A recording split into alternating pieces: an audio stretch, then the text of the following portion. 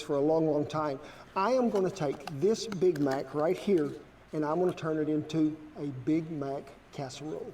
We're finna make us some magic happen. Let me get my magic rag up here, lift it up just a little higher, abracadabra, zoomakaluma. What are we talking about, Dutch oven? And whoop, there we go. Look here, folks, what we have created from the Big Mac casserole.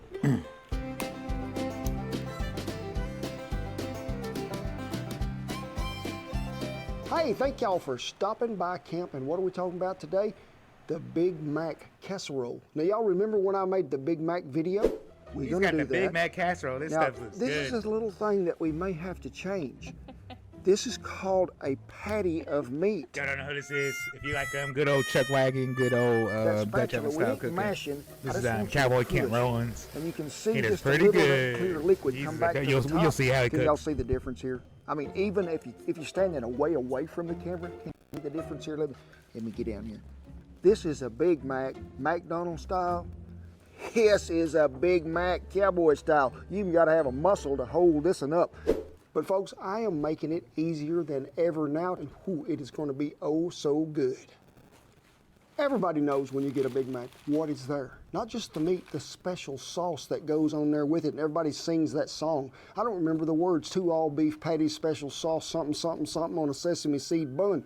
2 all beef patty, special sauce, lettuce, cheese, pickles, onions, and a sesame seed bun. Lettuce, cheese, pickles, onions, lettuce, cheese, pickles, oh, what am I saying? Y'all know I am a Duke's mayonnaise fan. Now, I've had a lot of people say, Kent, you need to try Blue Plate mayonnaise. I want you to taste it, like just right out of the jar. Right out of the jar. All right. And give us an honest opinion. To me, it tastes a little bit sweeter than Duke's, but they're very similar in a way. But if this didn't have a label on it, I might call it Hellman's. Oh. I don't know. So we're going to start, and folks, I'm going to measure this out today because it's really going to help. No, we're not going to measure it out. We're going to use a cup full of mayonnaise. To that, we're going to add some ketchup.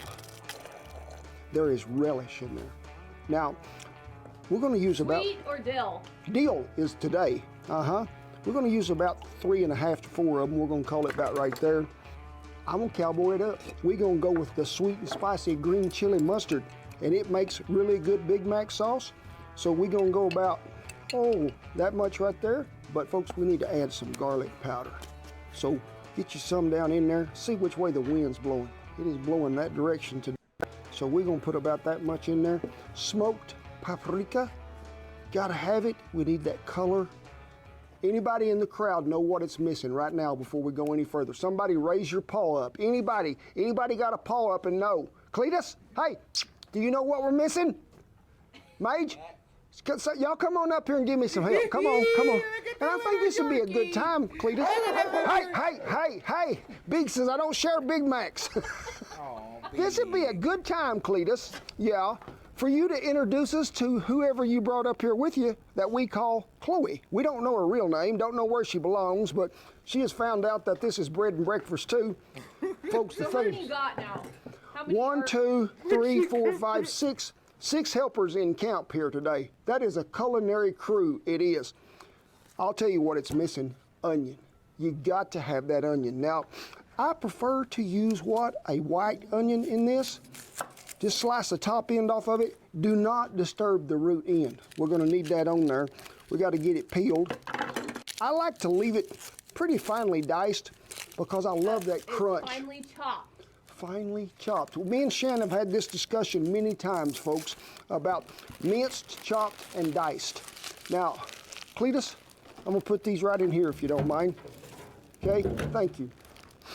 So, when you get to this point, take your knife, go right down the outside edge, go to the root end, okay? Not all the way through, because this is how we're gonna get us some minced, diced, finely chopped, whatever you wanna call them, onion. We're gonna come back from the other direction, slice on down through here. It's a slapper, dicer, chopper, cutter, all in one. Just don't cut your finger. Well, onions as diced up it is. We need to get them in this here mixture. We're gonna add a little black pepper to it. Do not refrigerate it. You can just cover it, set it aside. We need to get to browning us up some meat.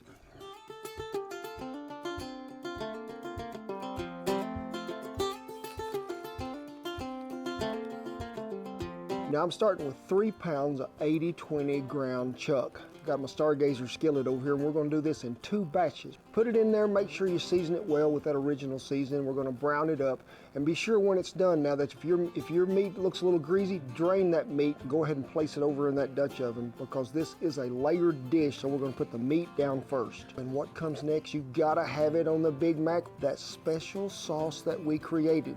We're going to take half of that special sauce, spread it on that meat pretty evenly, and here comes the cheese. You know we got to have it on there. Mozzarella and cheddar, about 1 cup to 1.5 cups of each. Get it all layered on there really good. After you get that cheese on there, remember this is layered, so let's just layer the rest of that meat, that special sauce, and more cheese on top.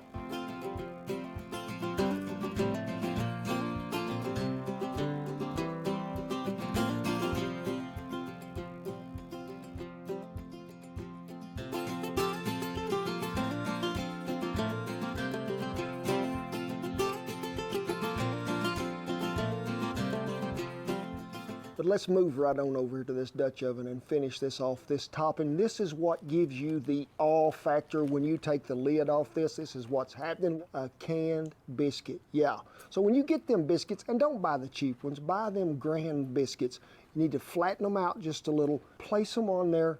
Another option would be crescent rolls, but them biscuits, when you get this done, it looks like a Big Mac. They look like a hamburger bun sitting on there, so I prefer that you use them. Now, after these have cooked and are done and we take them out, what are we going to do? Brush the top of them biscuits with some melted butter, and we're going to sprinkle them sesame seeds on there, because that's what's going to give it that final look of the Big Mac sandwich. Now, if you're cooking this in the house, you can do it preheated in the oven at 350 degrees, but you know me, we're going to cowboy it up. We're going to cook it in a Dutch oven, and let me tell you, if you're just beginning to cook something in a Dutch oven, this would be a great place to start, because this casserole is so easy, because remember, the meat is on the bottom. It is done cooked through, so really all we're doing is just getting all them flavors to warm up and browning them biscuits on top. For cold placement, if you're cooking this in a Dutch oven, go ahead and just sprinkle you a layer of coals around the outside edge of that trivet, which is the outside edge of that Dutch oven, and you can load the top up pretty heavy. Remember, you have to rotate that lid one direction, the bottom the other if the wind is blowing. We just want to see this casserole as it begins to bubble and that cheese melts and gets all just simmering up through there. And you can see them biscuits browning on top. We just want a good golden brown color, and if you need to, reach down there with your thumb, pull one of them biscuits up just a little to make sure that that bottom is cooked through just a little too, because you don't want it all doughy. And remember, don't forget the butter and the sesame seeds.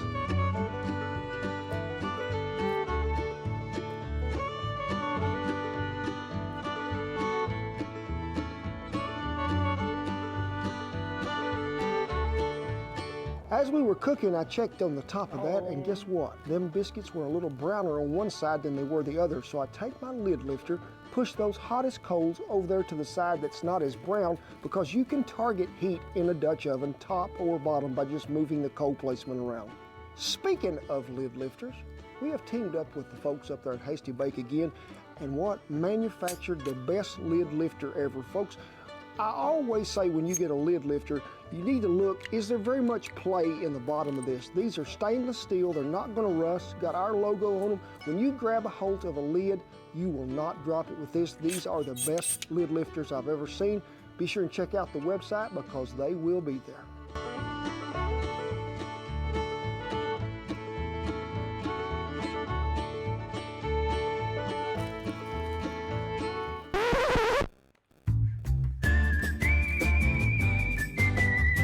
So I got a little tip for you.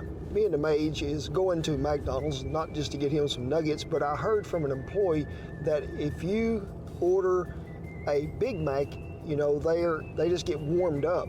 But if you order a quarter pounder with cheese, you can get the Big Mac sauce and put on it, and it's a fresher patty. So we're gonna see if that works today, because hey, I'm all for freshness and goodness, and Magey is too. Mage, here it is, your favorite spot. He says, yeah, I'll wake up for a McDonald's anytime. Get some chicken nuggets. Yep. Sometimes he gets a Happy Meal, but today he's in the mood for nuggets. Yes, ma'am, I need the #1 Big Mac meal. I need a number 2C. Medium or large? Large, and could I get the the Big Mac sauce on that, ma'am? See it right there. Add the Mac sauce. It is on there. Yep. So we done it, Mage. Well, Mage, we got it. The quarter pounder with the added Big Mac sauce. So let's see, can we get it out of there, Mage, and see what happens. I mean, you can see that extra sauce. See that Big Mac sauce in there? So we're gonna see. Now that, to me, is better than a Big Mac. Really? Uh-huh.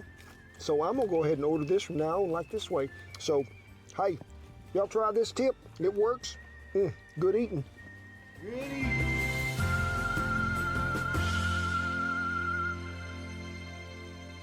Folks, I'm gonna let that thing cool a little while. You can see that cheese is sticks to the roof of your mouth better than polygrip welded dentures, but I need to feed my help. They have been out here in the elements all day. Everybody gather around.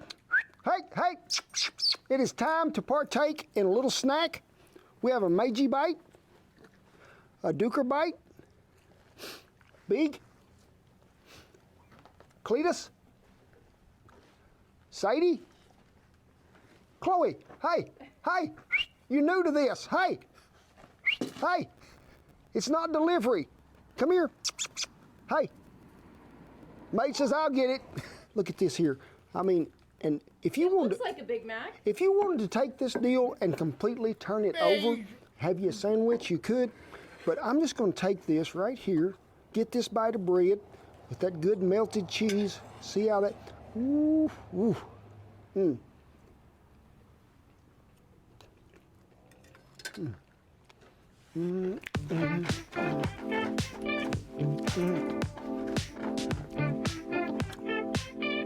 McDonald's, we got you beat again, we do. Look in there, the flavor that special sauce gets through there, it is out of this world. That might be the best casserole I've ever eaten in my life, Shan. Now remember, everything that we use today will be listed down there right below the video in the description, but you can also just go to our website and find these recipes. But hey, keep an eye out on that events page because we do have some things coming up this spring.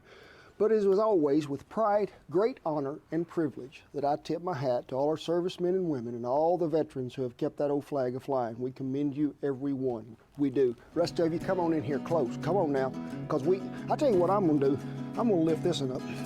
Come on in here close. I'm going to give you a one-armed hug, and I'm going to eat the rest of this by myself. God bless you, each and every one, and I'll see you down the Big Mac Trail. You can cook, boy. You know, everybody is present on set. We had to renew contracts, but we have the full cast members starting with Duke here, and then there's the Big, Sadie, Chloe, and Cletus, and Mage is here somewhere. We just don't know where. Mage! There he is.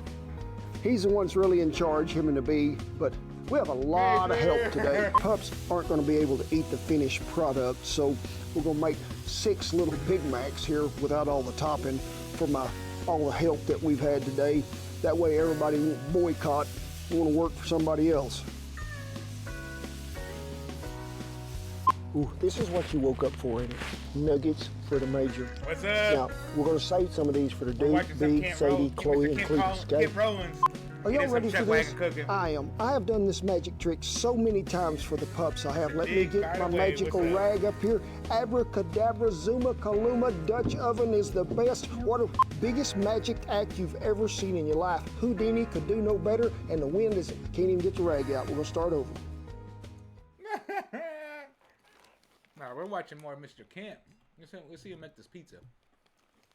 I'm gonna start with the crust. Yeah, we're watching. Oh my It is old truck wagon Look at style, that. like Can you see in there? I can Dutch see oven out the other cooking. window. If you don't know what that is, it's like if you were like in a ranch or Oregon Trail or something like back then, or even now, people still cook like this on the ranch.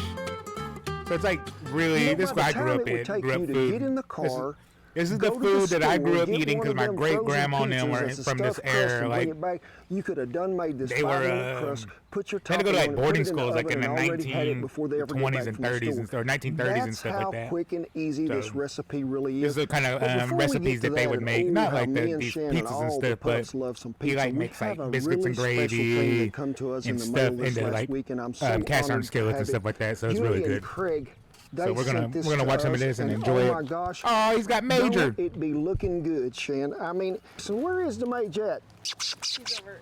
Mage, get over here, buddy. We gotta do a little comparison here, bud.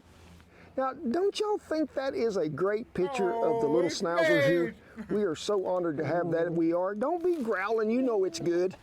And we thank all our fans for letting us come into your living rooms, wherever you might be watching those videos, because y'all are truly family to us. But let's get to making pizza because I'm ready to go. The thing that I really judge pizza by is the crust. I mean, sure, you can have cheese pizza, pepperoni pizza, meat lovers pizza, but it's all about the crust to me. How does it hold up? Is it crispy? And I do like really thin and crispy, but in a stuffed crust, I like to make it just a little bit thicker. But today we're gonna start out with 2 cups of flour. To that, we're gonna add some onion powder. Then we're gonna have us some garlic powder, about the same amount, which is about that much. And Italian seasoning. I use it in a lot of lasagnas and everything else if we're sort of in a hurry. And we have made pizza on ranches a lot, me and Shan, especially for me and her. The first night you set up or you go in there and it's just me and her. And we would make pizza because, folks, it is the easiest thing in the world to cook in a Dutch oven. A little bit of salt. Ooh, you gonna make some pizza. And people was asking me in the video not long ago, how come you don't throw some over your shoulder? Well, we did today. Isn't that only if you spill it? Well, I don't know if it's because you spill it or not, but people was telling me if you put some and throw it over your shoulder, it'll land in the devil's eyes and keep him away from you. So we're gonna mix all that up really well. We have a stick of melted butter. To that, about, I'd say, nearly a half a cup of warm water. Now, we're just gonna get a spoon and go to folding that in gradually till we can get us here in a little dough ball here in a minute. If you think you need a little more water when you start, go ahead on, put you some more in there, because one thing I don't want is I don't want a dry pizza dough, because we gotta work this a little. I can already tell that we're probably gonna maybe need just a little water, so I'm gonna give it a little sprinkling. And remember, that is warm water. And just go ahead and get your hands in it, go to work in it, because we gotta get us a ball of dough in there. You can see as you stretch it apart there, it's still pretty wet. Let's get us a floured board, get it out there. I don't know what culinary is today, it's so not gonna we're rise gonna put it up there. So you need like salt, you know, Here's add a in cutting those board extra right here. ingredients to help it rise and stuff Put like you a that. little flour down. But you can, when you pull can this apart, use, you can see there's some elasticity to it, see it's and it's baking powder, pretty wet in there. You want to keep it to about that, because we're not going to do a whole lot more to it besides get us a little flour on it. Your I formulation like to take it, we're just going to work it just a little. Baking powder into your dough to make it rise. I like to take it like a mushroom. Just keep rolling it over the top, bringing it back under, roll it over the top, bring it back under. What do we call this besides a rolling pin? So you in the back row over by Duker. Yes, a husband trainer is what it is. Duker is taking a little sunshine in. In order to get rid just of all mash those it with factors, that rolling you get pin. self-rising dough now. There's self-rising dough. Till you get it down there to where you want it, uses. and then let's go to Self-rising rolling. dough to make stuff. And you That's can like the sing a faster song way. or anything you want But you can while get you're all doing purpose this. and you can basically Rolling down the river. it's starting That was a pretty good song. Keep starting them from doggies scratch. You gotta put in rolling, the roll salt, high. you gotta put in extra other Do you stuff know, Shan, that to was make my it, like, nickname when I legit was a little cooking dough. child? Good. Rawhide. But this is going to make one pizza crust.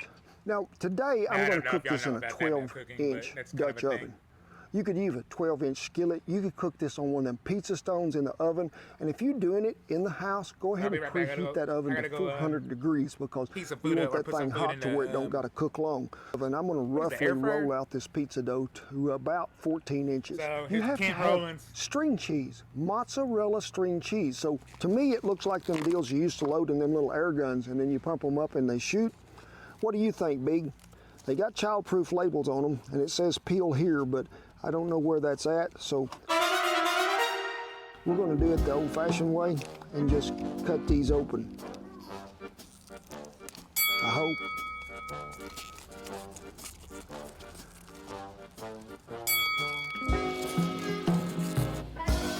Well, I feel like the string cheese is winning. it is. It's sort of like saran wrap and everything else. I will tell you, I have learned, you want to sort of let them come to room temperature. Don't just get them straight out of the ice box, because they won't bend near as well, and we need them to bend. There may be enough leftover cheese for some snacks. You reckon? You like cheese?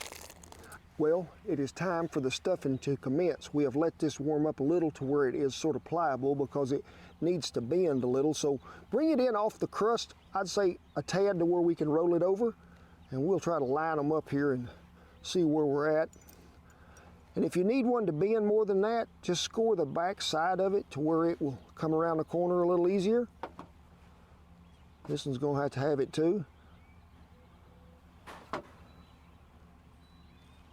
Mates, do you think you should have some of this? If there's any left, we'll see what we can work out.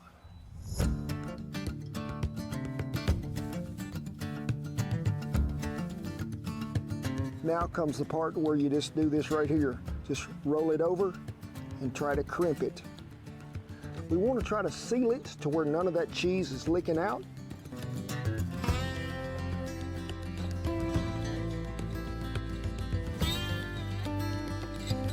Make sure you can get it tucked. Shan come up with a pretty good idea. If you can tuck it back under the cheese itself. You can see it's not perfectly round, but I don't care. Pie aren't square, is it, Sharon? So get you a Dutch oven. This one been greased lightly, but I've learned from a long time ago from pizza people many years back. Let's give it a little sprinkling of cornmeal in the bottom. Sort of create a little barrier there, it will.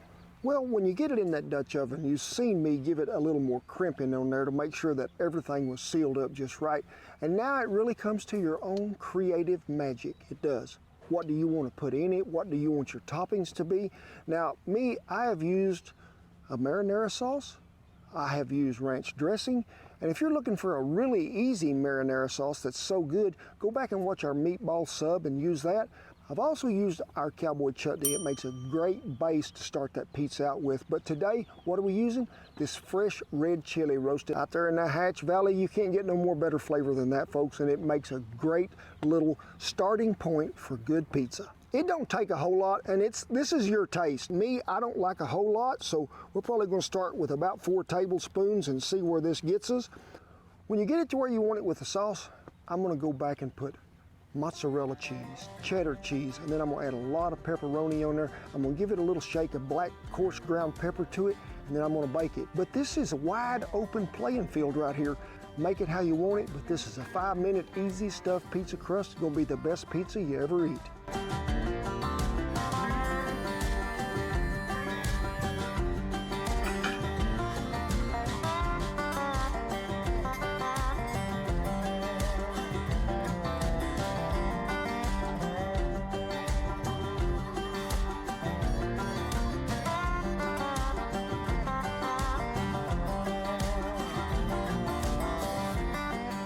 Is a great dish if you're a beginner or if you've never even cooked anything in a Dutch oven. Pizzas are so easy to cook because you can pull that crust back a little and see what's happening on the bottom.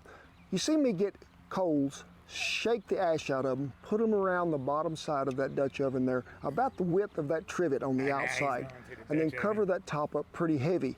We need a great amount of heat because if you're cooking it in the house at 400, you need to get that Dutch oven up to about that too. So it's heavy heat top and bottom, but we will rotate the bottom one way, the lid the other to even it out with any new hot spot.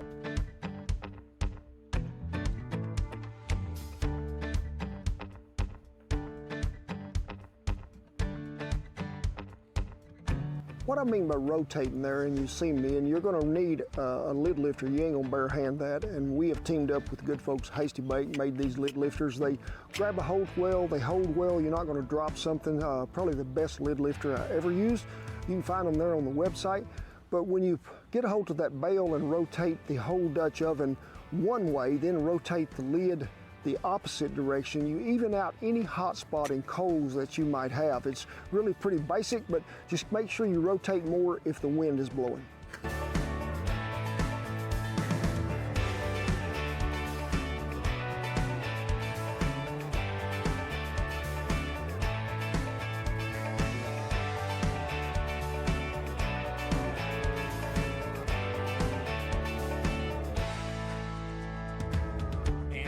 Good. I love pizza. That looks good.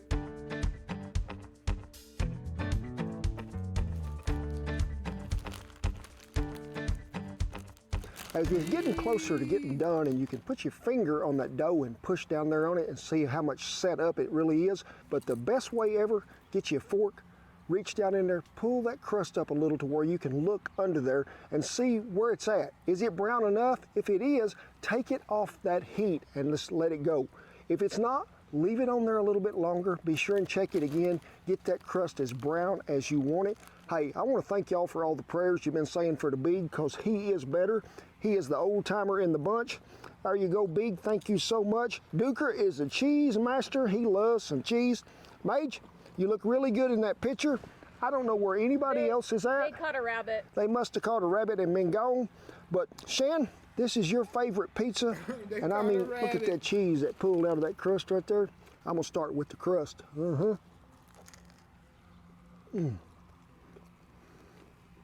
Oh my gosh. I mean, look up in there. Can you see in there? I can see you out the other end of it, Shan, I can. It reminds me when me and Shan was up there in Chicago during the book signing and we got to eat some of that deep dish pizza.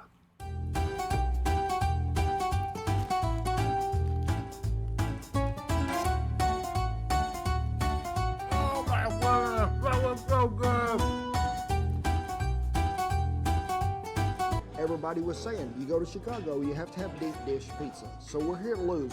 And I don't know how many sticks of butter they got in here, but you can taste it, you can. But it makes me want to break out into the pizzeria dance. And you got to get that crust and you roll it, you toss it up in there, toss it. Don't lose it, catch it. Oh, you missed it. Fell right on the ground and the beagle got it. Well, we thank y'all for watching, but before we leave this deal, make sure you check out the events page on the website, because we have some events coming up we do. But it is with great pride, privilege, and honor that I tip my hat to all our servicemen and women and all the veterans who have kept that old flag a-flying wherever we may be. Get on in here quick, because I am going to hug you. God bless you each and every one, and I'll see you down the stuffed crust pizza trail. Great day above the grass it is, and we are so honored. Ooh, that was really good too. That quick crust to be, whoop, that's a hard word. Easy pizza I'm talking about, whoop, that is wrong. God bless you each and every, whoa, man, that's ahead of schedule. See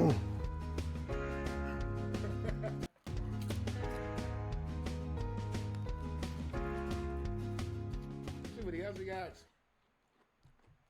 Uh-oh. He's got the A lot of birria times- I mean, like, is it the best taco ever? Because it looks like an amazing taco. A lot of times, folks, you see me dance after I take a bite, but we ain't dancing now till we get finished eating this taco. I'm feeling like I done died and went to taco heaven right here.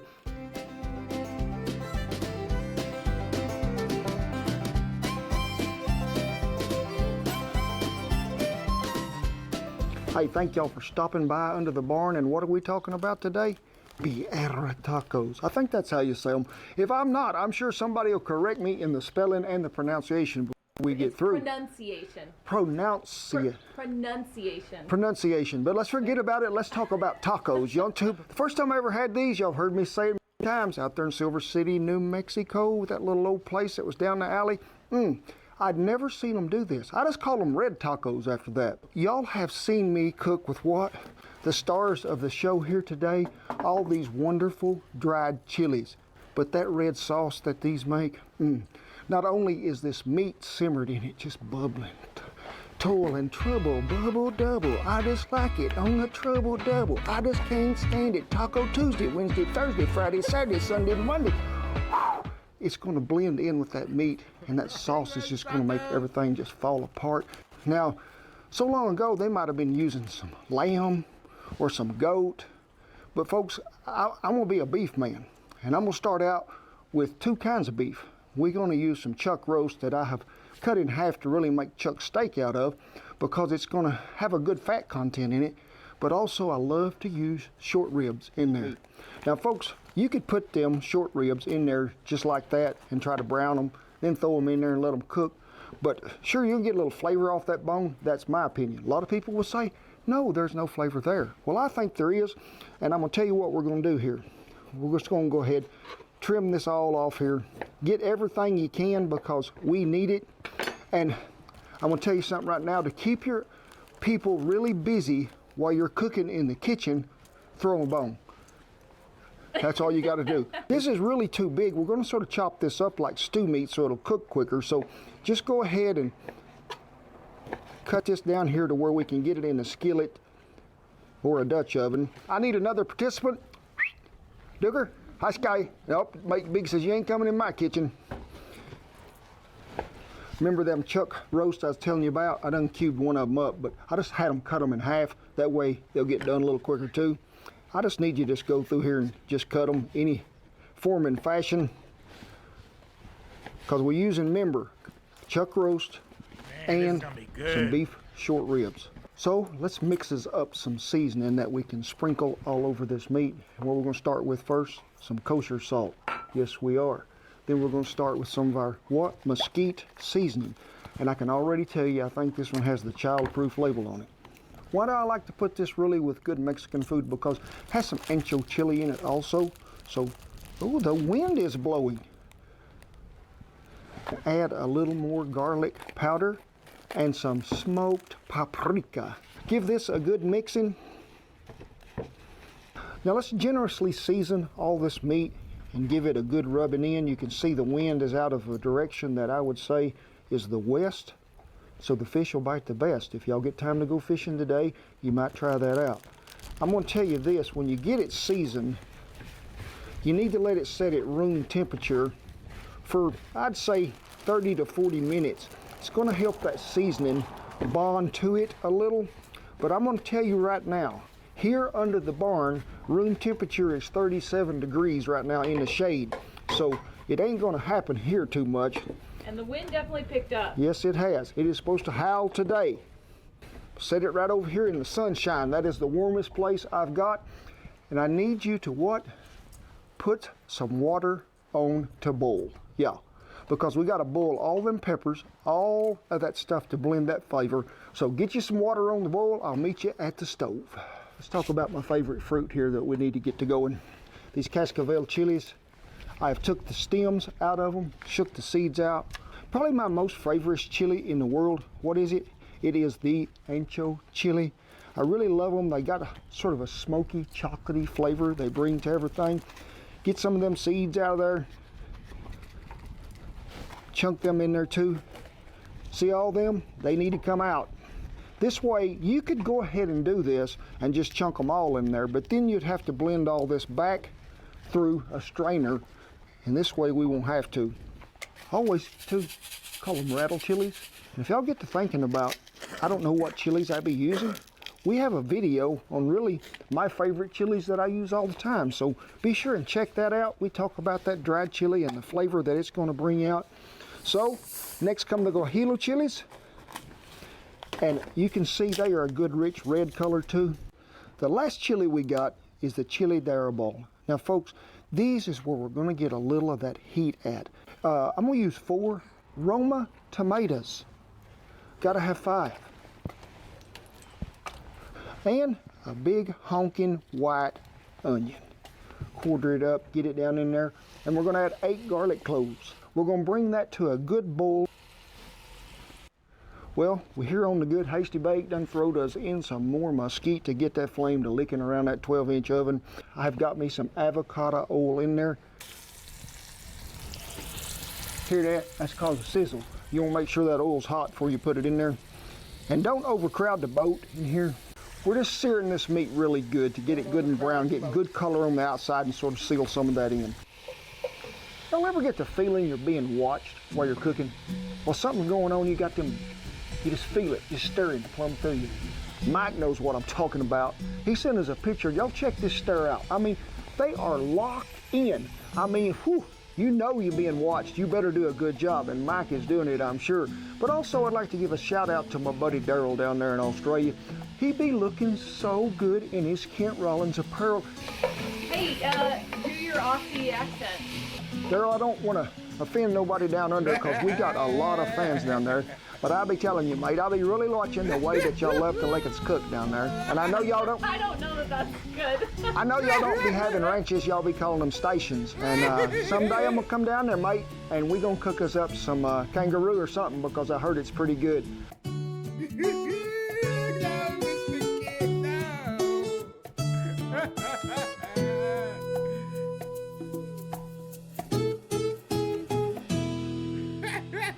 Well, we browned the beef in batches, and to keep it just percolating right along, we just dumped it all right back in there, and it's over there sort of on a low simmer. It is. Our peppers and onions and tomatoes have got softened. They have. So just reach down in there. Look at that goodness right there. Put that on a piece of white bread and call it lunch. I am thinking, folks, this is the excitement. Oh, you may have to do it in 2 batches, but I think you just have to see. Tamper down in there a little. You get a chance, turn it over and use this one, because we want to make sure that everybody gets down in there. Ready to go, Shan? Fit and turn her on. Nope, nope, nope, nope. Plugged in. Oh. Crank it on, crank it on. Always turn it off before you take the lid off. I have done that on occasion, and it will hit the kitchen ceiling. It will. Now, you can do this either way you want, but we got to add some seasoning to this. You can do it in the second batch, or you can do it in this batch. I do not care, but I'm going to go ahead and just do it right now. What we have, a little bit of ground cinnamon. We are. Oh, you're going to actually grind it. It don't take much to do the trick. A little ground clove. Don't take much of that neither. Some ground coriander. To that, we're going to add some whole oregano. Now, y'all seen me use this stuff before. It ain't like that stuff that ground up. That is like leaves, whole oregano. So we're going to put about that much in there because I really like it. We're going to add just a little beef broth to this. Oh my gosh, you can smell that coriander and that clove in there. This has just now come to become dessert now. So this is going to go right on the meat right now. Then we're going to come back and blend this other batch. Go ahead and make sure you get everybody out of there. Sometimes them garlic cloves like to hide at the bottom. So back on we go. See this stuff here? A lot of y'all might be thinking, oh, we got enough. Don't leave nobody out. You ever been that person that didn't get invited to the party? I mean, it'll just hurt you. So make sure that everybody gets in there. We're going to need 3 cups of beef broth in there. I used to be a bartender a long time ago. I'd knock my liquor off in the floor there. But make sure you get up there on that lid, get all that goodness.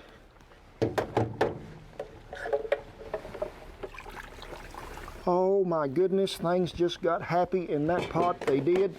That is what you call a one-pot meal that is about full to the brim. If you're doing it on the stovetop, let it come to a boil for about 10 minutes, stirring it occasionally, and then slip it in that oven at 350. You're going to cook probably 2.5 to 3 hours. Make sure your rack is low enough that if you've got it in a Dutch oven or one of them big large enamel pots, that you're not crowding the top of it. But it's got to be covered when you slip it in there. But before we slap it in the oven, folks, something the cook left out a while ago that's supposed to be in the blender was a little apple cider vinegar, about that much. Okay, so Kent, tell everybody what just happened. Well, visiting with a friend of mine while that was simmering, he called me on the phone. Right west here, about 5 or 6 miles, the wind's already blowing like 45, 50. They said it was going to get up today, but I thought we might make it. So instead of go ahead and trying to cook this, folks, with coals underneath, and we get a spark out there, there's a lot of dry grass. I'm not going to take the chance of burning something down. So it's supposed to be better tomorrow. We'll let this completely cool, put it in the ice box. We'll fire back up tomorrow, and we'll show you how we finish it.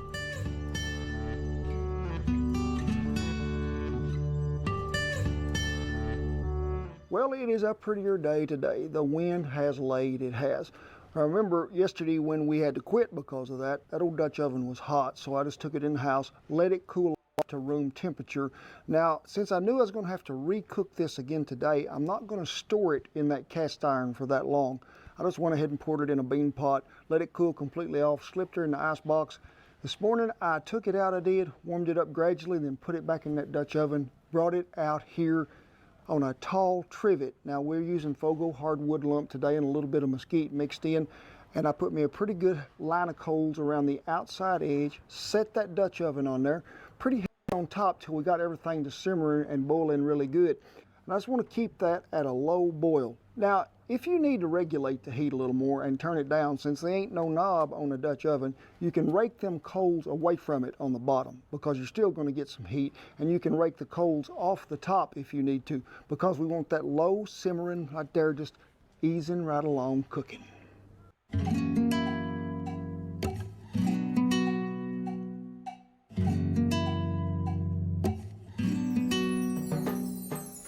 Well, cook time outside today was about 2.5 hours. Now, if you're cooking it outside, I recommend that you stir this rascal. That way, make sure you ain't running out of any kind of liquid in there. And if you do, just add you some more beef broth to it, okay? Is the meat tender enough to shred? So we'll get it right here. Let's see if it, oh my gosh, look at there. It'll fall right apart. Look at that good, deep, rich red color. That's what I would call, you know, you go in them places and they burning that incense. If that's burning some of that there, it'd make good sense. I'll promise you, for sure it does. Get you something that you can leave some of that broth in there. Give it a shaking, because we want that stuff to stay in the pot. Strain that there beef off there. Get it in a different place than you can, and then just 2 forks. Just go to shredding, and you can see how easy that falls apart. But putting them together, because you have to let this cool just a little, because most of the time I handle it with my hands when we're filling them taco shells. So just let her cool a minute. Now folks, I'm gonna give you a little bit of advice here. If you're gonna fry these up in a cast iron skillet, make sure it is a well-seasoned skillet, just like that Dutch oven we was cooking it in, because there's a lot of acid-based products that went into the making of this, as them tomatoes and all that peppers and everything. Corn tortilla, okay? The sauce is there. Now, we're gonna dip them, and then what? We're just gonna, and I'd say that was too hot, so we're gonna move it right over here for just a minute. And when you think you've been on there to where you first begin to see that tortilla to bubble up just a little, and it gets good and pliable, let's turn it over. Now you can do this any way you want. You can put the meat first. I like to put it to one side, not in the middle. And we have that Oaxaca cheese, we do, but also some grated mozzarella, because remember me folks, you can't have too much cheese and too much meat. Now you just take your finger, give it a flipping over here and a little mashing. We want to let that get sort of crisp. Let her fry there till that cheese begins to really melt really well and things are getting crispy on the outside, and we'll have what I always called in my life a red taco.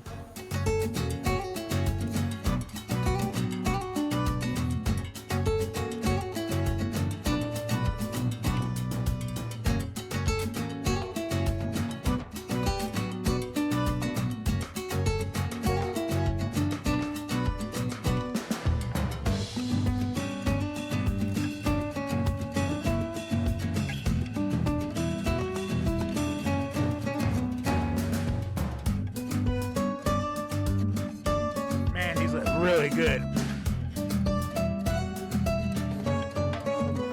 Remember I told you it was a lot of times used with goat, lamb, something like that. A lot of the herders down there would make this because it was so easy to make, and you could put it on early and let it simmer all day, and when they come back they could have this and it'd be ready to go. But originated down in Jalisco, but the Oaxaca cheese is sort of like a string cheese, sort of like a cake cheese, but to me it's got more of a mellow, buttery taste with just a little hint of sweet. But when you combine them both, and they are a traditional cheese, it is, they just make for such good flavor. And look at, I mean, folks, this is like falling off the taco truck and waking up in heaven right here, I'll promise you. Now, traditionally, the broth is a little thinner, but I like mine thicker, because what? It's going to stay on what I'm finna bite. A lot of times, I mean, like, is it the best taco ever? Because it looks like an amazing taco. a lot of times, folks, you see me dance after I take a bite, but we ain't dancing now till we get finished eating this taco. So good it is. And guess what's gonna happen now? The taco trot. The taco, you gotta fold them over, fold them some more, and then flip them back. Look out, we're tearing up the kitchen because the tacos is good. Oh my gosh. You know, when you keep it more to the authentic way that it was supposed to be, you're gaining really two things. First of all, you're honoring the food and how it was made so many years ago, but the taste and the flavor that you're gonna get it is outstanding. This ain't a drive-up window. This is something that is going south of the border and you're getting to eat it and you're fixing it in your own house. To me, it don't get no better than this. Well, we hope y'all enjoyed it, because you can tell I sure did. It's about the best tacos I ever eaten in my life, and I have graced many a taco place, I have. Remember now, that cookbook is coming out. You can check that out and pre-order it. But folks, I want to tip my hat first of all, not only to our servicemen and women and all the veterans who have kept that old flag flying, but all the old traditional cooks from south of the border in Mexico, all them cooks that blended that flavor, and all those people that are still cooking. I appreciate each and every one of you, I do. Rest of you, come on in here. Come on, get close. It's gonna be a big hug. God bless you, each and every one, and I'll see you down the Villero Tacos Best You Ever Eat in Your Life trail. Napkins are required. Broth off that fat in this dish. Hey, quit, we ain't gonna complain about the ribs. Come around here. This here is the smallest one, so it's closer to your size. He says, oh my gosh, I've never had one of them. Here you go, Cletus.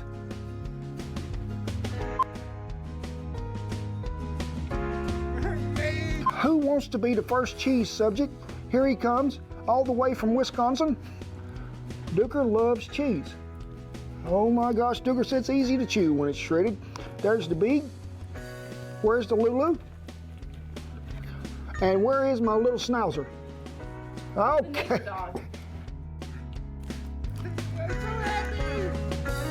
It's Chloe, I think.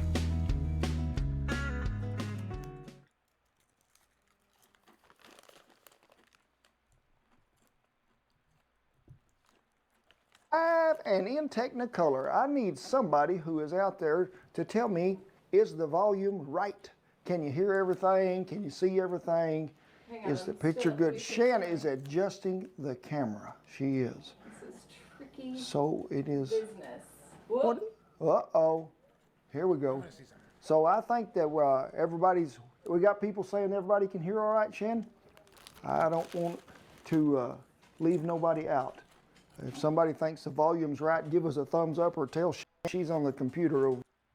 Oh, he's doing live. Whether you're cooking this inside or cooking it outside, folks, we're talking about that classic dish, pot roast. It is going to grace your table, and everybody around it is going to want second and thirds.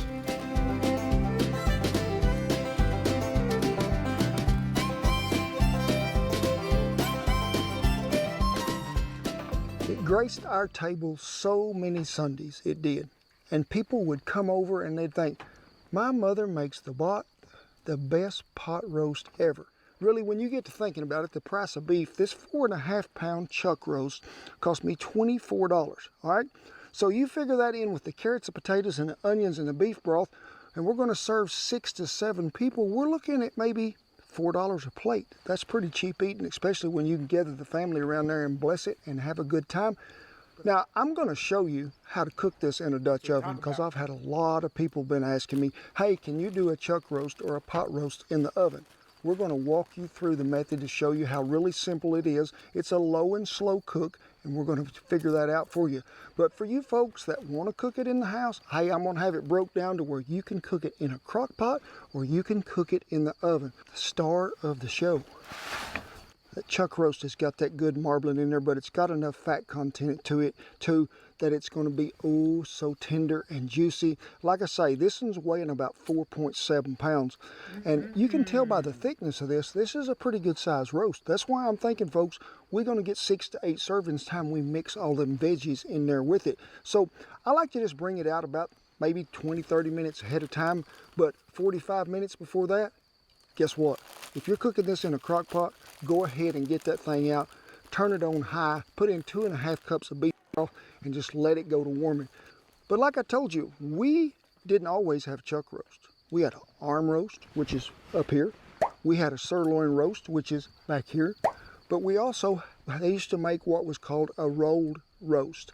It was cut off that neck and pulled down, and then they would lay it out there and roll it up and tie it. Now my mother would get them things, unroll it, go ahead and season it all really good on the inside, roll it back up, tie it with that butcher's twine. You could stick that thing in the oven. Whew, it was good eating. Now for you elk hunters and you deer hunters out there, I do like to make me a good elk roast or a deer roast out of that neck meat, because you can just peel it off first, season it like that, tie it up. Ooh, it is so good. Remember, this chuck roast is coming half of there. Too far back is that chuck eye steak and all that stuff. So this is a good tender piece of meat to start out with. So if I was going to say I want to buy a roast, if you can't buy that roast, you know, chuck roast, hey, it is solid all together. For a big roast like that, we're going to add pretty close to a third of a cup of original seasoning. And to that, we're going to put in a tablespoon of smoked paprika, but also minced dried garlic. And I want you to season it well. Well, let's put it on there. Folks, a big fucking piece of raw meat like it is. I mean, this thing needs to have some seasoning on it. Go ahead and let's turn it over and look what comes with it.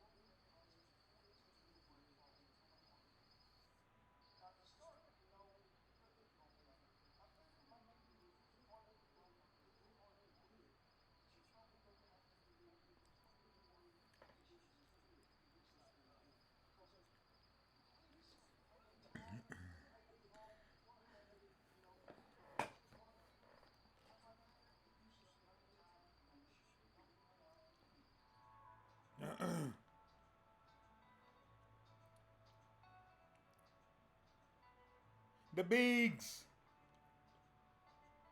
It's falling asleep.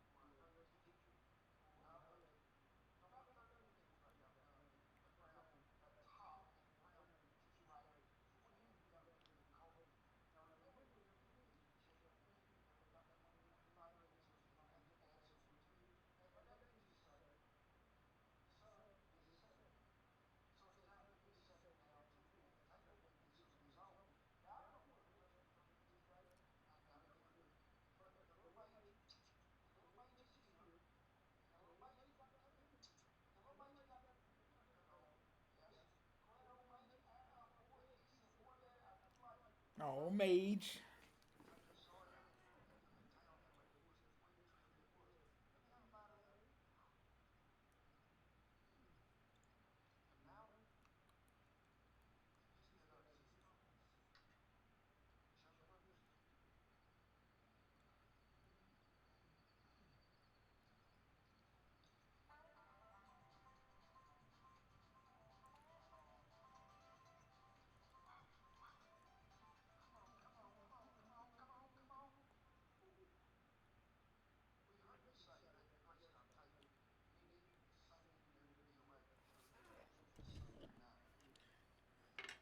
Pyro Sundays.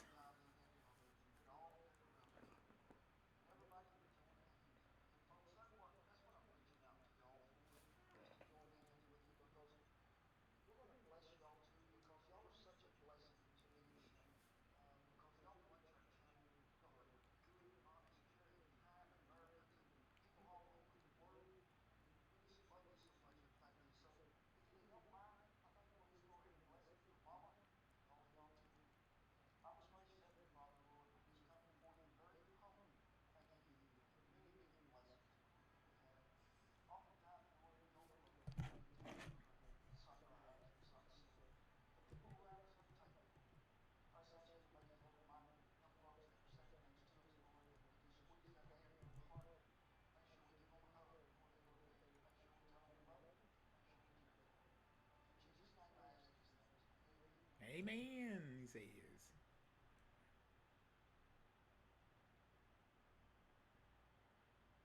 The Mount Man, I've seen that.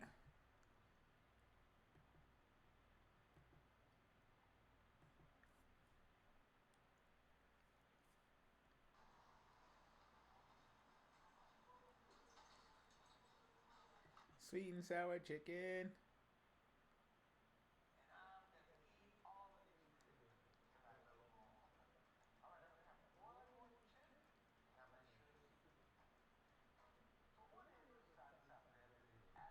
He doesn't look well.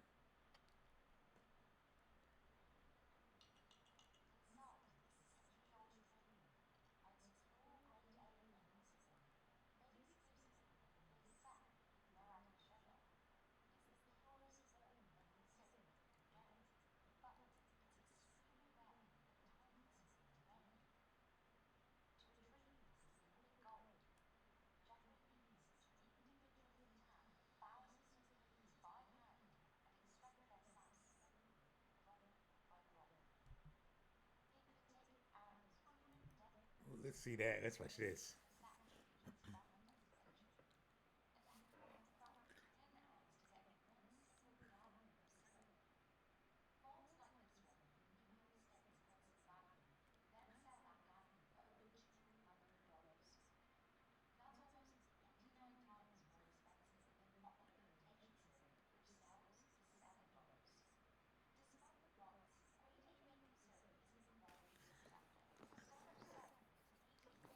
Of it was once stolen in one of the largest heists in Canadian history. But why is grade A maple syrup worth so much? And why is it so expensive?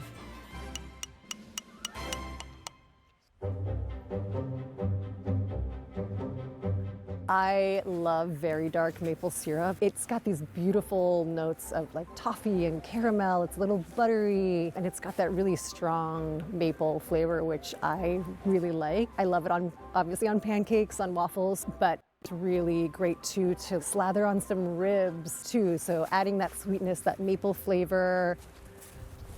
The basics of making maple syrup are all the same. You boil sap. But from tree to like jug of syrup, there's a lot of different variables in that process that affect the taste as well. Jeffrey and his wife, Ashley Ruprecht, have been making syrup for almost a decade. They produce limited batches of syrup that have been wood-fired and bottled right here on their 50-plus acre farm in the Hudson Valley. Outside of Vermont, New York has the most tappable maple trees in the US. Currently, we have around 1,200 trees, so we're not a huge farm. It's still manageable for my husband and I. Though many may associate it with autumn, maple syrup is actually a product of spring. During the summer months, the maple tree absorbs energy from the sun as well as water and minerals from the soil. Starch is then created and stored in the roots through the winter.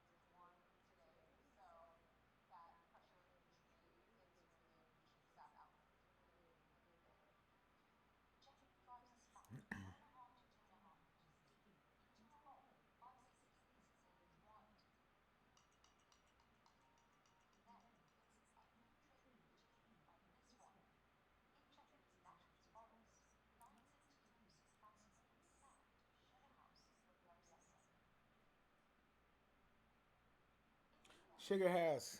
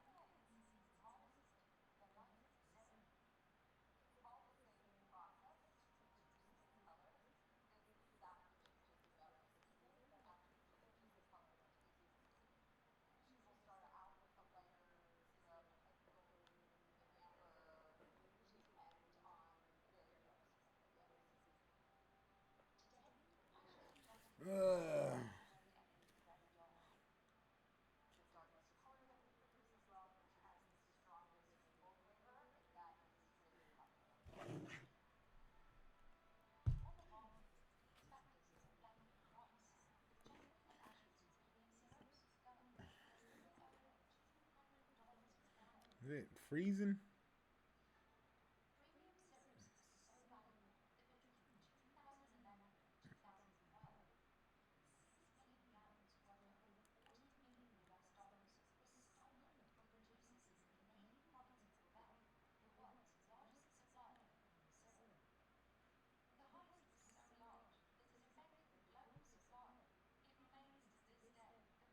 valuable heist in Canadian history, known as the Great Maple Syrup Heist. In the US, table syrup is still the first choice, with 75% of consumers preferring it over pure maple syrup. But here in the Hudson Valley, premium syrup like Jeffrey and Ashley's has no equals. I grew up in the 5th generation restaurateurs in the Hudson Valley. There is more of an increase in the demand for the maple syrup. I find that it's drawing an influx of people and an attention to the Hudson Valley. I think that the usage of both the red maple and the sugar maple trees does have a little bit more of a well-rounded flavor to it. I typically use the dark maple syrup, being kind of a middle of the road. It has an excellent flavor profile that does pair well with sweet dishes, savory dishes. You just simply can't get that same flavor profile or balance from honey or any other type of sweeteners. The maple, almost that oaky type flavor does carry through with it and balances very well. Grade A, I find, suits very well for multiple applications. Back at the farm, Jeffrey and Ashley get ready to begin evaporating and filtering the freshly drawn sap. To get the sap up the evaporator in the sugar house, it first needs to reach this building, the sap house. With the help of a vacuum, the network of tubes carries it to a giant stainless steel collection tank. The first point of entry gets pulled into this big bin, and we have pumps going all the way up to our sugar house up there, which pushes sap up into there, and that's where we evaporate. It's pumped up to the sugar house to a larger holding tank. This is where filtration and evaporation begin. Ashley and Jeffrey's farm runs on a wood evaporator. We boil as hot as we can get our firebox. We are testing constantly. You're measuring the bricks of the syrup, which is basically the viscosity of the syrup, making sure it gets to the correct density. When it's pulled from the tree and before reaching the evaporator, sap contains 98% water and 2% sugar. By the time it evaporates, it should be ready at 33% water and 67% sugar. Precision is key here. Jeffrey needs to make sure the syrup reaches exactly 68.9% density. We'll just boil away most of the water content from the sap until it reaches the perfect maple syrup consistency. Because once you evaporate too much of the water content out of the sap, it goes from syrup to like a candy to a sugar. Many farms today, especially larger ones, tend to use oil-powered evaporators. Neither method affects the taste of the syrup, but the wooden evaporator is more labor-intensive, which is another factor that drives up the price. We do have a lot of storms that come through, so a lot of the trees that do fall, we use the firebox to evaporate. From sap to finished syrup, Jeffrey and Ashley have to be mindful of the entire process. Trees can fall on your main line. You can have a pretty catastrophic day if that happens. All of your syrup is just pouring out of your main line. You definitely have to be paying attention unless you have a lot of automated systems going, and even then, sometimes things happen. But there is one thing that can't be controlled: the weather. Recently, warming temperatures and changes in freeze and thaw cycles have affected maple trees and syrup production and the quality of Ashley and Jeffrey's products. We've seen a change even in just these few years. Long periods of freezing in the middle of the season are really hard because you could have 2 weeks where it's a really hard freeze and sap is not flowing. And then a few weeks later, it's really warm and the trees just stop producing sap. So the seasons have become shorter, but we're also seeing every year we're tapping a little earlier and seeing sap flows a little earlier too. So the season might be moving a little earlier as well and ending earlier too. Despite the challenges, maple syrup farms like Ashley and Jeffrey's in New York continue to thrive. We're a great support system for each other, and it's always nice to If walk it's out your back starting door earlier, and so that be means- so let's in just use their your sugar woods season, and this is the business. end. Now let's say if it's starting earlier, let's say it just this whole season started and they started tapping this. So that means let's stay 20% in. That means 20% in they started tapping earlier. Or starting tapping. Now they're tapping earlier, probably let's do it to 5%. From this 100-year-old Also, factory this producing moves up. chocolates So this probably the 5 to 10%. to the small Japanese shop crafting wagashi, So essentially, it is shorter. we travel the globe to learn how our favorite sweets are made. Our first stop is Madagascar, the world's largest producer of vanilla.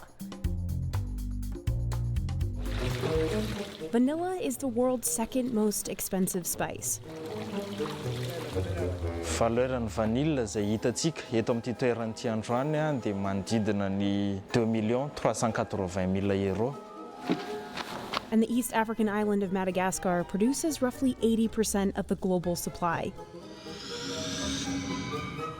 Here, farmers have to pollinate 40 million orchids that only bloom for one day a year. Raha trena mafy izy dia lasa potsiky, simba, tsy lasa flera, tsy lasa gosy. Only then will a vanilla bean or pod grow. Inside are the seeds and oils used in popular desserts. But Madagascar is still one of the poorest countries in the world.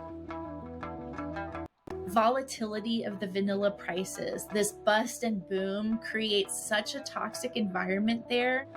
Farmers can earn more when the price of vanilla is high, but rampant inflation often follows, and the big bucks attract thieves who attack farmers and steal crops. Yeah. Today, farmers arm themselves to defend their vanilla. Ny ologno mpamboly lavany koa fa very lavany zany fa ratsy fiainana anazy satria tsisy raha magnidy bola aminazy. Farmers can plunge into extreme poverty when prices are low. The government has tried to stabilize the price, but it's backfired. And now global customers are turning to other countries for cheaper vanilla. As locals fight to protect Madagascar's green gold, they worry how much more they, the land, and this crop can take. No, they gotta understand that everybody else can do vanilla too. They're not the only ones. Isan'andro isan'andro zany ny halaviran'ny lalagna imbako avy amin'ny tanàna mandeha amin'ny volanaha eo amin'ny 2 kilometra. Raza Salama grew up on a vanilla farm, and 7 years ago he bought this hectare of land for himself. Vanilla is an orchid that grows on a vine. Hitantsika eto zany ny fandehan'ny vahotry tahony lavany. Izy zany mandady mirorogno ambany. And it grows best in this rainforest environment, where there's plenty of rain and sunlight. But vanilla isn't native to Madagascar. It's actually from 10,000 miles away, in Central and South America. Indigenous groups like the Totonacs and later the Aztecs cultivated native vanilla for centuries, thanks to this insect. Orchid bees are needed to pollinate a vanilla's flower, allowing a fruit, or the pod, to grow. After Hernan Cortés conquered the Aztecs, he brought vanilla back to Spain in the 1520s. It became popular across Europe in desserts like ice cream, creme brulee, and sweetmeats, which Queen Elizabeth I loved. Except the Spanish still controlled the trade. So, hoping to get in on the market, other European countries tried cultivating vanilla on their own, but they didn't have that bee. So their vanilla vines wouldn't produce any fruit. Then in 1841, on the French-controlled island of Réunion, a 12-year-old boy figured out an answer. Edmond Albius discovered that the orchid could pollinate itself if he moved aside the membrane separating the male and female parts. Albius was born into slavery, but even after he was freed in 1848, he never made money off his discovery and died in poverty 32 years later. France took Albius's work and started growing vanilla on the French-ruled island right next door, Madagascar. It thrived here because the growing conditions were perfect. Today, in towns like Raza Salama's, almost everyone works in the vanilla industry. And they still hand-pollinate every orchid, just like Albius did nearly 200 years ago. Each flower blooms for just one day a year. izy kofa haniry hiasa fleran'ny lavany dia tsy maintsy fatsika ohatran'izao zegny ampiasaigna andeha haniriagna fleran'ny lavany. Raha atao meky zany flera po mety ho simba. Tsy atao mafy izay. Vita zany ny flera. Raza Fintsalama works alone and can pollinate up to 500 orchids a day. It takes about 9 months for a pod to grow. The price of this vanilla bean has skyrocketed in recent years due to rising demand and the destruction of crops by cyclones. In 2018, vanilla hit a high of nearly $600 per kilo, more than the value of silver. It's since dropped to $250 a kilo, but that's still a lot. And those prices are really attractive to thieves. Maharegny lavany lafo vidy dia lasa mivadiky ny lohany mangalatra. So many farmers in the region are arming themselves and patrolling their fields at night, when thieves usually strike. Thieves stole 20 kilograms of farmer Berlin Ronnery's harvest, leaving his vines bare. Hanafika zareo amin'ny tegna miamby, voatiry an-tegna tafy mampiasa.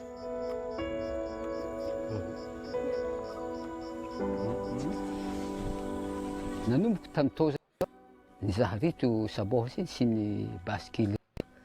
Ko indesiko iarovako ny tenako sy ny fanagnako. In 2018, officials estimated 10% of the year's harvest was lost to theft. Eto zany tragno anaha. Tragno fambolagna fitaova, sady tsy ampiasagna lavany. He often sleeps out here overnight. Lasa miasa aloha zany amin'ny fiambiasagna azy satria mpangalatra andeha handroba, andeha handrava. Tegna tsy tafandry mieritreritra azy. And because farmers only get one vanilla harvest annually, raha kafa very agnatin'ny taogno raiky, mijaly izy sahiragna, na ny hanigny hohanigny tegna ampanahiragna. Some of the thieves are actually children, driven to steal because of poverty. They were held in overcrowded and unhygienic prisons in the northeast of the country for years without trial. Farmers have started branding their vanilla beans with identifying codes, making the crops easier to track if they do get stolen. Another protective measure, some farmers pick their beans before they're completely ripe to beat thieves to harvest. And so the quality goes down a lot. This year, Raza Fintsalama was able to wait until his beans were completely mature. Mazava ho azy fô 15,000 gosiny hitretigny ho azo. Farmers have to move quickly because the pods start fermenting immediately once they're picked. Pick the vanilla pods in 40-pound bags.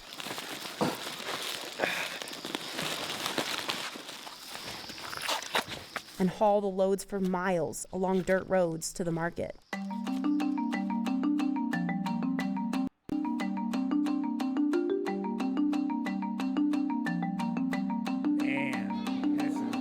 That's some fucking work right there. Traditionally, middlemen, called commissionaires, bought these beans in their raw green state, and they held a lot of negotiating power over the farmers, since the beans spoiled quickly.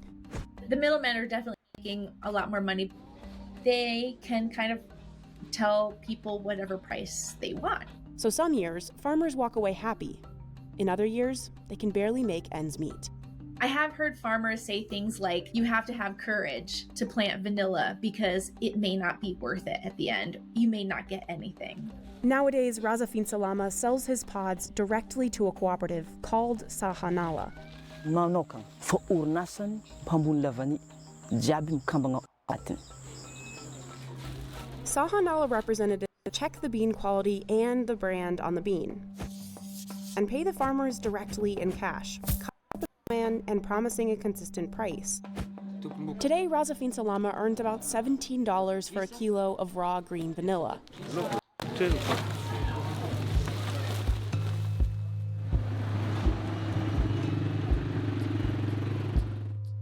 Sahanala takes the beans to one of its processing facilities, employing thousands of workers across Madagascar. But even these large operations still have to protect against thieves. Raha ny valeurany vanille zay hitantsika eto amin'ity toerany androany dia manodidina ny 2 380 000 euro. The facility has electric fences, surveillance cameras, and private security patrolling at night. Anisany antony mahatonga zany fepetra rehetra noraisina iarovana ny lavania ny asarobidiny sy ny valeurany.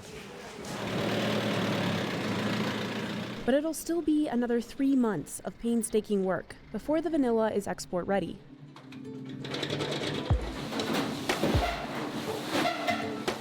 First, workers have to sort the beans by quality and size. Next, they wash each bean to remove any impurities.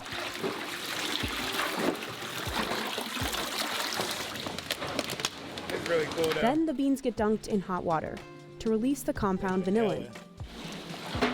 So I just did That's the what math. creates the distinct so yeah, vanilla 40 flavor. 40 kilo bags. That's about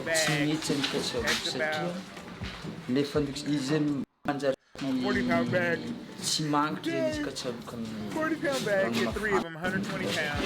So 54 The kilos. beans need That turns less out about than a 54 minute, kilos. depending on how ripe they Times are. that, it's about $900. $900. Le angitry nazy nazy raha be manitry raha tsy aloko zany tsy mozy fofoky nazy tsy karaha tsy raha mety tavandaigna fô maimbo zegny izy. They have to run the bean baskets so they don't lose the heat from cooking. Workers move the cooked beans to boxes where they'll sit for 48 hours. When they take the beans out, they'll be brown.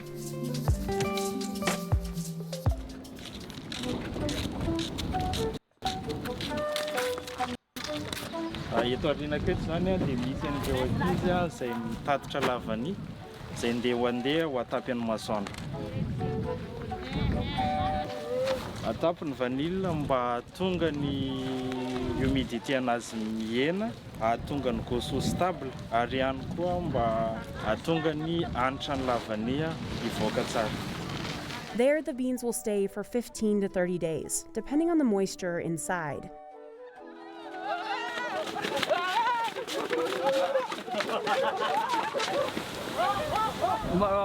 Orang-andro latsaka.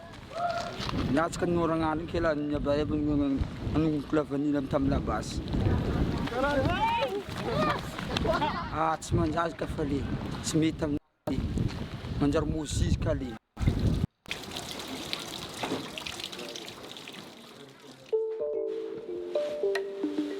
Zareo ireo zany manao triage manala le vanille tsy mitovy ny couleur anazy. Zany hoe misy tamin'le vanille somary masaka loatra nandrahoana dia iny mila alana mba tsy afaka. In the packaging room, they massage the beans to release the oils and the vanilla fragrance. Careful not to damage the beans, they group the pods in bunches. Then they check that there are no stray metals, like nails, hidden inside. Workers then weigh the boxes and package them for shipping. Soit elle est vendue en bout, soit elle est extraite. Parce qu'aux États-Unis, la demande est très grande pour tout ce qui est pâtisserie. Sahanala's vanilla beans end up with American-based food processor Archer Daniels Midland. Le fait aujourd'hui de s'être associé en joint venture avec Archer Daniels Midland, on a plus vu notre production augmenter. Exporters like Sahanala earn the biggest bucks.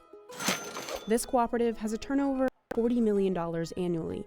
That's because cured beans are worth a lot more. Sahanala earns $250 per kilo for its cured vanilla, a 1,300% increase from what farmer Razafin Salama made selling his raw beans. The bigger problem is the volatility of the price. Miakatra izy laminy ny fiainana raha morogno izy vao mezany sahirana ny tokantrano. In those low price years, farmers live in extreme poverty. Like 81% of the country, many earn just $2 a day. Vola azoko amin'ny lavany zany tsy tegna mahampy ny fiainagna ny menakavy agnatin'ny taogno raiky. So many farmers grow other crops like vegetables and peanuts to supplement their incomes. Mamboly zaho, mamboly vary, dia magnano fompiagna madinidinika. Fô ny vidin'ny lavany ndraiky edy ahafahako mamelogno zareo ara-tsakafo sy mampianatra zareo mitaha zareo amin'ny lafin'ny fahasalamagna ohatra ka marary. During years of high prices, farmers, middlemen, and exporters would make more. But this also drives up inflation, making everything more expensive.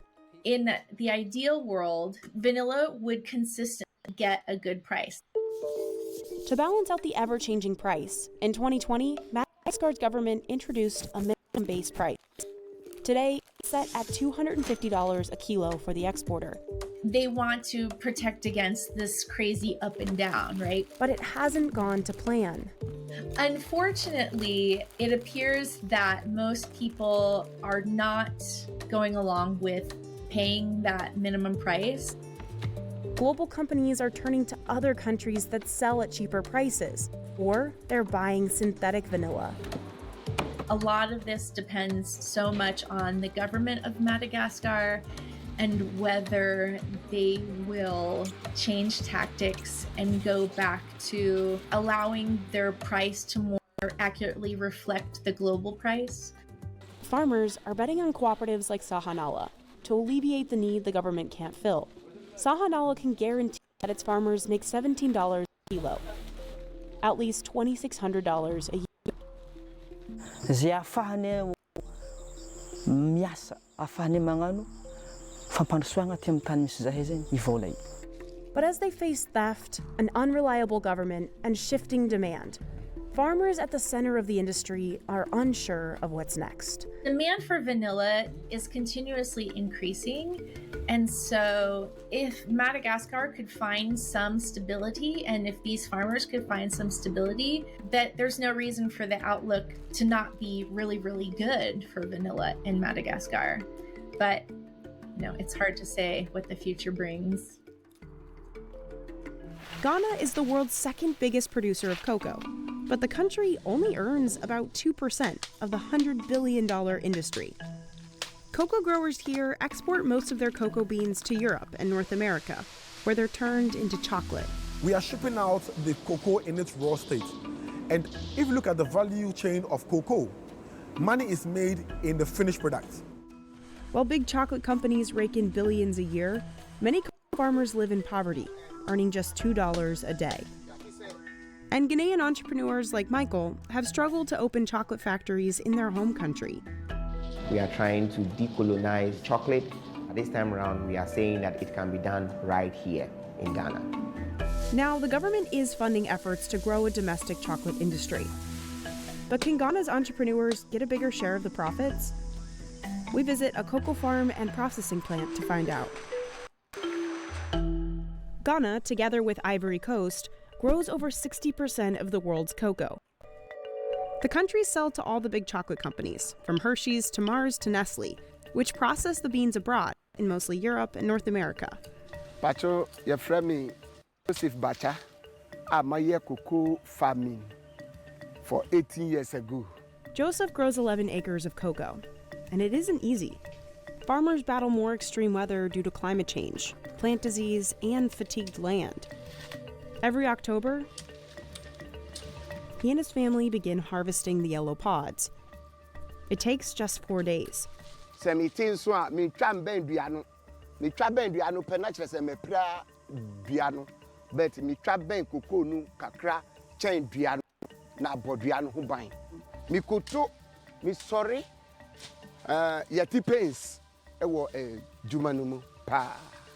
Joseph collects the pods and takes them to the breaking ground. Here, workers crack them open and remove the beans by hand. Joseph uses the leftover pods as compost under his trees.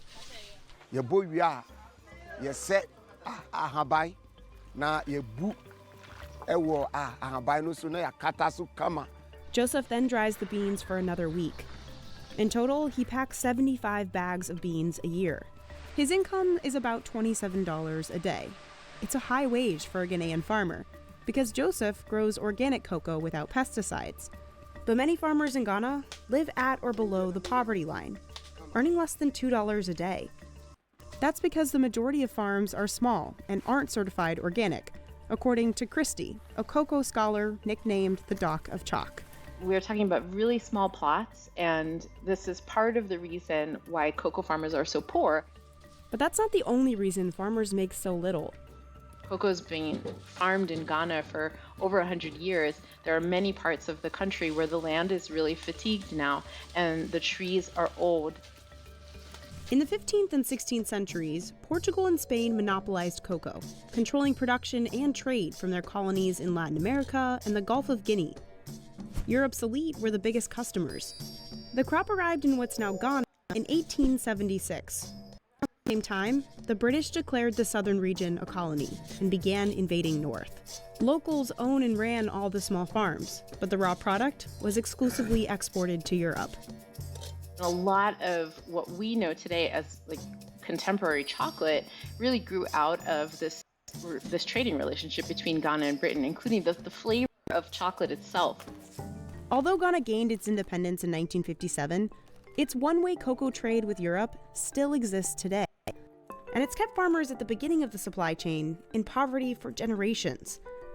To help raise farmer wages, Ghana and its neighbor Ivory Coast teamed up in 2019.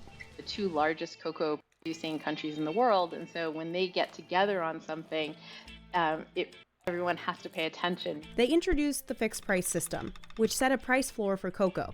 In 2020, Ghana set the price floor at $2,600 a metric ton. That included a $400 premium added to every ton of cocoa. This value goes directly to the farmers.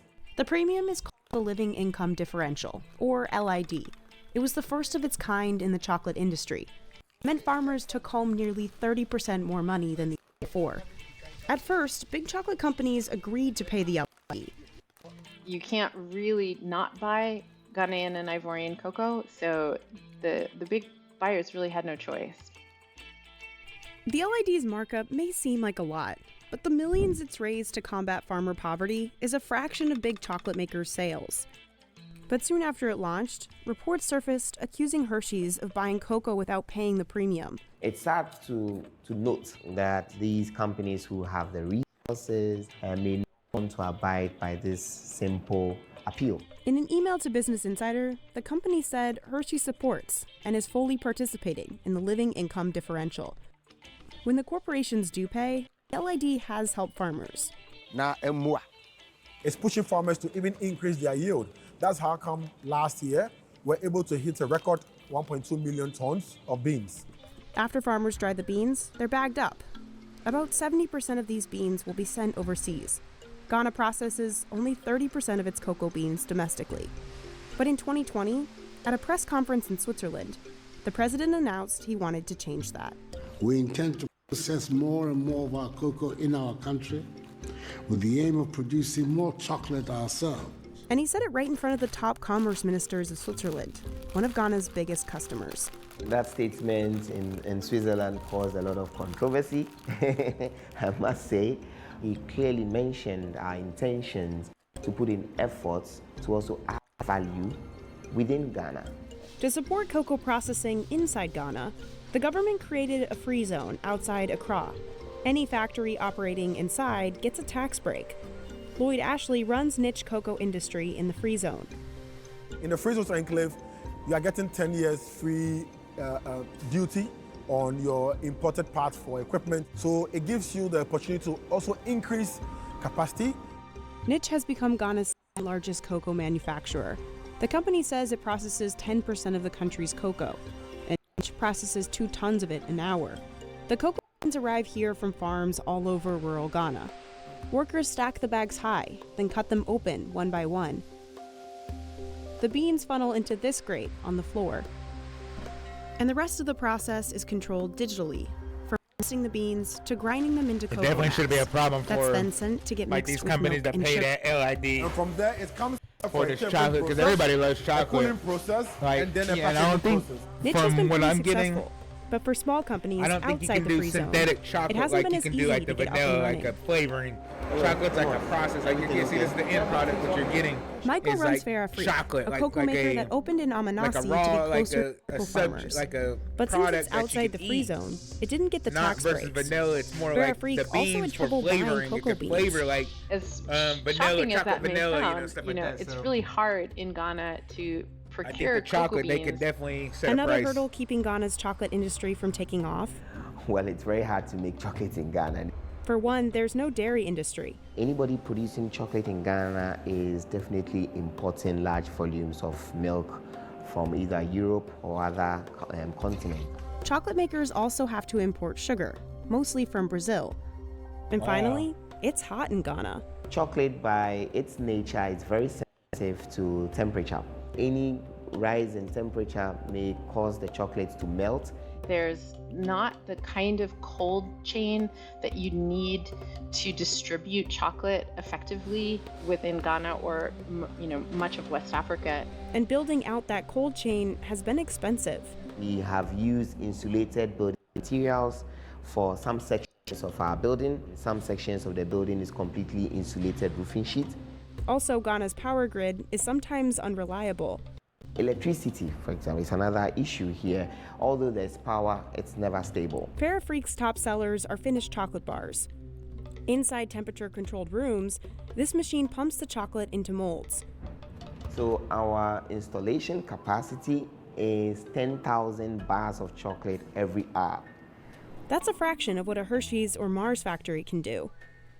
This machine wraps the chocolate bars. With 68 workers, the company's scaling up to produce 50 million bars a year. The practice has always been that the raw materials are sent to Europe for processing. At this time around, we are saying that it can be done right here in Ghana. Say process cocoa no ewo na ha. Ye benya mu sika a ebeba aban no nsem. Nti ye bema ya kwan be ye let ye electricity hospital and schools. But Christy says the country still has a long way to go. Definitely no silver bullets, for sure. When you have a whole system like colonialism, it doesn't shift quickly. While there are 5 times more processing facilities in Ghana today than a decade ago, most process cocoa into intermediate products like cocoa butter, cocoa mass, you know, cocoa liquor, cocoa powder, not to chocolate. 96% of Niche's business are these intermediate products. Most of the finished bars are still made abroad. We need to increase the export of cocoa in a semi-finished and also in the finished state. Lloyd wants to create demand for finished chocolate within Ghana. Cocoa consumption is very, very low in Africa. I mean, compared to Europe, where you have an average 5 kilograms per person consumption, you're talking about 0.4 in Africa. That's because, historically, finished chocolate bars had to be imported from Europe, so they cost a lot. To create new demand in Ghana, Niche is making a chocolate drink Lloyd hopes to sell in schools. He also hopes to source ingredients from inside Africa, dairy from Egypt and sugar from South Africa. To train talent in Ghana, Farrah Freak started this lab and hired locals to develop new flavors. And for farmers, advocates want to raise the cocoa price floor to about $3,100 a metric ton. And they want big chocolate companies to foot more of the bill. Nearly every big chocolate producer has programs set up to lift farmers out of poverty. But by some estimates, 73 to 90% of Ghana and Ivory Coast cocoa farmers are still below living income standards.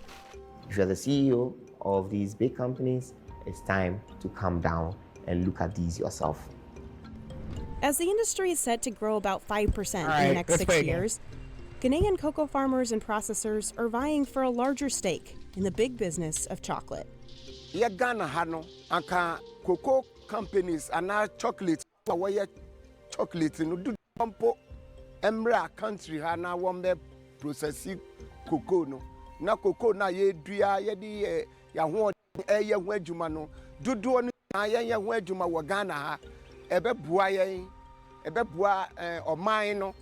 Can we also be allowed to add value? It will be changing the lives of the people that play real roles in the beans. This is the oldest chocolate house in New York City. Exactly 100 years ago, Lilac Chocolates began serving this butter crunch, created by its Greek immigrant founder. Today, it's run by another immigrant who's kept many of the original recipes. Before working at Lilac, I didn't even know chocolate. Anwar Koder oversees the production of over 175,000 pounds of chocolate a year, and he still manages to keep it handmade and fresh. New York City was a major chocolate hub back in the late 19th and early 20th centuries, with big brands setting up their headquarters here. But many closed their doors in the wake of the Great Depression, or were sold to other companies. Lilac has managed to survive, despite going through several different owners and even having to relocate as rents soared. Its secret? Maintaining tradition, from its vintage molds to its tools, and most importantly, the recipes. That's why we have a very loyal customer base. They know what's going on. They know who we are. We visited the Artisan Chocolatier to see how this New York institution is still standing. At 8 in the morning, a sweet smell fills up Lilac's Brooklyn factory.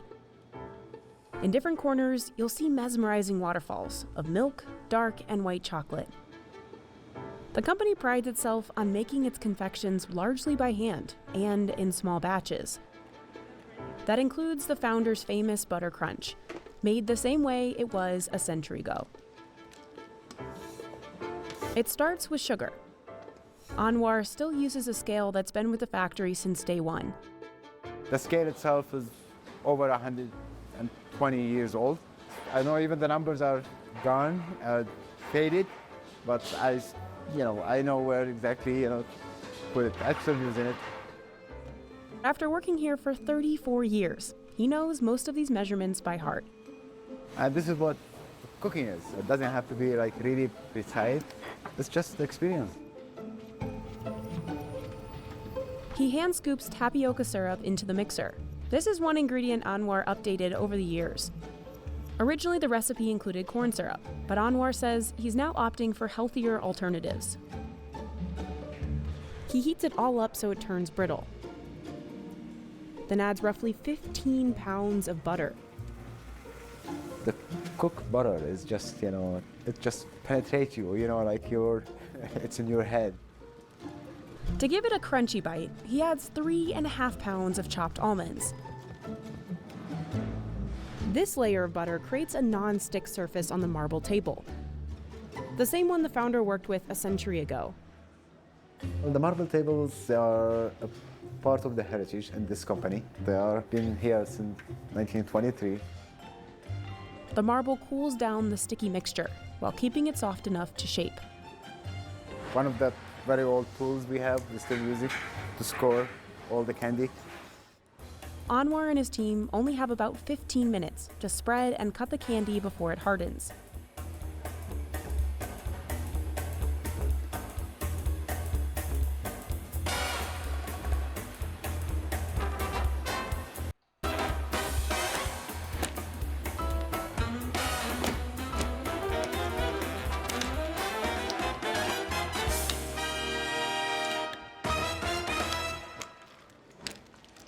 One batch can make 1,500 toffee squares. They shred fresh almonds into a mountain of dust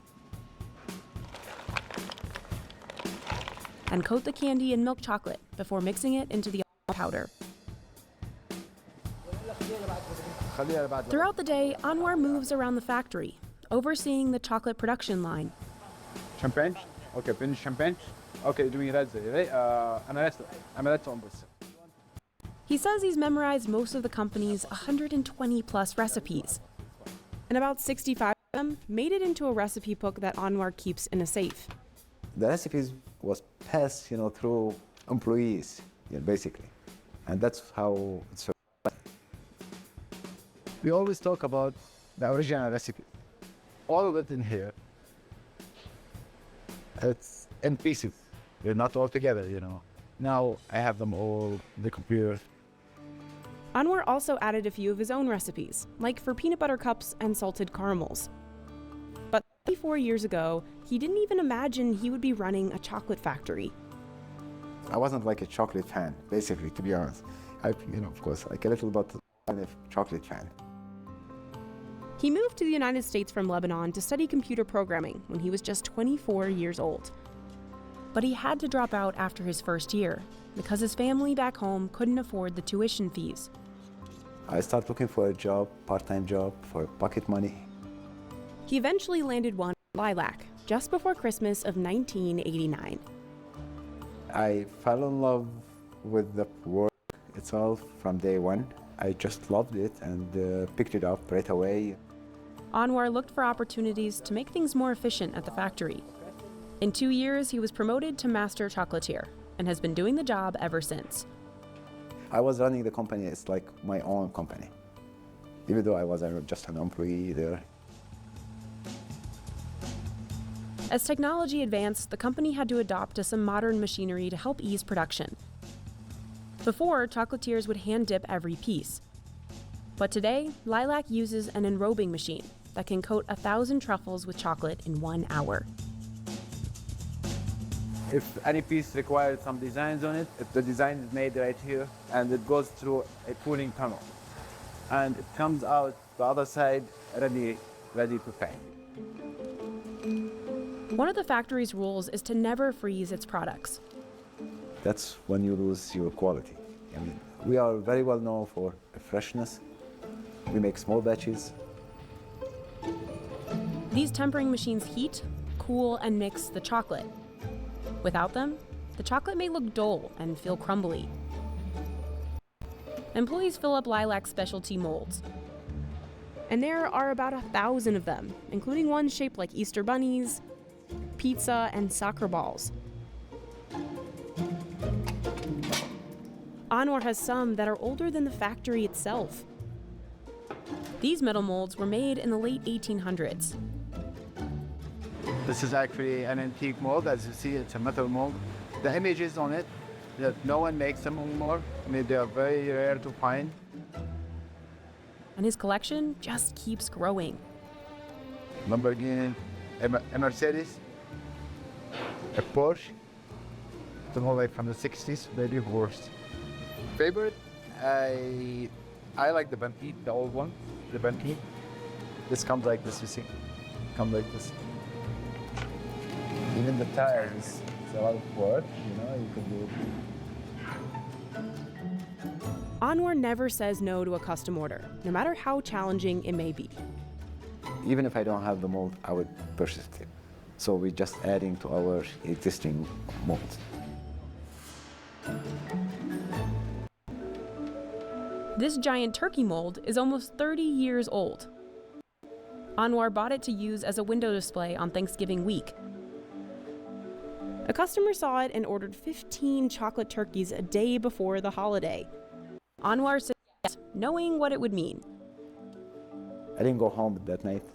I spent all night making turkeys for him and got it ready by 10 o'clock in the morning.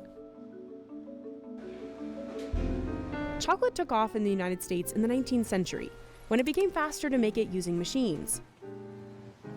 Many iconic brands like Maillard's, Runkle Brothers, and Hyler's opened large chocolate factories in New York City in the late 1800s. Lilac was established in 1923 by George Demetrius, a Greek immigrant. But that era of growth would come to an end as the Great Depression loomed. Lilac managed to survive, but it hasn't been easy. Ever-rising rent prices have threatened the business for decades. While Lilac shop stayed in the city, Anwar moved the entire production to its first Brooklyn factory starting Easter week of 2005. The busiest week of the year. I moved the factory in 2 days. Finding stable leadership has been a challenge too. The company has had 7 different owners since Demetrius died in 1972. Anwar's dedication to Lilac paid off when he became part owner in 2011. Today, he runs the business with Anthony Cerrone and a third owner, Christopher Taylor. When Anthony came and we had in mind when I grow the company, the only condition I have with him is I don't want to change the way we make chocolate, and this was fine. He was fine with that. We both agreed you never touched the recipes of an old school company. That's just something you don't do. Since they began their partnership, Lilac expanded from 2 New York shops to 6. But as the company continues to grow, quality and tradition remain their priorities. Actually, we'll watch one more thing. We sell something that's 100 years old. I wasn't really paying attention to that. MiHoYo is afraid of Wuthering Waves. Absolutely giga nuclear catastrophic omega drama. Holy shit.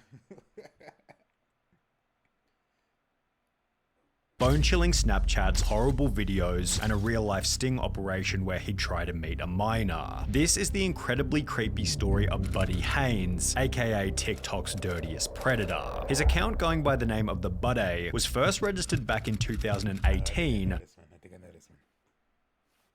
on which Buddy would describe himself as a 26-year-old jiu-jitsu athlete and gamer. His early videos were a laughable display of what you might call his dancing skills, and while this kind of content was fairly innocent at the start, he then began to post these bizarre provocative videos in which he'd try to come off as a sexy TikTok bad boy. Girls really look for in a guy. You don't have to be funny. Hell, you don't even have to be really that good looking. What they really want is they want a Batman in the streets and a Joker in the sheets. The videos were unbelievably stupid, yet in a bizarre turn of events, they were judged as being so terrible that they gained the attention of a few notable YouTubers. He's got a Zelda handbook. He's a little good boy, but then he does that 360, pulls out some handcuffs, leather coat. Boy, you best watch out for him. He gonna be snatching up your girl all day. This helped the Buddy to receive an influx of over 25,000 followers, during which the YouTuber Slazzo would also give his opinion. Do not let this man knee you with handcuffs. Never do that. That's not a good idea. And while nobody knew it at the time, Slazzo was wise in suggesting to avoid this man with handcuffs, as the Buddy's content only became weirder and weirder from here on out. Instead of posting innocent dancing videos or even cringy bad boy videos, he rather began to post various creepy TikTok duets, often involving girls who looked underage. There were multiple videos that followed this same kind of premise. Some were innocent while others were a little more dicey, leading the Buddy to receive his first bit of hate, which he'd address in a dedicated upload. To my haters, all you're doing is fueling the fire. When you comment, like my stuff, follow me, and react to my videos trying to down me, you're just making it worse for you. So, do yourself a favor, block me, because I will continue to do with my fans that love me, and I will continue videos from my house where I live with my parents who love and support me, and I support them because they need me. However, this did nothing to stop those who disliked him, as he then posted another video explaining that people had been looking for his personal information. So as you can tell, I'm still here. I now have another issue. I have not people that found me on Facebook. You harassed me on Facebook, and I will take you to the police. This is getting way too far, people. This is too far. And it's really I wonder why he was making an effort to hide it, as anonymity might have been the only thing saving him from what was about to happen. On the 2nd of October 2018, a TikToker by the name of BitHoji would upload a video explaining that the Buddy had been acting a little unethical behind the scenes. Buddy Boudet talks to girls from the ages of like 12 to 15. He messages them on Instagram with very lewd videos and lewd messages and pictures, etc. A group of people, including myself, called him out on it, and now law enforcement is taking over. As mentioned, the Buddy had been messaging various underage girls via Instagram, and there was a bunch of evidence to go with it. Oh, how old are you? 14. I mean, may I be honest? Yeah, of course. If it was me, I'd try to make the relationship with you last for years. LOL, I feel like I look stupid. You're okay, don't worry about it. I kinda sorta have a crush on you. And shouldn't. And that's basically where he just dug his grave 100%. In a different chat, the Buddy sent an inappropriate photo to a girl who he knew was underage, while in another he threw himself a pity party stating, "Just feel ugly and unwanted. No girl finds me cute or anything. Am I that ugly? I feel like it." However, the best chat logs were gathered by Jay Aubrey, as he was able to message some of the girls back in 2018 when all of this first went down. Why don't you just send me something? Well, it's like blowing a kiss or something. If you don't want to, that's fine. And of course, it doesn't change once he got her phone number. A hottie and I'm an ugly. Oh, so I see some sugar daddy action at play here. Sent you something on Snap. Oops, may I be honest? Yeah, sure, haha.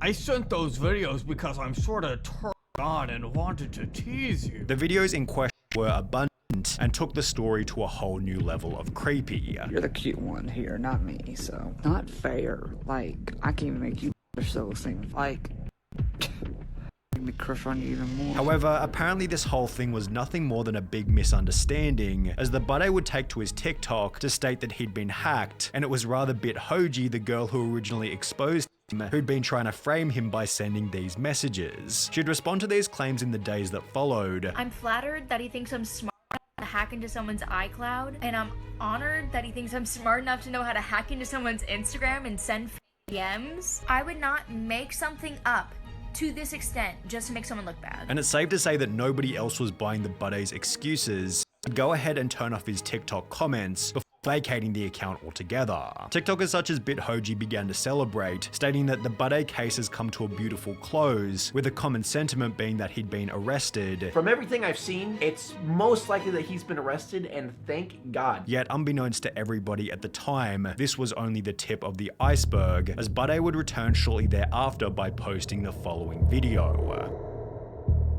Hey, look who's back. That's right, ladies and gentlemen. The day is back. I just decided to take a little mini vacation from TikTok just to kind of cool myself off from all the fire that's been going around. So I'm back. There is no stopping me. There is no stopping the storm, the fire that is the bidet. The more followers I get, the more I love to be on here. Even if it's just to piss you off. The Buddy was back and creepier than ever. Although it's not like people had forgotten about his past, as Jay Aubrey's original expose had gone viral, amassing over 2.7 million views, with this newly found infamy leading the Buddy to defend himself further in a leaked Snapchat message. Those girls that I did duets with, yes, I did duets. Asked for those duets, first off. It was not meant to be sexual or anything. They weren't supposed to come off that way. The FBI has already investigated me. They came to my house back in 2018 when all that happened. They're just asking me stuff about TikTok and what it was, and that's it. As mentioned, law enforcement had zero interest in what Buddy had done, possibly giving him the confidence to continue, as only 4 months later a new video was uploaded by Inform Overload, confirming that the Buddy was back to his old ways in a brand new series of Snapchats. Cute. I was gonna say, you don't have to cover up for me, haha. You're cute. I'd love to get to know you more. Wish I was there. I'd want you. You're beautiful. I kinda like you. You'd be a good girl. 16, right? This is the Snapchat that she was talking about that proves Buddy Haynes knows her age. Buddy had stated in an Instagram Q&A that he typically went for girls between the ages of 18 and 36, so to be caught Snapchatting a girl he knew was 16 wasn't the best look. After being asked were the allegations true, he'd simply state nope, and after a follow-up question of how do you feel about all the allegations toward you, he'd simply write it's all bull, which didn't exactly disprove anything, especially since there was more evidence just around the corner. Less than 2 weeks after stating that the allegations were untrue, a YouTube account by the name of Jadica uploaded a video talking about a new experience with the Buddy, which is best described in her own words. I found his Snapchat and I started posing as a 16-year-old to try and catch him in the act. And here is where I was like, well, I'm not really all that experienced in flirting. And he said that I can practice on him. That's when he said really about me saying, oh, I'm not experienced in flirting, you know. And then here I told him that I was bored and he could make it better. And then I asked him what he meant by that. And he said, oh, well, I'd probably make out with you, haha. And I don't remember why, but at some point he said this. I was like, okay, well, what do you mean by that? And he said, don't need you falling for me. 3 months after this exchange, the Buddy was catfished once again, this time by a YouTuber named Activist Plug, who had spent 3 months convincing the Buddy that he was a 17-year-old girl. However, Buddy had apparently learned somewhat of a lesson from his past experiences, as he kept the conversation platonic the whole time, yet he'd still agree to meet up with the non-existent 17-year-old, where Activist Plug was there to confront him. How are you? Doing good. Good. What you up to? I'm just hanging out. Just hanging out? Yep. Not meeting a friend? No. So you don't know anyone by the name of Kat? No. I don't know anybody named Kat. You weren't meeting anyone here by 6? No. You sure?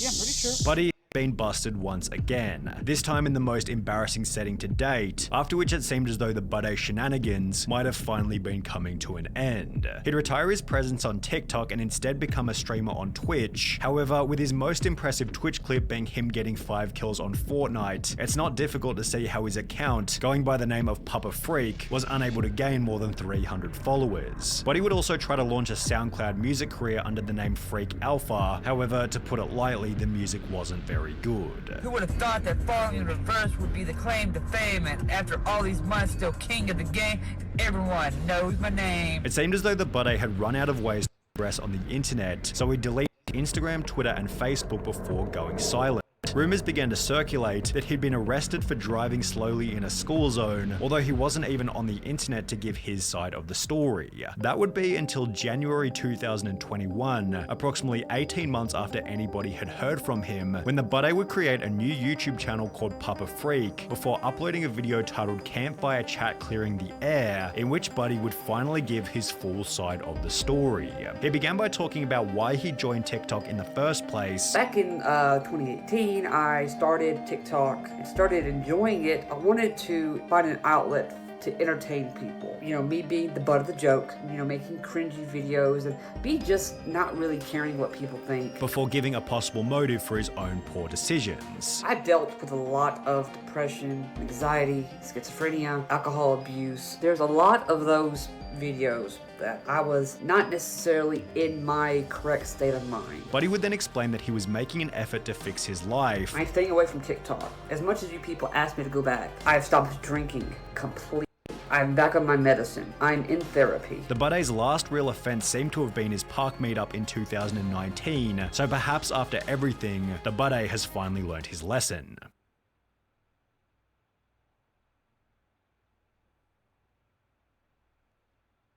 Karens are known to feel entitled and to think themselves as above the law. But what happens when they mess with the wrong cops and get put in their place? Here is the ultimate compilation of all these moments. Beginning with this insane teen who trapped a cop's arm inside her car window during a traffic stop. Send an additional unit. On April 28th, 2022, officers stopped a vehicle for a simple traffic violation, but once trying to make contact with her, she would act extremely entitled. Ma'am, open a window.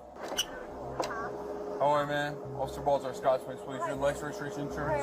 Yeah, thank you. You have your license, you have your license, registration, insurance? Yep, not a problem. Thank you. I need your license.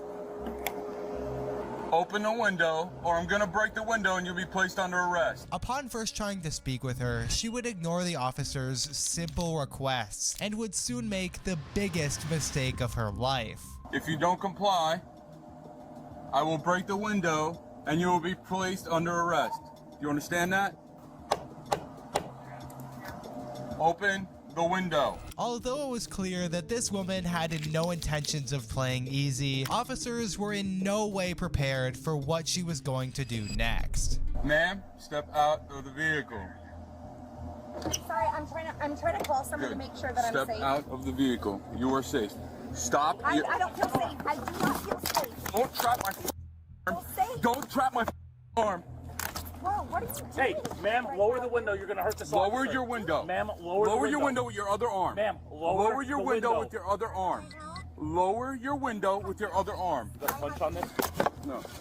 Ma'am, lower your window. You are now under arrest. Ma'am, you are now under arrest. Ma'am, lower the window. You are now under. Stop. Ma'am, lower the window. Ma'am, lower the window. Ma'am, lower the window. Send an additional unit. Get out of the car. You're arrested now. Why? What did I do? I'm just trying to call my lawyer. Raise the window and officer. I didn't realize he could put my... Can we open this door? Why are you guys doing this right now? You're under arrest. What did I do? Can you tell me what I did, you You're arrested guys? for aggravated assault against a police officer. Can you tell me what I did? I am You're under arrest. here. You're under arrest. Under arrest Step for out of the what? car. Step out of the car. Turn around. Turn behind your back. Under arrest for what? Can you Aggravated assault. After obliterating her window, she'd now act like she'd done nothing wrong. How is there aggravated assault? Could you please tell me? When the officer tells you to open the door and has to put his arm through the window, and then Why was his arm going through my window? You're under. Just pat her down real quick, make sure. Arm going I can hear it on the left. You all right? You good? Yeah. Pat her down real quick. Yeah, search her now. serious right now? Yeah, you're under arrest. Do you have a mother? Do you have a sister? We're past that already. You're under arrest for aggravated assault. He told you multiple times to lower your window, open the door, and then when he put his arm through your window and you intentionally raised the window and then hurt this officer, now you're under arrest for aggravated assault. And plus, You are accusing me of something I did not do. you're not. You're under arrest. Okay. You're under arrest. Are you guys serious right now? Step into the vehicle, watch your head. Yeah, so can I... Step into the vehicle and watch your head. Can you tell me what I'm arrested for? Aggravated assault. I need... Hold on. Get back in the car. Get back in the car. Come on. Turn around. Four of you guys now, huh? Five of you guys. So you're not giving me any chance to retrieve my stuff or make sure my things are okay? Stay there. Why? You're not going to tell me why I was pulled over to Ma'am, begin watch your with? foot. Watch your foot. You explain everything. Just watch your foot. No, you're not explaining. As they'd arrive at the police station, although she's already in custody, she'd continue wreaking havoc for the officers. Walk up the stairs. Put your hand against the wall. You guys plan to Put your hands against the wall. On the wall. On them. I really do not Alright, want do to you want to touch get the wall. instructions? They're not following instructions is your problem. They're on the wall. No, they're not. They're not touching. Put Are them you on- going to clean them? Put them on the wall, Are and you I'm gonna not going clean to tell them? you again. So could you clean it for me, please? Do you? No. Oh, Put your hands on the then wall. I'm putting them on the wall. Ma'am, I'm not going to have a argument with you. They're not moving. I Place assure them. you. I don't want your shirt. Can I pee? No, put your hands on the wall now. I mean, I'm not asking you a question. Can I pee? Place your arms on the wall. If I have to hold them, I will hold Man, them. people are When so I'm done. entitled right now. Wow. If somebody could just, listen, it would be so hard, right? It would be done already. I'm so sorry that you have such a life, because I do too. But Jesus, you picked the wrong job. Yeah, I picked the wrong job. Yeah, you did. Can you tell me why I got pulled over?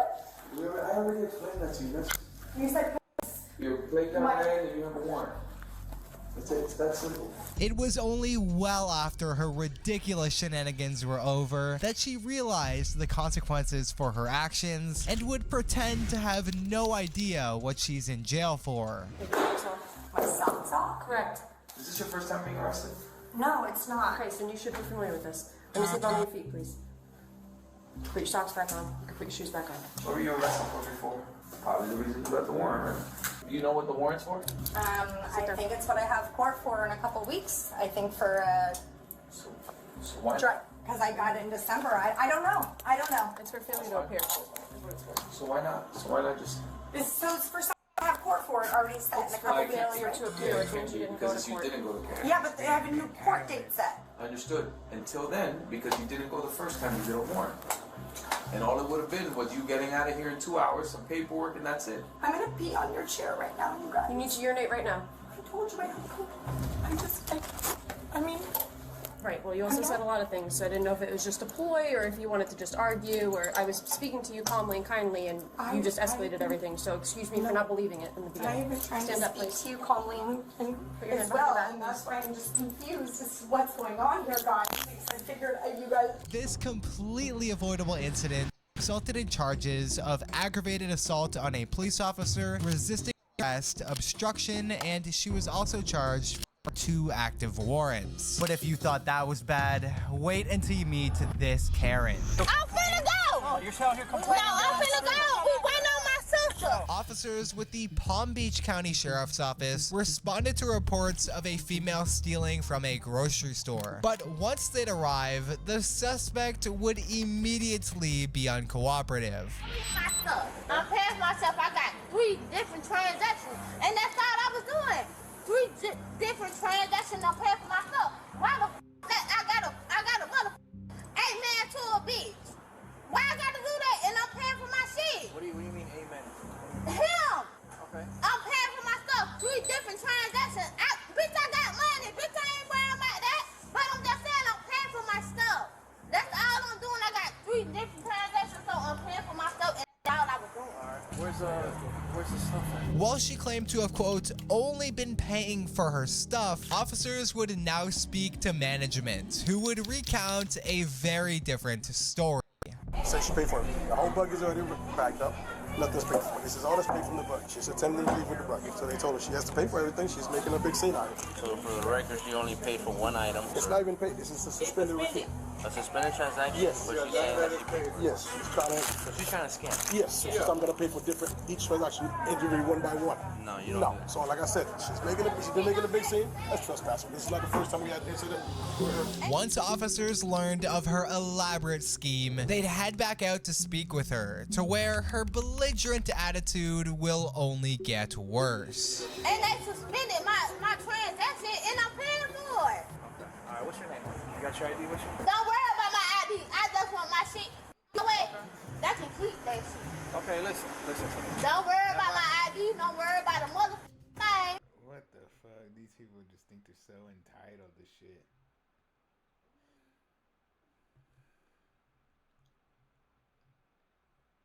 One, two, three. Foo-yo! Again? One more time for the camera. 1, 2, 3. Foo-yo!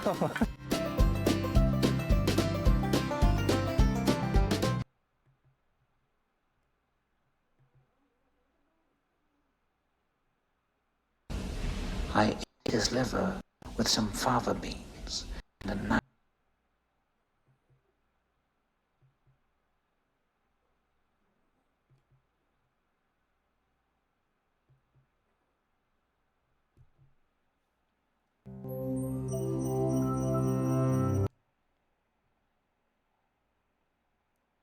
Let's talk about Max, baby, you okay? Max, you okay, baby?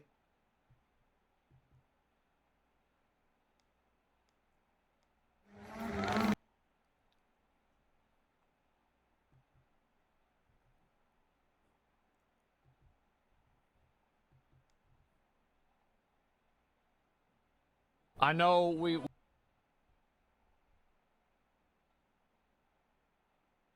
Do people remember accurately what takes place in a reading? Well, we have with us tonight Mr. Rod Beal. Mr. Beal, you're a satisfied client of Maureen's, I understand. Is that correct? Let's see what this is. Yeah. She did a reading for you not too long ago, which I understand you think is a very good reading. Yes, she did. A few simple questions, if I may. First of all, how long did the thing last, first of all, the reading? About half an hour. About half an hour. How many names did she give you during that period of half an hour? Probably half a dozen. About half a dozen. And did they all hit? Not everyone. How many but did they would had you a say? similar sounding, like Doreen, Maureen, that type of thing. Well, you were kind enough to give us a tape recording of that reading done by Maureen Flynn for you. And for your information, during your reading, Maureen Flynn tried these names, and they are on the tape of the reading that you're referring to.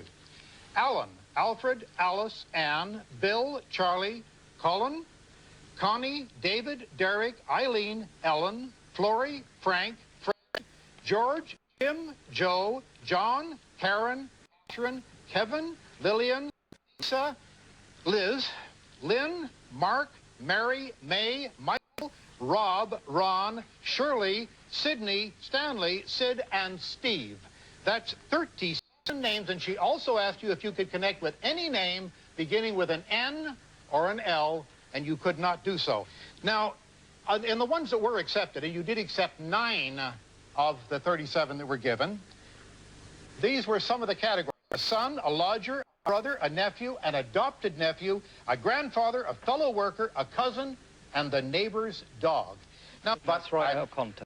I'm sorry? Right out of context. We have a Copy of it. transcript of it right here, sir, and you may have that transcript to refer to it, and the names, I think, are outlined there, all 37 of them. You can analyze anything. You can analyze Encyclopedia Britannica. Mr. Beale is here because he felt that what he actually got on that tape made sense to him, very much so. Would you welcome, please, Uri Geller. Johnny had been a magician himself and was skeptical. I was asked to help prevent any trickery. Nice to see you. Thanks. We have only met scares me. This scares you? Well, we just got some things together here. And I told them to provide their own props and not to let Geller or his people anywhere near them. Also, one of our staff members did some drawings which have been sealed in an envelope, and I'd like you to take your own pace when you feel like you want to try anything. Right. Do you want to try that particular experiment first? When I'll feel free. When okay? you Sure. We'll start eliminating the ones that do not have the water. All right, without touching them. He is really suspicious, you know. I'm having a hard time with you. Okay, I don't mean to be, Yuri. I really don't. Just keep looking. Okay, let me rest a little, all right? All right. You know, I'm surprised because before the program, your producer came and he read me at least 4 questions you're going to ask me. Well, I can ask you all kinds of questions if you'd like. If you'd like me to ask you questions. I have to have time, and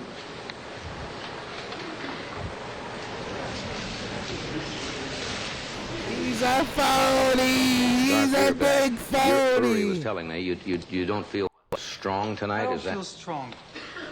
It's not all tonight. Right now, I'm being pressed, and then I can't. Well, I'm not trying to press you. I really not. No, you're only telling me, well, will you try that or that? Well, I thought that was the idea of. No, I'm not trying to put you down. James turned the page of a telephone directory without touching it.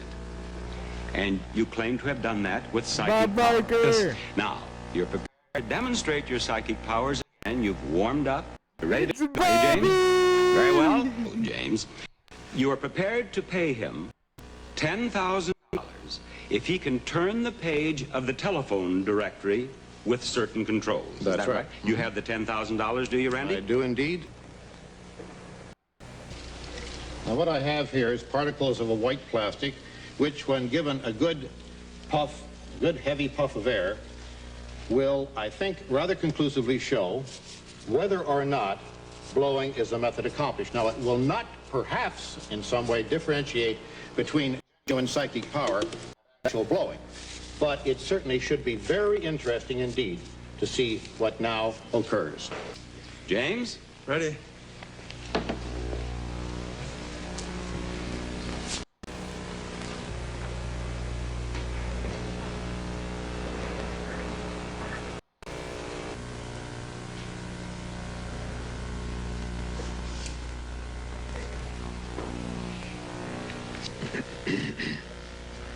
Times might have to do this.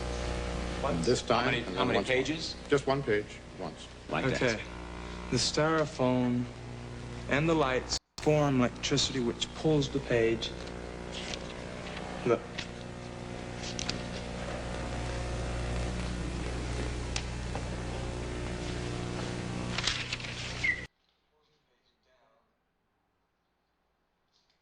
Not do anything. Ah, this is so creepy!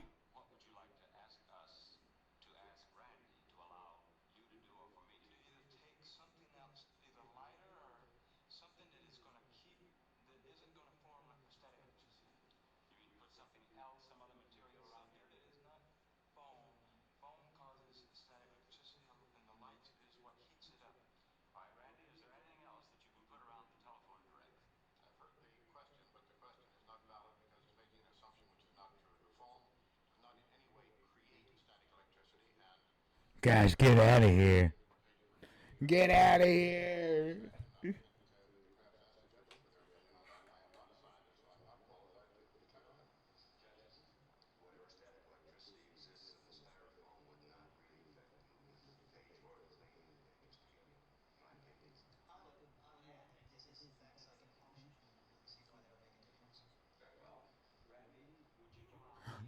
They said I would add if it is psychic motion. Oh, yes, you may do that. They say James? it wouldn't make a difference. I'll just lift up 1, 2. Be helpful to you?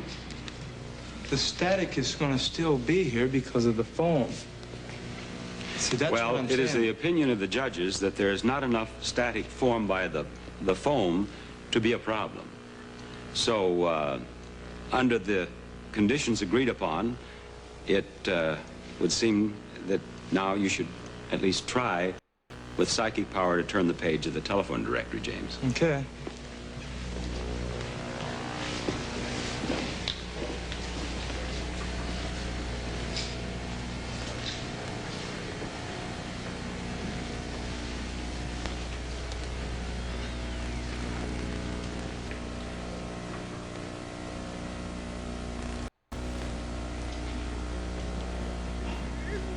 That's crazy.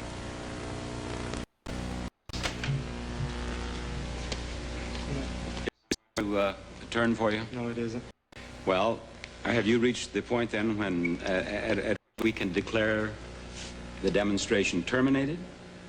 This isn't a magician's trick. I can't just come up, bang, bang, and it's over. I have to be to where I can work with something small and then big, you know, to put up my own self. So this is, you know, it isn't a trick. It has to be done. You know, this is just, it's power. It's mental power. The conditions agreed upon have been fulfilled. Mm-hmm. Bob, the comment very briefly is that I have gone through many hundreds of these tests with many hundreds of people who claim to have psychic powers. Frankly, it's more or less the same story every time. When a simple, direct, very uncomplicated protocol is used and the control is applied, the psychic forces don't seem to be present, if indeed they are ever present at all. Clive, you've agreed to attempt to find a piece of zinc ore like this one right over here, which is concealed under one of the 7 boxes that you see behind us. Is that correct? Yes, that's correct. First, please show us the effect of your dowsing rod on this sample of zinc ore, and we'll just conceal the sample box so the conditions are exactly the same as when you come to do the test. Righto, James.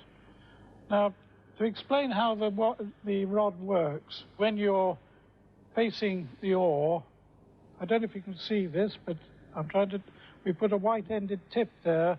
It has a slight sideways move when you're there. Take it off, and it dies. See it die, comes in, and it dies again. So to amplify that, I give it a voluntary upward movement. So aim it at the ore, and what do you get? You get a large oval form, which is easy to distinguish. If I take it to the side, see it die. Now close my eyes, bring it in. I can feel it moving. Dead. Well, that seems to be a very dramatic demonstration. Now, will you please try to locate the ore sample taken from the same piece of zinc ore which is hidden in one of the boxes behind us? Of course, if chance alone were operating here, you'd have a 1 in 7 chance of finding the sample at your first attempt. Using guesswork alone, we'd expect you to locate the zinc ore sample by your 3rd or 4th attempt. Good luck, Clive. Thank you very much, James. Right, I'll take number 1 first. In the upward movement.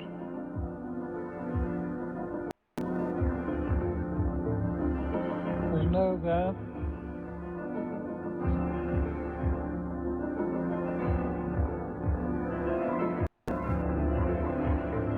No.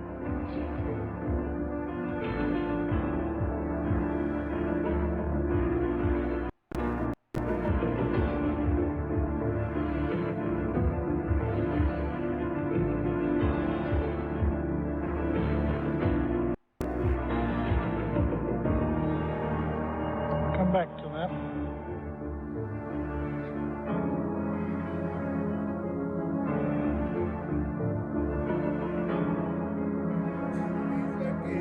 Wax out here, has some sort of like.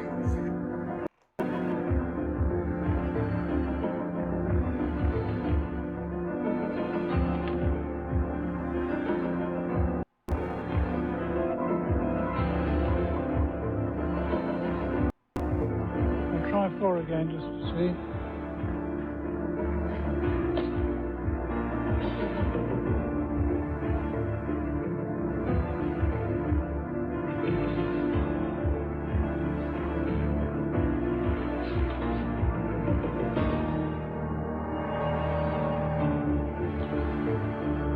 Well, James, we'll back on 7, see if it's there. On number 7. All right, let's take a look and see. Now, even I don't know underneath which box the zinc ore is, and I see that it's not here.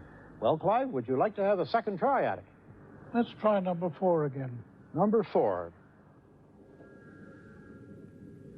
No. Well, it was wrong, so let's try another attempt, shall we?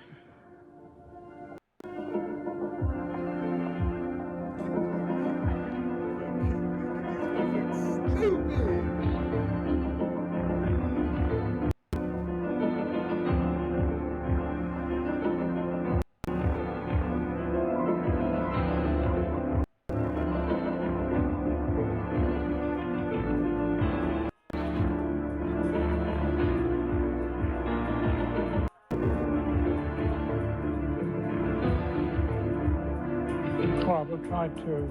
We'll try number 2. Yeah. Right. Take a look. Here we are at box number 2, the third guess, and there we are. There's the piece of zinc ore, pardon me. Well, Clive, would you join me here for a minute? Yes, certainly. We said that by chance you'd find it on your 3rd or 4th attempt. You found it on the 3rd attempt, so your results sadly seem to be no better than chance. But we'd like to thank you very much for coming tonight.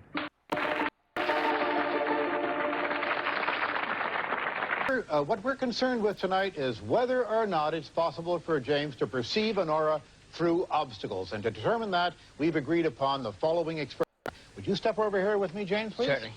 We're now going to reveal to our audience here in the studio the 5 volunteers behind the screen. Now, each one is standing beneath a letter, A, B, C, D, and E.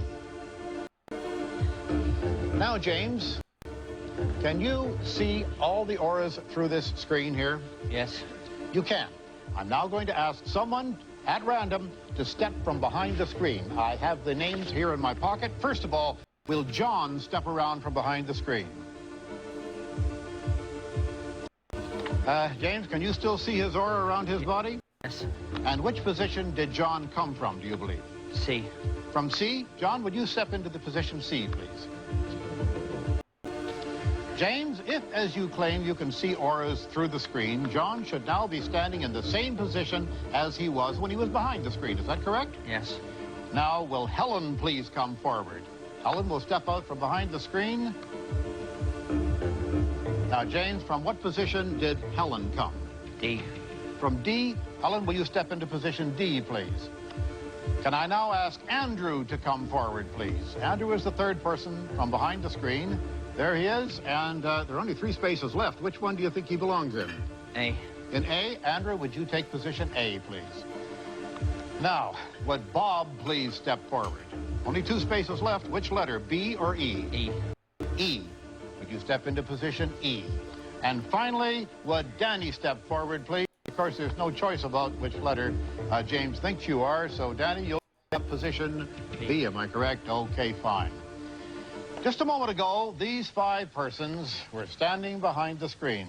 James, if you have them in the correct order, it will be good evidence that you can see auras through screens, as you have a less than 1% chance of matching all of these 5 correctly by chance alone, just by guesswork. By chance alone, you should get, the expectation is, one of them correct, if it's only chance. Let's see if James managed to beat the odds. To these 5 people, I ask, please reveal which position you were originally standing in by showing us, I think it's inside your hat, isn't it? Take them off and let's see. C, B, D, A, and E. Out of this, we obtained 2 correct. All right. So, James, you got 2 out of 5 correct.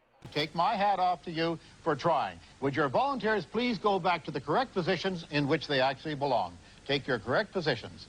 And those 3 move into different spots. The results are only slightly better than those predicted by chance. It seems something went a bit wrong this time. What explanation could there be, James? Well, it's quite possible that this has been the first time that I've ever attempted this, right? Mm-hmm. And it's quite possible that I've allowed myself to come into it, okay? Hell nah. Hell nah.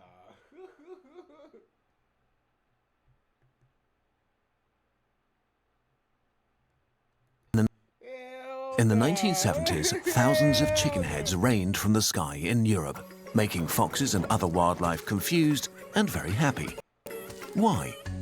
They were filled with a vaccine to fight the deadliest virus known to humanity.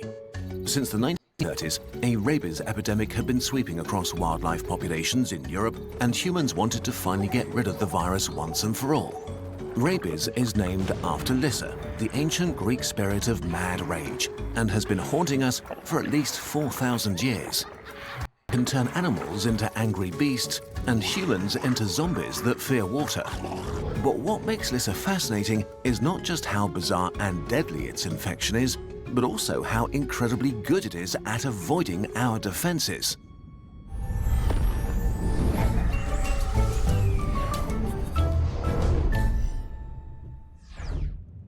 Viruses exist on the edge between life and death, hardly more than a few genetic instructions that need living to multiply.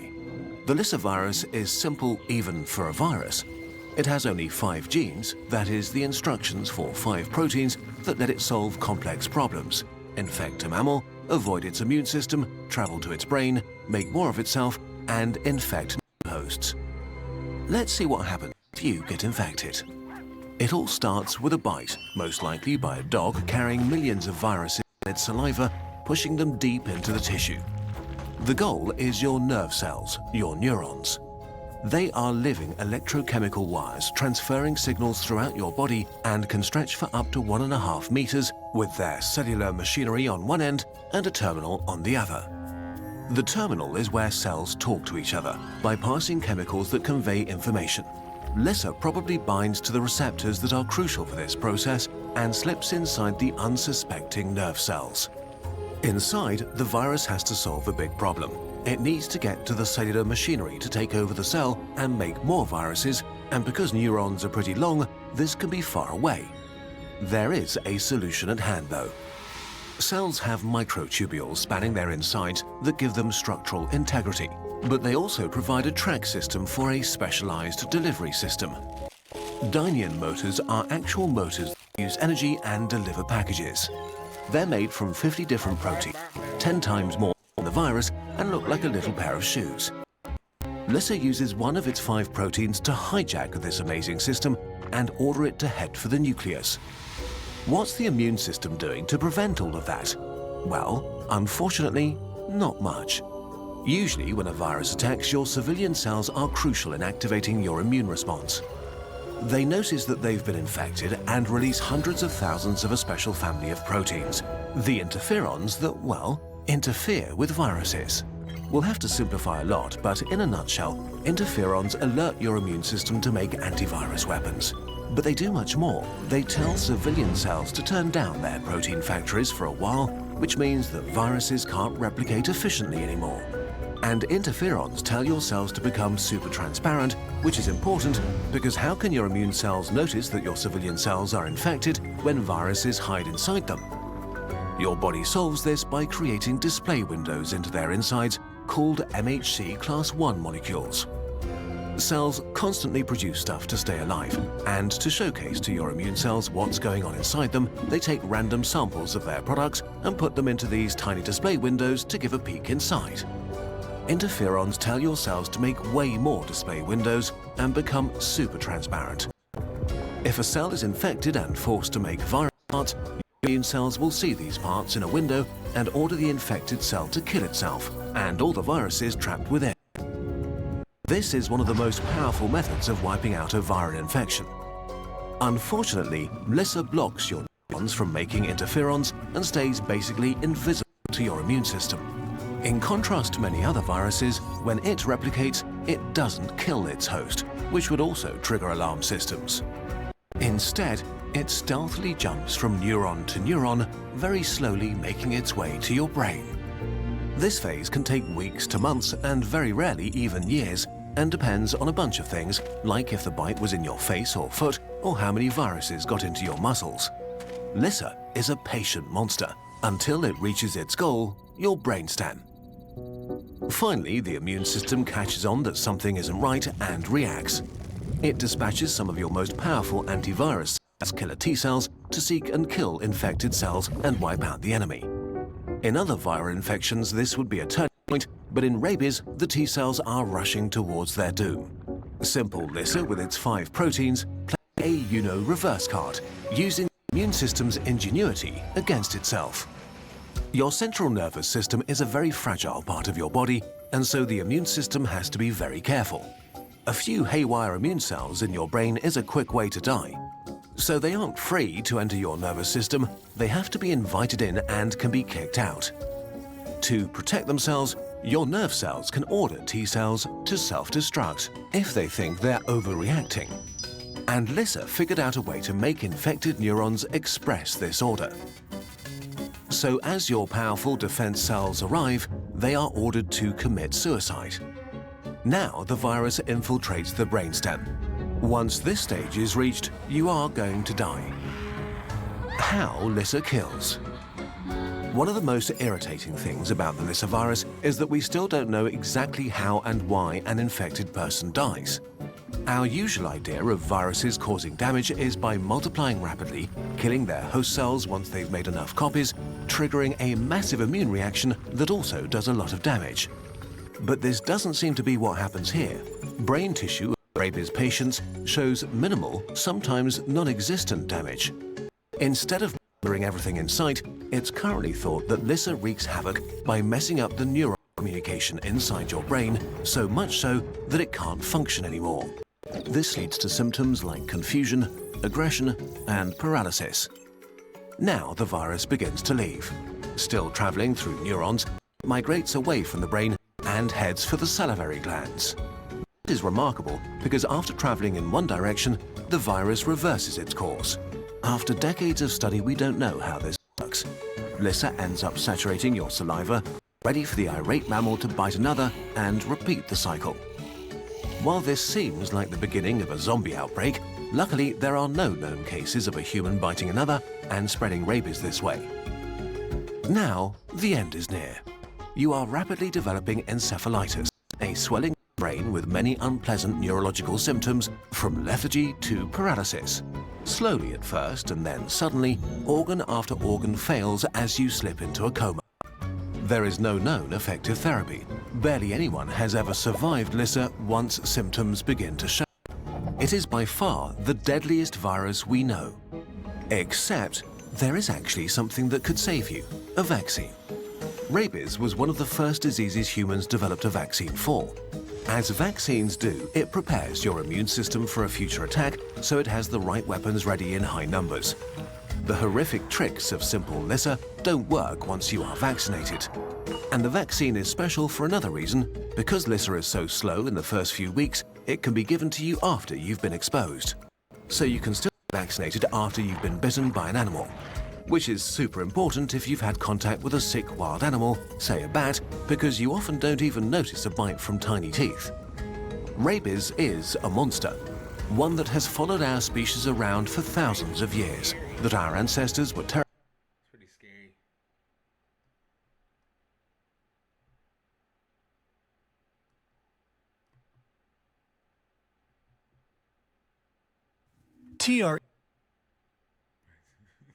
Some psychics go so far as to offer help to the police. In order to see how useful this is, we've prepared an experiment using this collection of instruments that might have been used to commit crimes, and then again, they might not. Is it possible for a psychic to read the history of an instrument just by touching? My final guest claims to be able to do this. Now, Nella, you regularly approach the police with information you believe you have about crimes. The test you and I have agreed upon involves a number of objects which you've never seen before. We're going to see what information you can get from them. Any or all of these could have been connected with a serious crime involving a loss of life. The history of each object is known. Which ones do you think are most likely? That's just a little thing. That's just I think. Could have been quite innocent, but getting into a lock of some sort. I felt glass with that one, as if it could have been used to... I feel glass. Not doing bad, are we? This one, God knows why. I'm picking up a heavy tyre, a heavy vehicle tyre. So I don't know what that's been used for. Sorry, my darling, best I can do. Let's look at your results. I know you make no claims for accuracy, but it's still interesting that you examined 6 objects, you got no information from 3 of them, and you got incorrect information from the remaining 3. I wonder what the police would make of that. James, you're trying to explain all that I do by logic. Oh, no. What I do is illogical. It's been a most intriguing demonstration, and we'd like to thank you very much, Nella, for taking part. Good evening, everybody. I hope to be able to make a link with someone here tonight and bring a loved one through from the world of spirit. Now, someone here tonight either is Mr. Taylor or the name of Taylor will have a close connection with you. My mother's maiden name is Taylor. Because, you see, I have a gentleman here who links with that name very clearly, and he would have been quite elderly when he passed. I feel he's your granddad. Does that make sense to you? Yeah. And who's Jimmy? Do you know who Jimmy is? Can't Or picture James? a Jimmy. James? Hang on a minute. Do you know who Doris is? No, I can't picture that either. Okay. Well, I want us to look carefully at the connections that you say you made. Let's take a vote. First, how many people in our audience tonight can connect with the name Taylor? About 30%. And now, how many people can relate to the condition of the grandfather? About 55%. So to sum up, about a third connect with the name Taylor, and over half connect with the details of the grandfather. Well, that's very interesting. Maureen's statements seem to be more general than each of you thought before we took the vote. Make of that what you will. Is this a picture of a dear departed soul? We begin our quest with a lady who sketches what she believes to be portraits of spirit people. And these are examples of her work. Could you tell us now what person in the audience might be able to identify with the spirit picture that you're going to produce? No, we don't understand quite how this works, but we have to make the link with the spirit and then hope that it will make sense to somebody in the audience. I see. Well, I'm going to back off the set now and just let you do your thing. I will try to draw someone from the world of spirit. Stephen will tune in to the same spirit, and if what we're getting makes sense to one of you, will you please answer, put your hand up. Obviously got a lady coming through, a lady who makes me feel terribly, terribly short of breath. She would have suffered either with heart trouble or possibly even have passed with a chest condition. Have you got any contact with her, Stephen? I wonder if there's anybody in our audience that either holds the surname of Butler or knows that name well, please. Do we have anybody there? Do we get a voice? Are you Butler? I am, yes. That is your name? Yeah. Who is William Butler that's calling in from the other side of life? Someone that was known as William, passed over quite a while back, I'd like to say. I don't know if you've heard of that name, have you? William Butler? No, sorry. Don't make it fit, whatever you do. Hello, sir, there. Is this making sense to you of a lady that passed in the way I described, possible heart condition, angina? I feel she went silently, quietly in her sleep. I know a man called William Butler. Good. Whose wife passed away with angina. Yes. But I've got to say that that picture doesn't look like... The picture doesn't fit with her. That's fine. No. As long as the details are right, we may be able to piece it together if we can. We're working under very difficult circumstances here. We're trying our best. Can you? Let's see. Come on, sort yourself out. We'll try and place the face. What we normally do is try to link through and get the name of the communicator, but we can't demand that. But if you take this back to that connection, you will find you said a photograph, Coral, of this lady, and it's something to do with the bombing. So I would like to say to you, the audience, and the television station to follow you back and have a look and see if you can place her. At least try that. Certainly will, yeah. Would you do that? Will do, Thank you very much Thank indeed. you. Thank you very much, Coral. Now, Coral said that the face she has drawn should mean something to somebody in our audience. Is there anybody here who can relate to this picture? Please vote if you think you recognize the face. I can't. Well, 10 people say they recognize this face, which is odd since you said, Coral, that only one person should relate to it. Perhaps this drawing is not as specific as you think? Well, thank you very much anyway, Coral and Stephen. What I want to try to prove is that thoughts can be transmitted from one person to another. And detected by this machine. And it's detected by this machine. I see. And it's connected to your colleague, Mr. Ron Turner. Are you connected, Ron? I am, thank you. I'm glad to know a man who feels well connected. Norman, would you please tune the machine for us now? Surely. And I understand that this also involves your wife, Norma, who is in our audience. And I understand that Norma is going to send pleasant thoughts over to Ron, and that the machine will pick up the thoughts as Ron receives them. Is that correct? That's correct, but I would say at this point it's not pleasant thoughts, it's healing thoughts. Ah, I see. All right, I stand corrected. Now, Ron, how can we tell when you are receiving Norma's thoughts? How will that be evident? It'll be evident because the dial will show a rise, and also there will be a rise in the sound. I'll signal you like this, okay? That's the official signal. And you will signal Norma to start sending thoughts. Okay, Norman? That's quite all right. Now.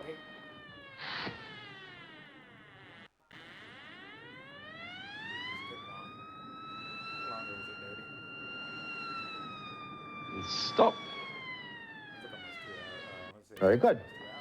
Of course, it's possible that this happens through visual interaction between Ron and Norma. And in order to avoid such an accusation, we're going to keep Ron facing in the opposite direction. Ron, would you swivel? Oh, yeah, you're saying you're on your way to Blanchard. And now I'll signal when Norma is to start sending her thoughts.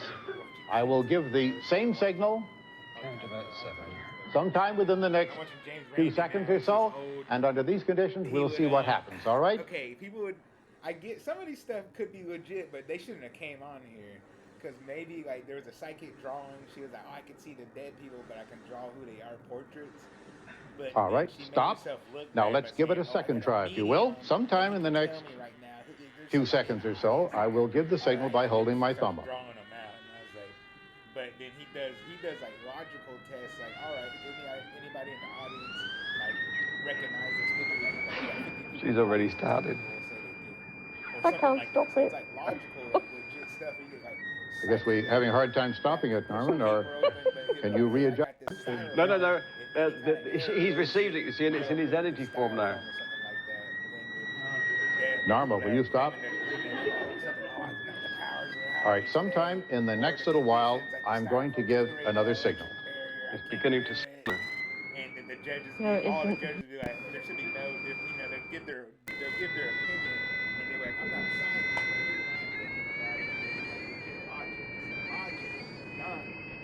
Not like... Okay, would you stop the signal, please? But there's, in the sense, if you're using science to move a paper, then... Well, under these conditions, there doesn't seem to be a correlation that I can see. Perhaps you have failed once and perhaps succeeded once, but I think it's very hard to tell. Sending thoughts with the box reacting, maybe it's been shown and maybe it hasn't. I can't make up my mind. Perhaps John was reacting to a visual signal rather than thought messages in the first part of the demonstration. Nevertheless, the box is very interesting. Norman, would you allow electrical engineer to take a look inside that box? Most certainly not. Well, that's a pity. I would rather get it patented first. Well, that's a pity. I'm sure our audience would like to know what's going on in there. However, I would like to thank all three of you, Norma, Ron Turner, Norman Knight. Earlier in the day, we gave you 5 examples of handwriting, each one from a different career, a career that you have designated as being suitable for this experiment. Well, we have a saleswoman, computer training officer, an artist, a secretary, and a farmer, and these 5 ladies are with us in the studio tonight. So I understand that on the basis of graphological analysis, you've tried to allocate each sample to its author. Right. Now, the expected result by chance would be to get 1 out of the 5 correct, by chance alone, and there's a less than 1% chance of your getting all 5 correct. Let's start with sample A. I had a tussle whether it was the computer or the saleswoman, and I went for the saleswoman. Thank you very much. Will Lady A please go to the sales ladies section?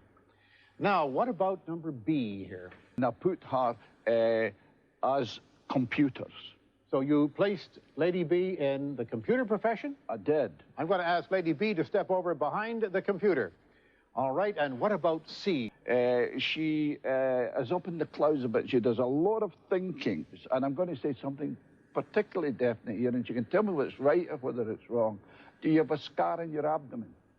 Wrong. No, you don't. No scar on the abdomen. What profession did you allocate this lady to? I allocated her between the land, And, in fact, the sails.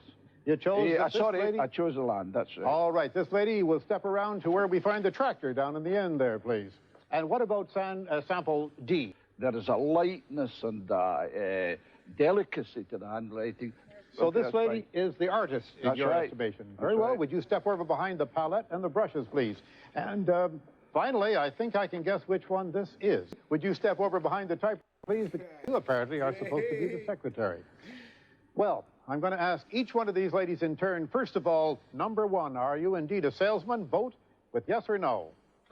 You are not a salesperson. And number two, are you a computer expert? You are not. Number three, are you the artist? You are. And number four, are you that secretary we're looking for?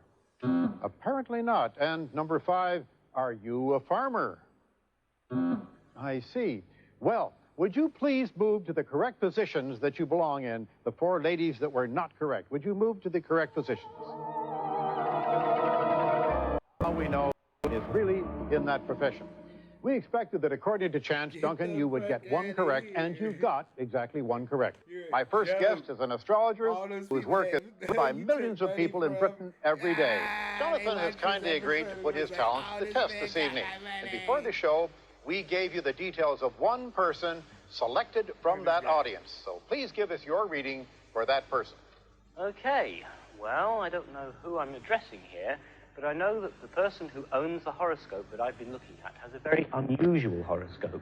This horoscope is unusual, and it suggests to me that you are a very extrovert person, unusual, larger than life, full of confidence, with a very zany sense of humor, and generally a kind of way of being different, eccentric, controversial. You will kind of enjoy the limelight that comes from when it's revealed that it's you. You won't feel too shy or ashamed of it. And one more thing I should also say, there's something about you which is rather professorial and intellectual, and it makes me think that we're dealing with someone who's had a well-trained mind, is very speedy and alert and quick-witted. So we're looking for someone who's controversial and professorial. Now, let's see if he or she agrees, but first, let's see by a show of hands in the audience here, how many people in the audience think this reading sounds like theirs. Let's see a show of hands.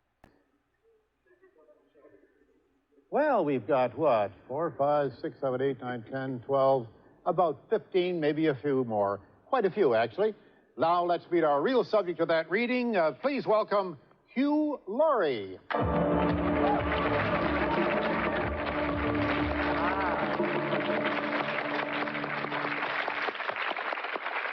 So tell us, Hugh, what did you make of that reading? Is it anything like you? I mean, does it apply to you? I wouldn't say very much, no. I'm certainly not enjoying the limelight now. Well, you may say, why did I come up? Well, curiosity, you know, but limelight, I wouldn't say, no. Extrovert, I don't think so. Professorial, I got the lowest possible degree at the university I went to. Ah, but you did go to university. Oh, that's right. Well, that's a start. Oh, that's yeah. No.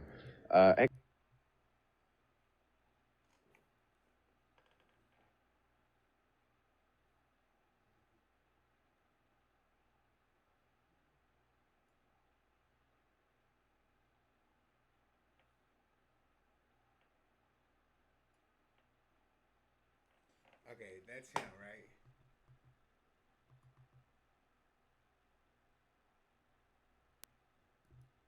Got what, 4, 5, 6, 7, 8, 9, 10, 12, about 15, maybe a few more. Quite a few, actually.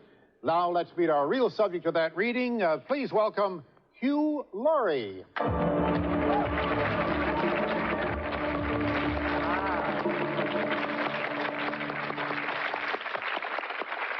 So tell us, Hugh, what did you make of that reading? Is it anything like you? I mean, does it apply to you? I wouldn't say very much, no. I'm certainly not enjoying the limelight now. Well, you may say, why did I come up? Well, curiosity, you know, but limelight, I wouldn't say, no. Extrovert, I don't think so. Professorial, I got the lowest possible degree at the university I went to. Ah, but you did go to university. Oh, that's right. Well, that's a start. Oh, that's yeah. One for me. You think you count that as one for you, do you? Well, just a small one you're for me, very generous I think, to yourself. yeah. I call that a draw, yeah, all right. What else was there? Did I say you had a good sense of humour? I think I did. Hands up in this audience who thinks they have not got a sense of humour. Oh, There you go. It would have been a brilliant one of me, incidentally. That's the odd thing. People do regard me as professorial in some way or another. Hugh isn't at all. He's certainly not extrovert. And Stupid. Stupid, in fact. I wouldn't get together, but not in the least bit stupid. Very intelligent, but not in a professorial or academic kind of way. And certainly not competent. In fact, I seem to spend a good 90% of my life trying to make you more competent. He gets nervous and he despises I think it. you do your friend a grave injustice. I've looked at his horoscope and I'm sure he's capable of far more than that. Yeah, well, I've looked at him, you see. Well, Jonathan, it doesn't seem that Hugh and Stephen are entirely convinced by your reading. And even more interesting, many people in our audience tonight thought that it could be them as well. What explanation could there be for that, do you think? What we're testing here is my ability to communicate. And, of course, you must understand in the newspapers, I specialize in saying things that do apply to a lot of people at once. Well, from my experience, readings in newspapers are very general, and perhaps that's why in America some of them now carry a health warning, which makes it clear they're for entertainment purposes only. Thank you very much, Jonathan, for taking part in our admittedly small number of trials. None of the special skills or powers...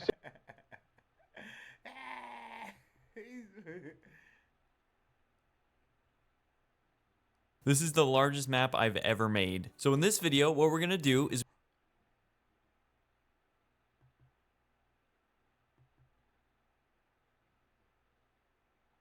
right now, some nation-states and individual actors are intercepting and storing lots of encrypted data, like passwords, bank details, and social security numbers. But they can't open these files, so why are they doing it? Well, because they believe that within the next 10 to 20 years, they will have access to a quantum computer that can break the encryption in minutes. This procedure is known as Store Now, Decrypt Later, or SNDL. And it works because there is information around today that will still be valuable in a decade. Things like industrial and pharmaceutical research and top secret government intelligence. And everyone is aware of this threat. The National Security Administration says that a sufficiently large quantum computer, if built, would be capable of undermining all widely deployed public key algorithms. In a 5 to 10 year time frame, quantum computing will break encryption as we know it today. Even though sufficiently powerful quantum computers are still years away, they're already a threat because of Store Now, Decrypt Later, which is why the US Congress just passed legislation mandating all agencies start transitioning right now to new methods of cryptography that can't be broken by quantum computers. You know, our current encryption schemes have been remarkably successful, working effectively for over 40 years. Up until the 1970s, if you wanted to exchange private information with someone, you would first have to meet up in person and share a secret key. This same key would be used to encrypt and decrypt messages, so it's known as a symmetric key algorithm.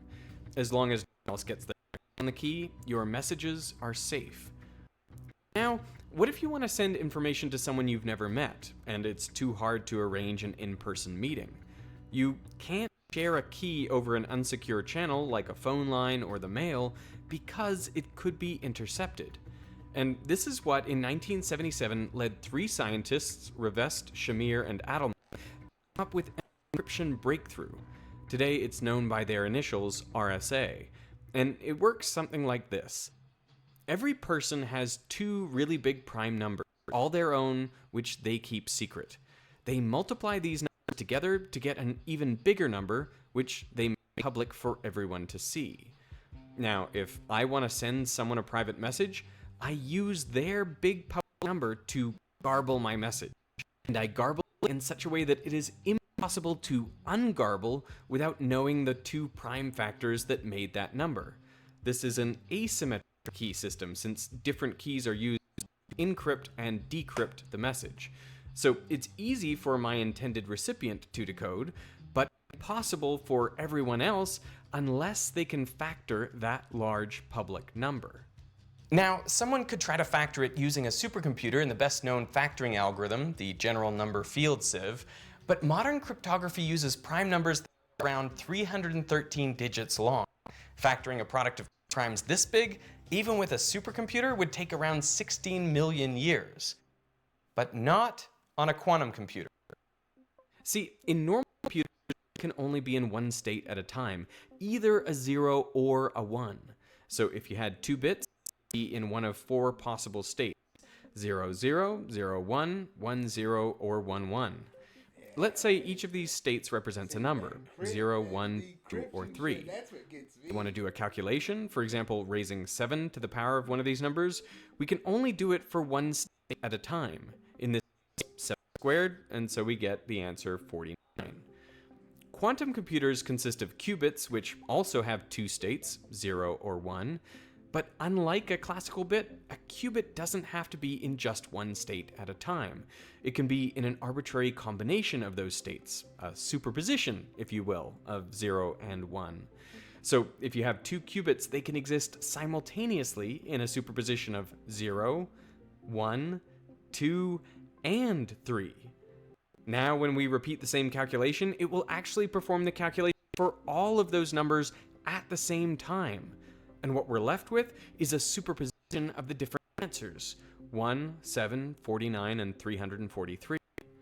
If we add another qubit, we double the number of possible states. With 3 qubits, we can represent 8 states, and thus perform 8 calculations all at once. Increase that number to just 20 qubits, and you can already represent over 1 million different states, meaning you can simultaneously compute over 1 million different answers.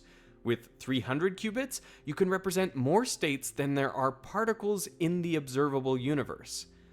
This sounds incredibly powerful, and it is, but there is one very big catch. All of the answers to the computation are embedded in a superposition of states. But you can't simply read out this superposition. When you make a measurement, you only have a single value from the superposition, basically at random, and all the other information is lost. So, in order to harness the power of a quantum computer, you need a way to convert a superposition of states into one that contains only the information you want.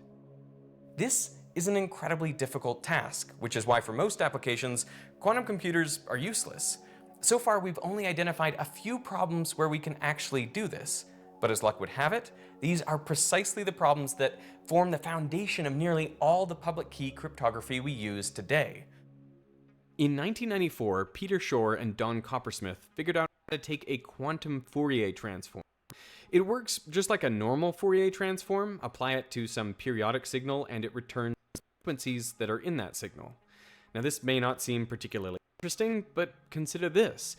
If we have a superposition of states that is periodic, that is, the terms in the superposition are separated by some particular amount, well, we can apply the quantum Fourier transform and we'll be left with states that contain the frequency of the signal.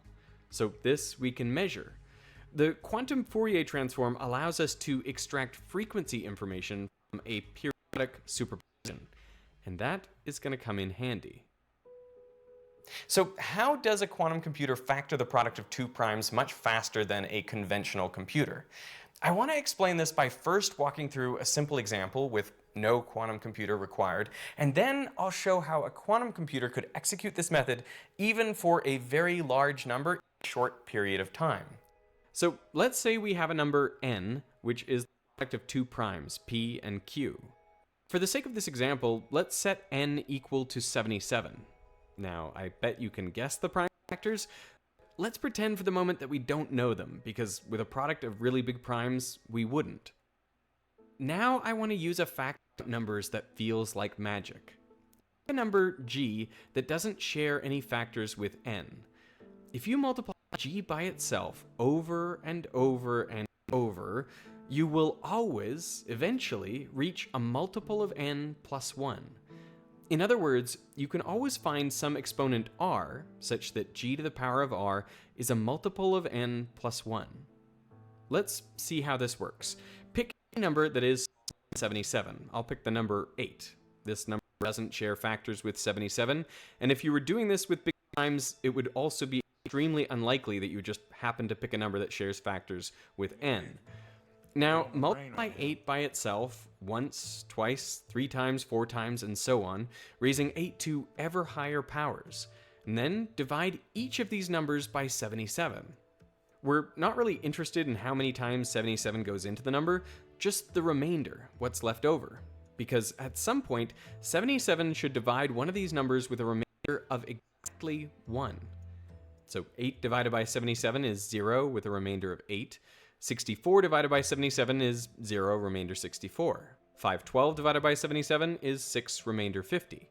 And as we keep going, we get remainders of 15, 43, 36, 57, 71, 29, and finally 1.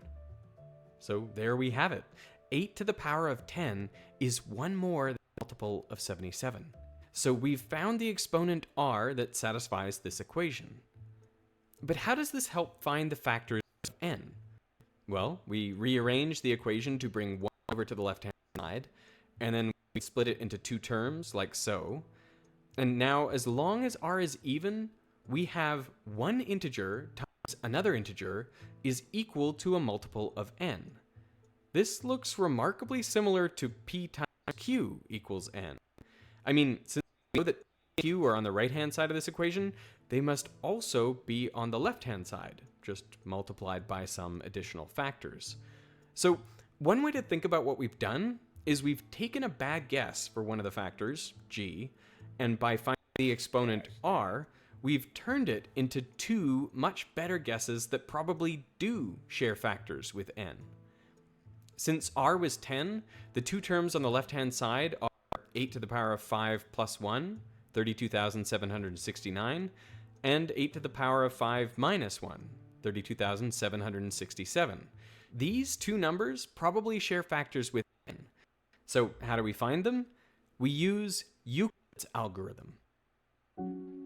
If you want to find the greatest common divisor of 2 numbers, say 32,769 and 77, divide the bigger number by the smaller one and record the remainder.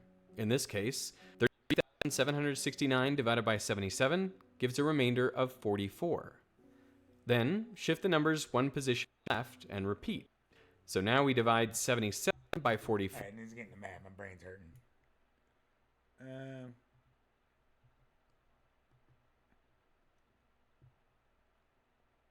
We're talking about classics today. We're talking about classics today.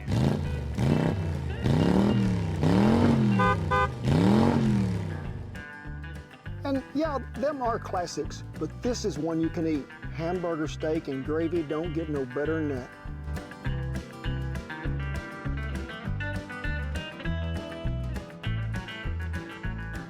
An old classic today, no, not me and the Beag. I'm talking about a hamburger steak with that good brown onion gravy that goes on top. My mother used to treat us to this on a lot of special occasions when she'd set this on the table, because when we could pair this with biscuits and gravy and mashed potatoes, man, we thought we was eating high on the hog. We did. And it's really simple. You just got to start out with good meat and get things to going, and I think we ought to start. So we have about 1.5 pounds of 80/20 ground chuck. Remember from a previous video, I told you if you're going to get ground meat, make sure it is ground chuck. And 80/20, we need the fat. So we have 4 garlic cloves that is minced right here. We're going to go ahead and just dump in there. She said them onions were in the state of Nevada, of her honor, they are. And they are what I call, what, Shan? Finely chopped? Finely chopped. Now go ahead and put them in there. And we're going to go ahead and mix that a little by hand, we are, just to get everything sort of started and incorporated well. Hi, Beag. Yes, this is beef, but Beag, the beef has onion in it. So, sorry, buddy, you're out of luck right now, you are. We got to have some, as what Justin Wilson said.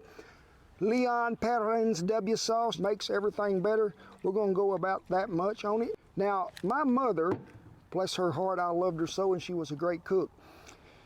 This would be about as far as she went, and then she might put some salt and pepper in it. Now, we're going to come in there with some of our original seasoning and season it.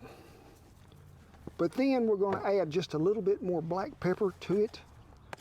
I fixed this on ranches before I have many times for cowboys, especially on days where I knew they'd had a long morning. And I'm thinking, you know, that old classic hamburger steak would be really good.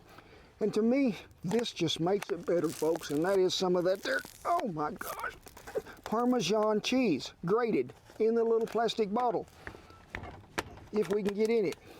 Now, we're gonna add about 3/4 to a cup. Don't be afraid to go overboard. You'll be all right. We just need to mix it really good. The Parmesan cheese really sort of acts as a binding agent too, which is going to bring it all together. We're going to grate us some butter right in here in it. We are. Just keep running her down through there. Why are you grating it? Because it's actually shred. Because it incorporates into the meat better. That way all the meat get that buttery taste to it. All right, let's go to mixing it one last time. Make sure that everybody's got some of that love. You don't see no Parmesan cheese laying around down in there loose. This is 1.5 pounds, so I know we're gonna at least get 4 out of here. So get them in a ball, pretty good shape, and we're just gonna see that we get pretty well 4 equal balls before we go any further.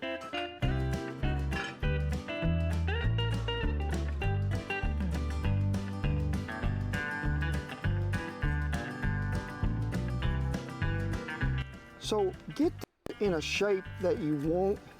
You can make them as thick or as thin, oblong, square, rectangle, I don't care.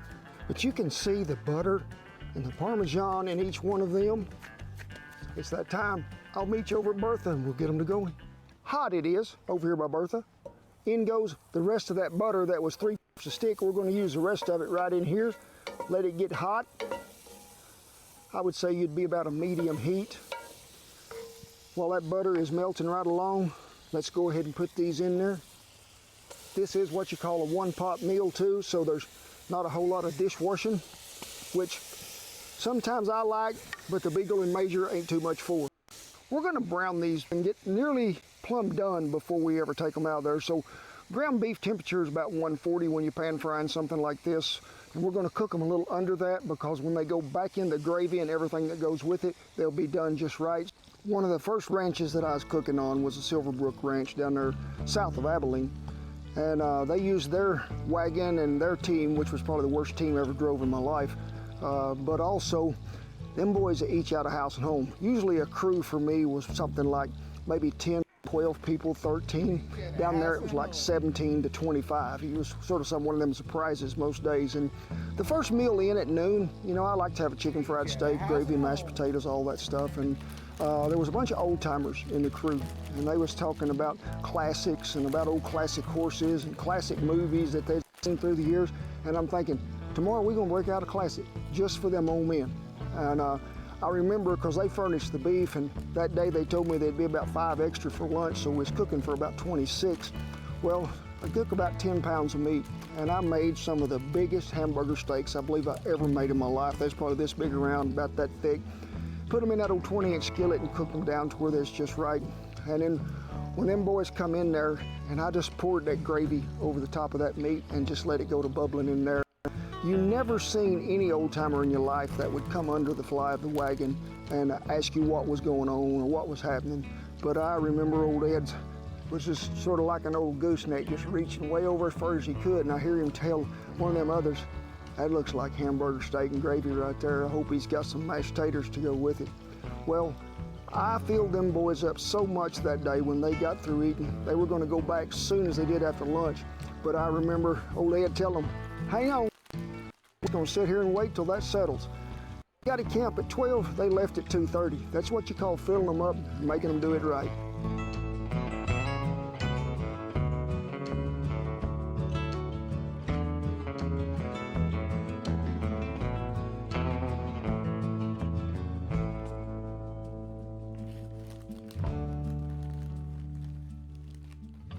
Now you can see as we were flipping them that some of them tried to want to fall apart. That's that Parmesan cheese and all that stuff that's getting really good and tender in there, and it just wants to just break out. But if you'll make these, chill them in the ice box about 30, 45 minutes ahead of time before you do this, you won't have no trouble at all. Well, meat is done, it is. I done sliced me up a white onion. We need to get it in there so it can cook. Now, you remember we put that rest of that leftover butter in there that we had? That's gonna help them onions too as it goes along there with that meat grease. So we're gonna let these cook till they get pretty good translucent and pretty soft, and then we'll add the rest of the gravy making mix. As them onions is simmering right along over on Bertha, you got to have gravy with this. And we're gonna use half and half. That's what's in my recipe. And it is about a cup of half and half, which is about half of this jug right here. So it's about that much. To that, some more of that there W sauce, cause you gotta have it.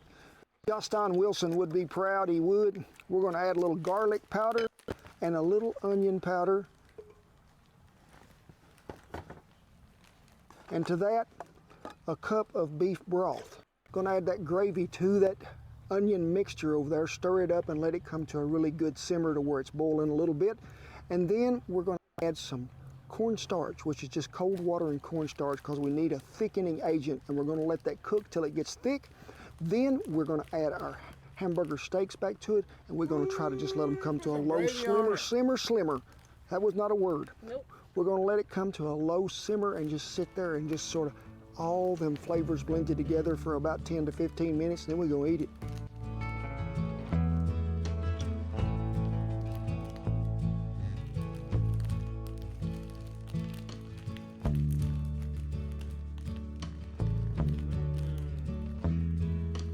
That is good cooking right there. That's good eating. That's for sure. Ooh, look at that. That's good.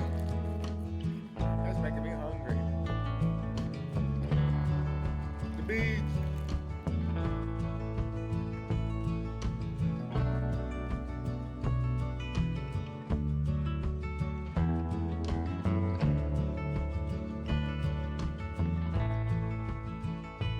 Ooh, that dog will hunt right there. I'm telling you, that is a fine meal. I have served that to many cowboys, I have. But my mother, like I said, graced it on our table so many times. And really, my way of serving it is like I did. I dished the potatoes down there first, then a layer of gravy, then the meat, then more gravy, because you can't never go wrong with gravy. You can also bake this dish when you get that hamburger meat and everything done and put it back in that gravy. If you want to slide it in the oven and let it bake for 15, 20 minutes, you can. And it's a great dish that if you want to cook in a Dutch oven, because it's so easy to cook, you can see the top and the bottom, everything good to go. But me,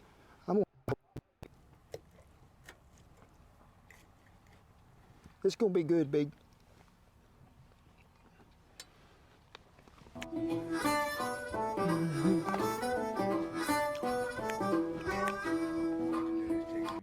That looks good. You know, we're saluting all those folks that went through the hard times. We're lifting up depression cooking, because them folks did it all. What are we talking about? Classic chicken and dumplings. The best classic food and comfort food there's ever been.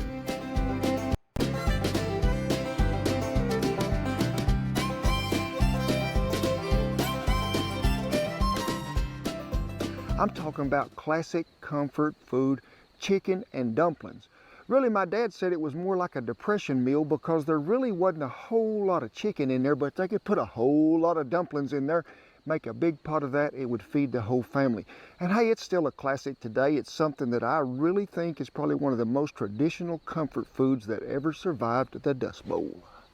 To really bring out the most flavor in this dish, I think you need to get you some of them chicken thighs. Yeah, now you can find them with the skin on them, or you can find them with the skin off.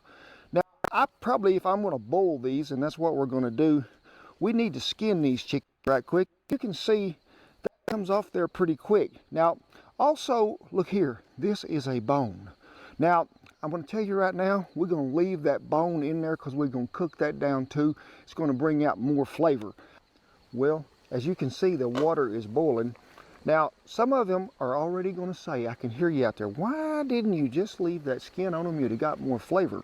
Well, sometimes you can do that. Hey, it don't make me no difference, but so just to please y'all, I'm going to put one of them in there with it, okay? So you want to make sure you have enough water in there and get it to boiling that everybody gets covered. So that's what you call a lot of chicken for chicken and dumplings. We're going to cook this probably 10 to 15 minutes at a boil. Might not take quite that long, but you just want it to where it is fork tender and will shred easy. Well, you can see the sun has made it up over the barn, because I can feel it hit me here on the side of the temple like in. But it is a beautiful morning here in camp, and let's talk about dumplings. Now, 3 cups of flour is where we're going to start. We're going to add 3 tablespoons of sugar, which is exactly that amount. Some baking powder, which is real close. Be sure you check the date on that, because it can expire and not be good. Oh, we have what you call a boiling action over here.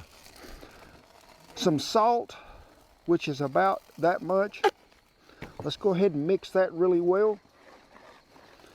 And I want you to form a whale there in the middle.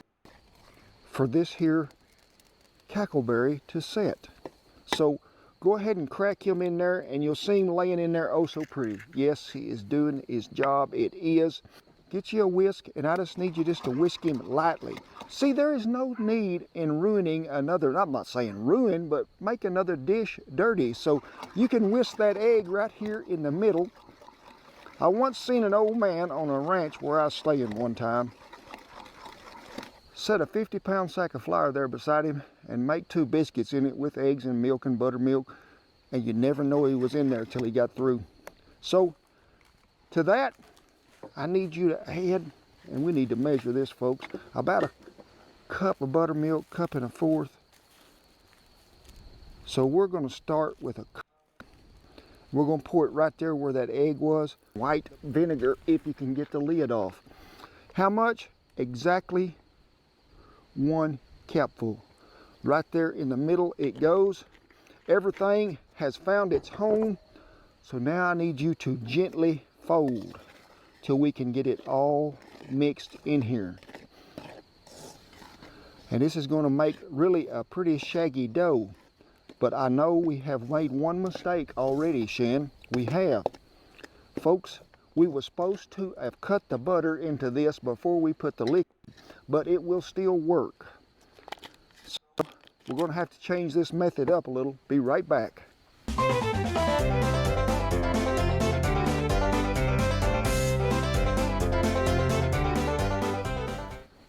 Rewind. Now when you do that, folks, and you got the flour, the sugar, and everything in there, before you add the egg or the buttermilk, go ahead and cut the butter in. Now we just need to go back to working in here to where we can get this in a ball-like form.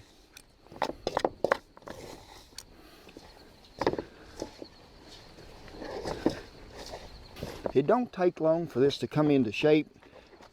So when you get this all made, you can see when we pull that apart there, it's pretty wet. You don't want this too dry, but we're going to keep working it to make sure that all that butter is incorporated in there well. You just need to, I'd say, knead this 15 or 20 times, not 15 or 20 minutes. I'm going to cover it with this bread helmet, and we're going to check the chicken and see if it is tender. Well, folks, we're going to bring one of them thighs out there and put him over here on this cutting board just to see, because I know that breast will be done before he is. I can tell you for sure right now, folks, do not think that, hey, we're going to discard that broth because we need to be saving some of that. You can go ahead and take them skins out of there if you got them laying in here loose. Look out, pups. Look out, look out, look out. Got a lot of help in the kitchen. Scoot just a little bit, mate. Scoot just a little bit more. There you go. We need to pour that back over here because we reserve about 6 cups of that broth to start out with. But you can see I done took me some carrots and with the handy dandy hash knife done chopped them up. Now my dad told me in the Dust Bowl, chicken and dumplings didn't have this portion. No vegetable. It never did have celery or carrots because it was hard to grow one when the dirt been blowing for like 5 years and there wasn't no water out there. So most of the time it was just chicken. But I do remember him telling the story that his mother made what? Jackrabbit and dumplings. Because folks, when you run out of chickens at that hen house when you're going over there all the time, and then next thing you know there ain't one, next thing come along gonna be jackrabbit. 6 cups of cream, and Shan said, oh, what? 6 cups of cream? Yeah. Hey, the chicken thief is here. But folks, my dad and them, you said they just used cow milk back then. They just go out there and, you know, you pull that stool up under the 31 model, and it's, you know, you don't milk at the front end, you milk at the back end, pull the stool up in there, and then you just turn the knobs where the faucets come on, right? No, you got to do this method. Then they would strain that cream off there when things was looking pretty generous, and they would have cream and milk combined in the chicken and dumplings. So we got 6 cups of cream in there, and we're going to go ahead and just, hey, let's go for it. Let's put a whole stick of butter in there. I think you got to have it. Now I want you to put this on medium heat because that cream can scorch if you've got that flame just blazing, licking around the sidewalls there. So 6 cups of chicken broth. So there's 1, 2. Let's go ahead and let's get them carrots and that celery in there because folks, we need that to be able to go ahead and cook and get tender. We're going to give it a little original seasoning because we're going to need a little bit of that salt in there. So give it a little sprinkling of that. I mean, you just go ahead and just warm that up and have it for breakfast right there. That'd probably be good for you. Now we're going to get back to shredding this chicken. So you can do it with your hands. You see when you cook that chicken right, it's not dry, because when you boil it too long, it'll get so dry and tough that you can't pull it apart. You have had yours. You stole what was going to be shared with the other puppies. So no, I don't think so. So go ahead, get your chicken. You can chop it, shred it, tear it, whatever you want.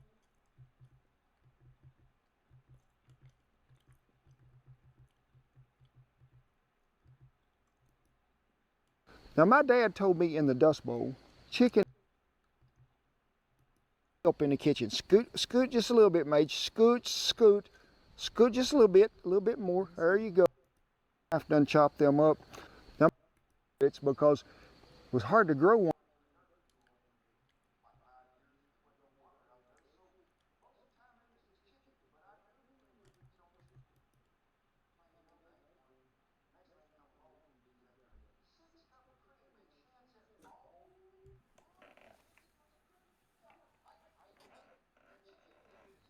He got it. Did he?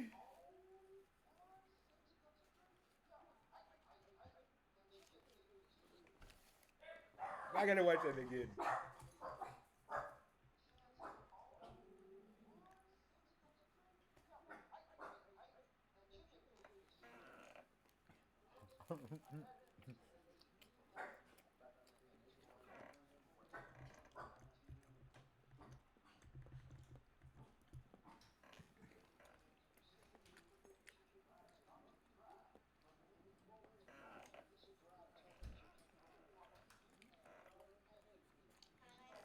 Biggs.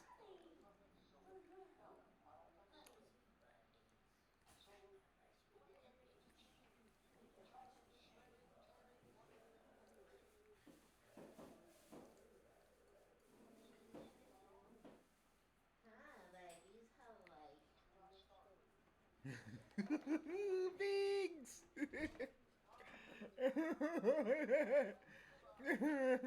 Yeah, Sadie. Just help in the kitchen.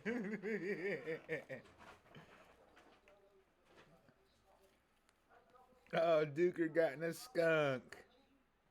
No, Duker. He has a schnauzer that he loves so much. His name's Major. He calls him Mage. He's cute.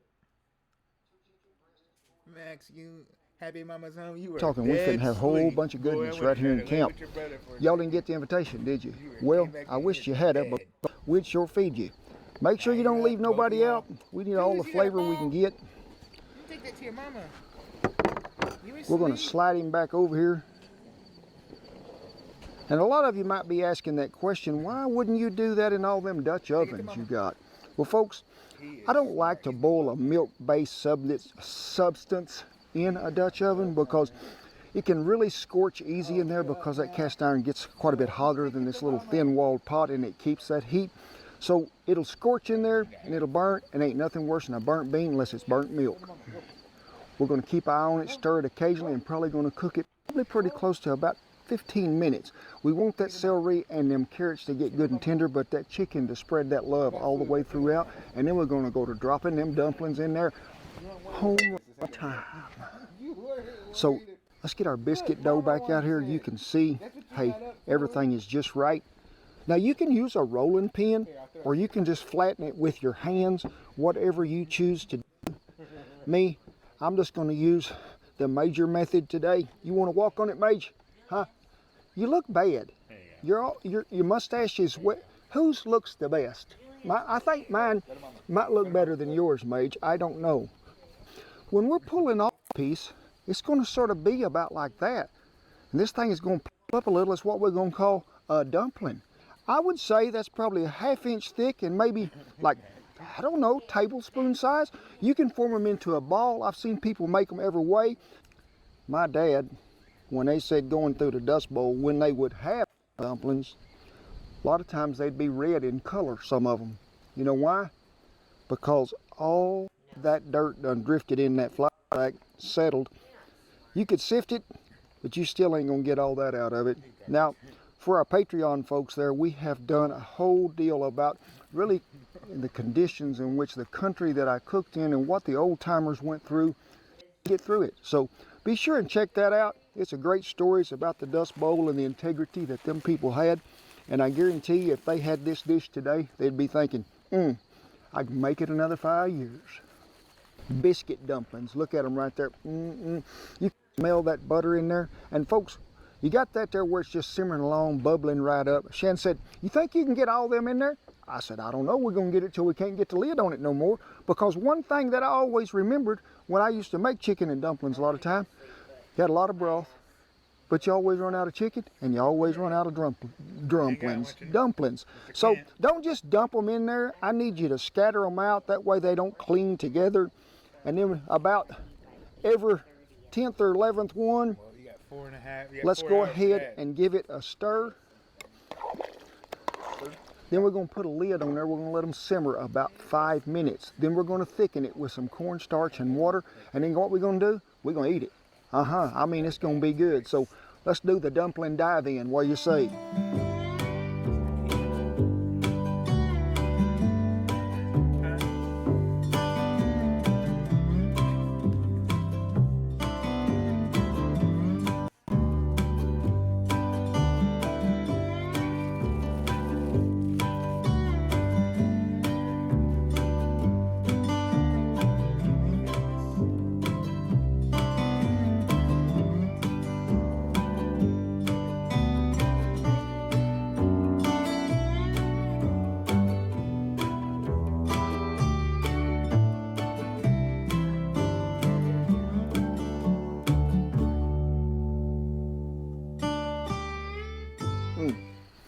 Tip my hat right off the bat to all them old timers that I ever knew, to all them folks, and you might have had some too that went through that depression, that Dust Bowl, and times was lean, food was scarce.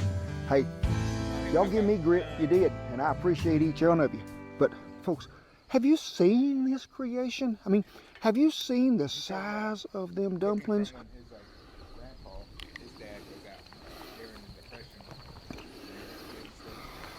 Thank you, Jesus. I mean, thank you so much. The memories that come flooding back through there from all the times my mother would fix this dish on a Sunday after church. In the wintertime, summertime, springtime, you can't go wrong. It's what we call the right time. It's the dumpling time. Woo! I be loving me some dumplings, might you? You see me right there at the end. Make some cornstarch, cold water, pour it in there. Make sure it is boiling or simmering before you do, and thicken it. Now, because folks, I like for that broth to be thicker than that heavy cream was. Well, hope y'all enjoyed, because I really enjoyed, as you can tell. It is an old classic, a recipe that has been through the test of time, that will always get you through the thick and thin. And folks, that's pretty cheap eating right there. It is. You can go to that grocery store and come out ahead on this kind of deal. We appreciate you, we do. But as always, and it is with honor and great pride that I tip my hat to all the servicemen and women and all the veterans who have kept that line back there over camp, and to the rest of y'all. Remember last week I told you y'all was family. We mean that, because you are. Be sure and share videos with everybody you know, because folks, we need to help everybody feel better. Give us a like on the channel. God bless you each and every one, and I'll see you bound. Oh my Jiminy Cricket goodness. Thank y'all for dropping by under the barn. Guess what? We are making up some old-fashioned classic buttery flaky biscuits. Hey, they so easy, they ain't even got a rise, none at all. You just slip them in the oven, but don't think that's all. We're gonna top them off with some homemade white gravy and some sausage all mixed in there. Lather it right over the top. Come on, I'll save you a biscuit and I'll meet you in camp.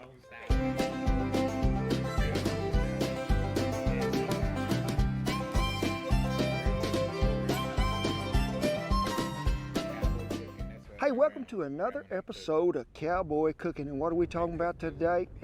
Homemade buttery biscuits. But folks, be sure you stick around to the end of this, because we have got some great news. We're going to get a little preview of what? Our brand new cookbook. We got some advanced copies, and I want y'all to see it, so be sure and stick around. But also, if you're a new viewer, hey, don't get left out in the cold, because it's pretty cold today. Be sure you hit that subscribe button, because we don't want you to miss out on any of these great episodes. Pardon me, folks, but I'm going to have to put this apron on. I am a little cold, but hey, I'd like to thank the good folks at Area. They have supplied us some fine stuff, and I do love this vest. Shannon will have you a link there to where you can go to the back page, and it'll show you all of my favorites, everything that I'm wearing and what I like. And this is sort of like saran wrap, putting an apron on in the wind. Y'all pardon me, but it is a little cold out here, it is. Before we start making these biscuits, I want you to know, use good flour, folks. I mean, it is a staple. You have to have it. And I've got to where I really love me some King Arthur flour. You can find it in a lot of stores, but we're going to start with 3 cups of all-purpose flour, if we can get it in there for the wind blowing. That is a 2-cup measure, so we'll make that 2. And we're going to try to get on the money here and have 3. So there is 3 cups of flour. Now we're going to take the sugar, which is in the car, which is not here. The car is over yonder. You better go get it. Whew, that's a long commute to the store, wasn't it? Whew, as Justin Wilson would say. Now we're going to take 3 tablespoons of sugar, a half a teaspoon of salt, heaping teaspoon of baking powder. This here magical elixir. What is it called? Cream of tartar, which is going to give you sort of like a double rise method. Because folks, we ain't having to let these rise. Remember, I told you these was so easy. So this cream of tartar, do not leave it out. You got to have some of it. Make sure you mix all them dry ingredients well. But the secret to these biscuits, more than anything else, what is it, Shan? Everybody's favorite. Yes, love. But you in the 3rd row by the fresh cow patty. Yeah. Oh, he moved. He is so bashful, I tell you. Butter. Yes, it is, folks. It is the creamiest, bestest thing you can put in there. Now, folks, it needs to be chilled. This can't be soft, and I don't want you to just crumb it up in there. I want you to just slice it in there. And we're going to use a stick and a half, which is about 3/4 of a cup. And when we go to mixing this, we are not just going to just tear this butter plumb up to where you can't find it. That's the secret to these good buttery flavored flaky biscuits, is to leave that butter in big enough pieces you can sort of see it, and it melts throughout that biscuit while it's cooking. And you need to get you one of them pie crumb cutter deals, and we got one somewhere. We just don't know where it's at. We got one. Oh, Culinary had it. I don't know what he's got there. But folks, if you ain't got one of these, and my mother taught me to make them too, with just a fork, but this is a whole lot easier. Just remember what I'm telling you. We ain't mashing that butter all away. I want to leave it in flaky pieces to where they melt in there, and that makes a biscuit good. Now, folks, you can see as we quit messing with that, this isn't like a pie crust consistency to where it's more cracker crumb. I want to be able to see them little bits of butter all mixed up in through there, because that's what's going to make things so delicious, folks. It is. Because I want to take one cackleberry. I sure do. Because I like to whip it just a tad, not much. I just want to see it separate there a little and get a little more on the liquefied stage, and that is there. We're going to use 1 1/4 cup of buttermilk. Now, say you're looking in your icebox just right now, you are, and you're thinking, I'm going to make this recipe, but I ain't got no buttermilk. Scientific knowledge has proven the fact that if you hold your foot up like this, and you go over to the drawer and you find some lemon juice, you can make your own buttermilk. It is very simple. Or vinegar. Or vinegar, that is right. So, 1 1/4 cups of buttermilk. Let's go ahead and put our egg in there. And let's just sort of go to folding this over and over. Okay, you can see that is powerful wet. That is a good place to start. Because, folks, we don't want this to be so dry when we're starting here that we're trying to incorporate that liquid back into it. It don't work well. So, let me get a little flour on my hands. And we're going to add a little flour in there. And I just want you to go to mashing. You can see that is still wet enough to stick together, but it ain't sticking to my hands so much. So, let's discard that apparatus. And let's put some of that flour on here. At this point in time, we're going to knead it for just a little bit. So just keep rolling it over. mashing that butter all up in that dough because we don't want to see nobody left out. And you can see the good yellow color that it's got in there from that egg and that butter. See how it sort of just jumps out there at you in the evening fading light. So when you get it to that point to where you kneaded it for about, oh, I'd say a minute, just get her rolled over here in about that shape right there, and voila, we have created a homemade biscuit nearly. With your hands, you can pat that out to where about I'd say a ½ inch thick, or you can take a rolling pin, whatever you want. Let's just get it to about that thickness. And folks, when you be looking in here right now, when Shan comes in here, see all that butter? This is what I'm talking about, making things, ooh, so good, so flaky, and I'm ready to eat me some biscuits. What about you, Big? He's covered in flour. But folks, guess what? Today we ain't got no biscuit cutter. Why? Because Kent run off and left it, that's why. But never let something like that fool you. In the pickup truck, there was a empty can of Clever Girl. Now be careful when you do this. I want you just to cut that bottom out of it. And don't be thinking this was a really good knife to start with. This was something I also had in the pickup. So we're gonna just cut this out of there. Now you remember that leftover butter that we might have had? Let's just take that butter, because this was sort of warming over there by the coals, and let's give it a good greasing. Take your biscuit cutter, pull them out of there. There you go, voila, we have a biscuit. So when you get to this point and you done cut them first biscuits out of there, bring this back together and just mash it up here to where we can start. I don't want you rolling it around there and going to kneading and all this stuff, because guess what? An overworked biscuit is a dry biscuit, and we don't want our biscuits to be overworked. Now this will usually make about, I'd say, 12 to 15 biscuits. That's what we're shooting for today. Dookie. You like a biscuit? What do you think, Dookies? Hey. Do y'all need a little dough? Okay. Well, we got her fired up, we did. Now, I have a pretty tight layer of coals around a tall trivet, really heavy on top, because we can keep an eye on that. Cooking biscuits sometimes in a Dutch oven can be a little intimidating, especially in about a 20-mile-an-hour breeze, which we have today. So we may have to rake these coals back or add a little more to them. You can always add heat to it, cook it, but when it's burnt, you can't take that away. So be sure you manage your fire well. Also, one thing I want to tell you too, been having a lot of questions, keep that fire source going, because you can't just make them coals automatically. So make sure you have twice as many as you need. We'll rotate the lid one way in a minute, the bottom the other, to try to even out any hot spot if we have more coals on one side or the other. Hey, go.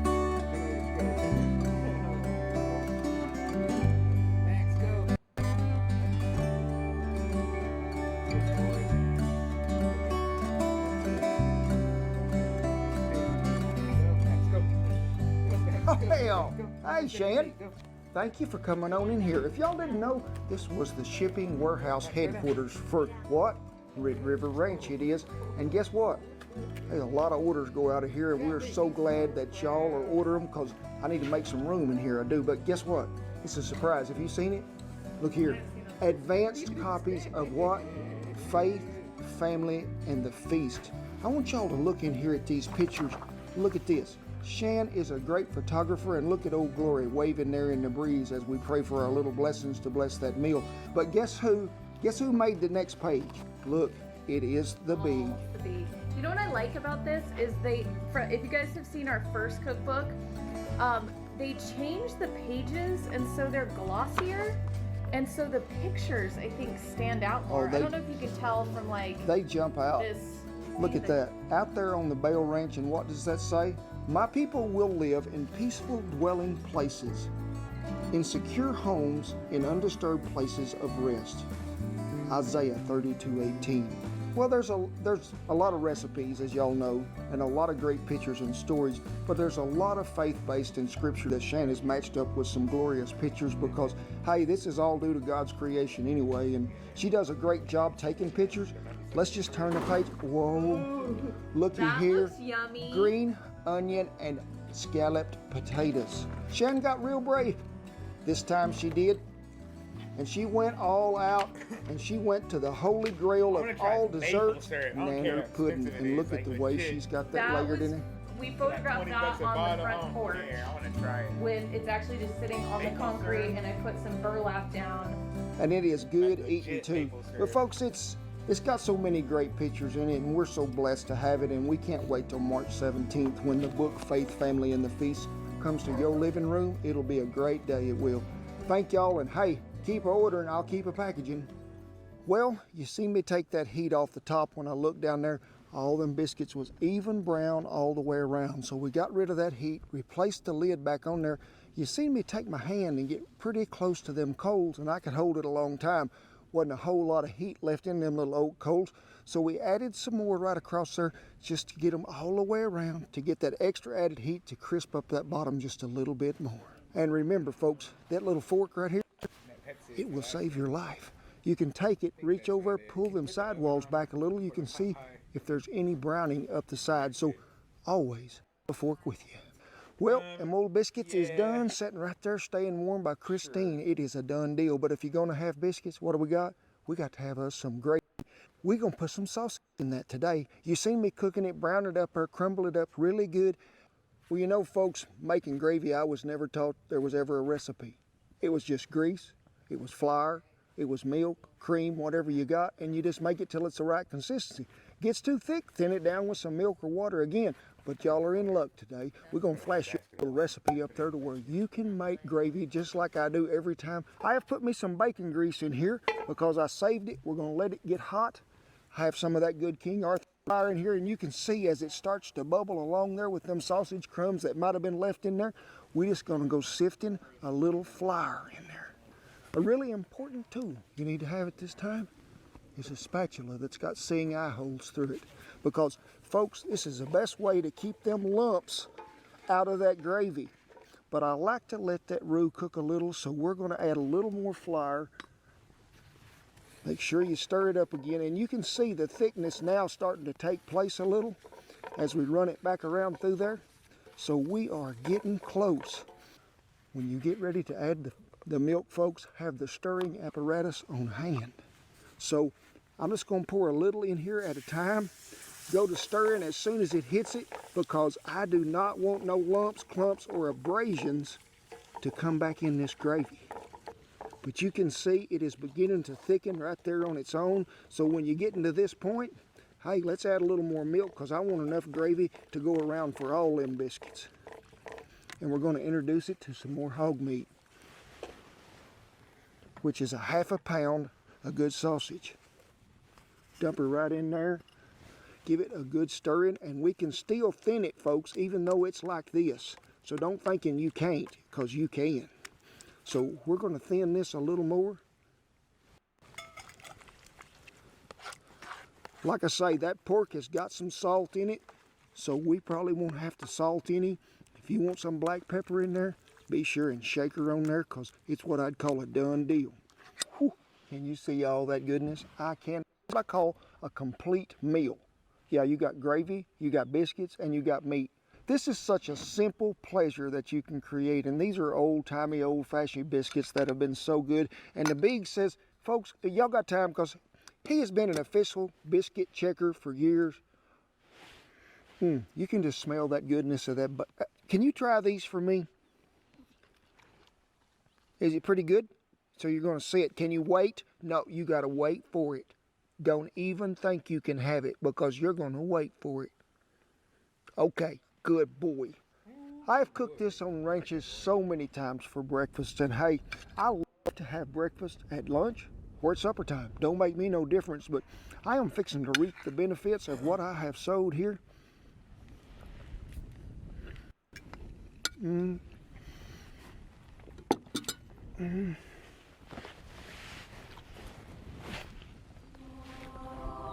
Praise the Lord.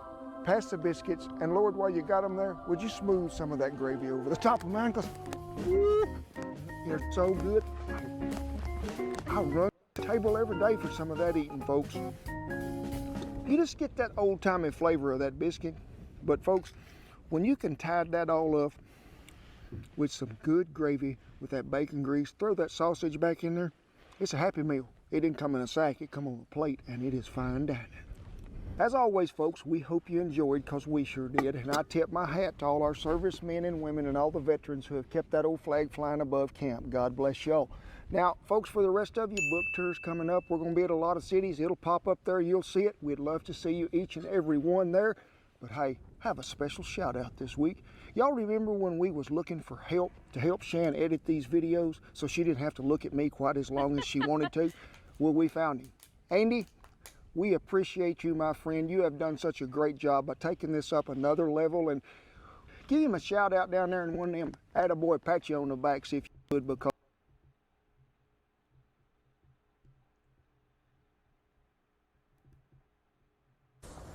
cold, ain't it? Y'all want to take that chill off early? I got a traditional cowboy chili recipe, and it is good. It's right.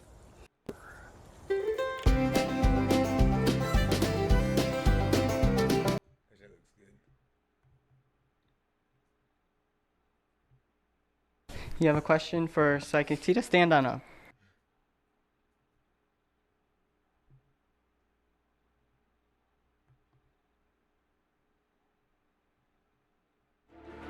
During desperate times when civilians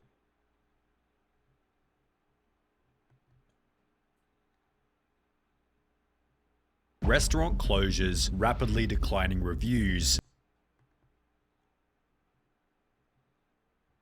I'm missing WoW is just a game.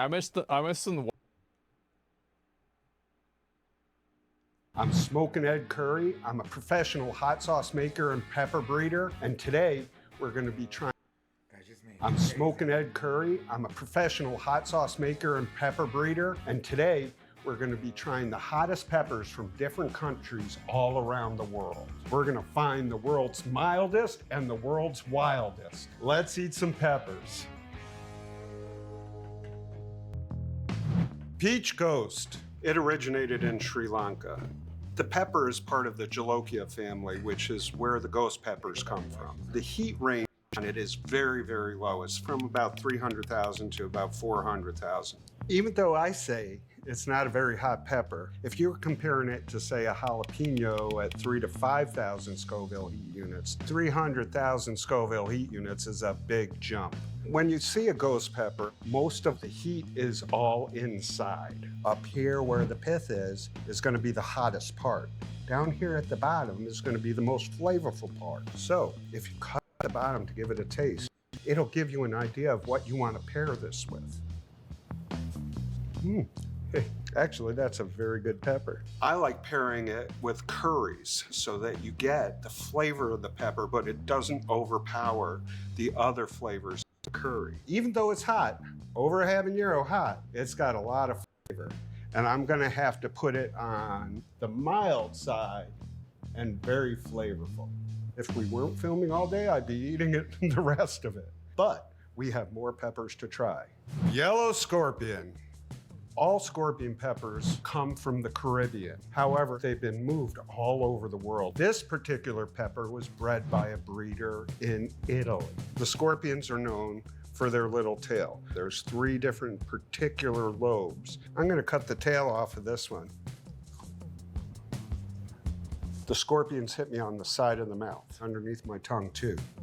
The heat on this, well over 1 million Scoville heat units. I don't know if you can see, my eyes watered right away. I'm getting a little drip in my nose and it's kind of catching me in the throat. Fantastic heat. As far as flavor goes for me, yeah, it tastes horrible. No floral tones to it. It doesn't have any sweetness to it. It just tastes like heat. We dry them. It gives it a good kick and the flavor comes out a lot sweeter than if it's raw. So I'm gonna put this pepper down here. Very little flavor at all, but it is very hot. So I'm gonna call it a hot mess. Let's try some more peppers. Chocolate scorpion is said to originate on Trinidad. However, this particular version comes from the island of St. Vincent, thought to be one of the hottest peppers in the world, but in testing, they usually come out around 1.2, 1.3 million. Now, chocolate peppers do not have any chocolate in it. A lot of people make that mistake. There's a high tannin content in chocolate peppers. Those bumps and the wrinkles in the skin are usually indicative that this pepper is gonna hurt. Now the heat comes on right away. The tannins in the chocolate tend to offset that bitterness and give it a totally different fruity flavor. Instead of that bitter side like we got with the yellow scorpion, I'm getting that fruity side. It's staying up in the front of my mouth and up in my olfactories. I love pairing chocolate peppers with sweet stuff. Mix it all together and marinate a nice steak in it. It is delicious. However, it is hot. So I'm gonna put that one right up here. It's extremely spicy. It's a hot and fruity blast because you get hit immediately with that heat. Let's move on to the next pepper. Orange Madame Genet from Suriname. A lot of people who can take habanero heat, this is the pepper for you. It's got a really high content of sugar. They tend to have a very long seed pocket in them. So there's not very many places on the pepper that don't have the heat.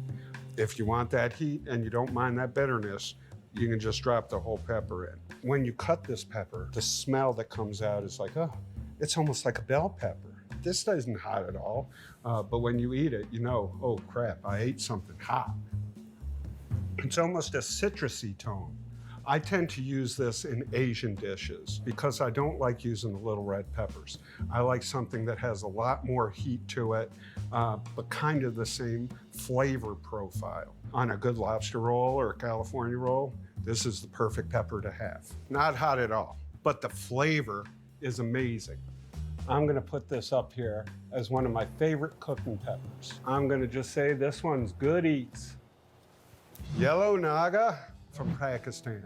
Nagas and Jolokias are cousins. It's kind of like saying a Golden Delicious and a Honeycrisp apple. Same kind of flavor. The heat on it, you know, I would say about 800,000 Scoville heat units, maybe a little bit higher depending on how you grow them. So even though on average, it is not nearly one of the hottest in the world, it's still a super hot pepper and should be handled with care. Boom, right away, sweet flavor, just like with the Madame Genet, but you can feel it building up in the back of your throat. This one has a little bit of that earthy tone to it. It needs something vibrant to pick it up. The sweetness went away pretty quickly and became more of a ghosty taste to it. So I'm gonna put this right in the middle. It's not a less flavorful pepper, it's not a more flavorful pepper. You definitely need to add something that'll pull up the flavor. For those who want to experiment with heat, this is a good pepper to experiment with. This is all around fun. Red Apocalypse. All the way over the pond from England, the Apocalypse is a version of the scorpion pepper. It is delicious. It's got a very big pocket at the bottom. It packs a lot of heat because that capsaicin producing membrane has come down all the way through that pocket. This is brutal. Excuse me, this is brutal hot.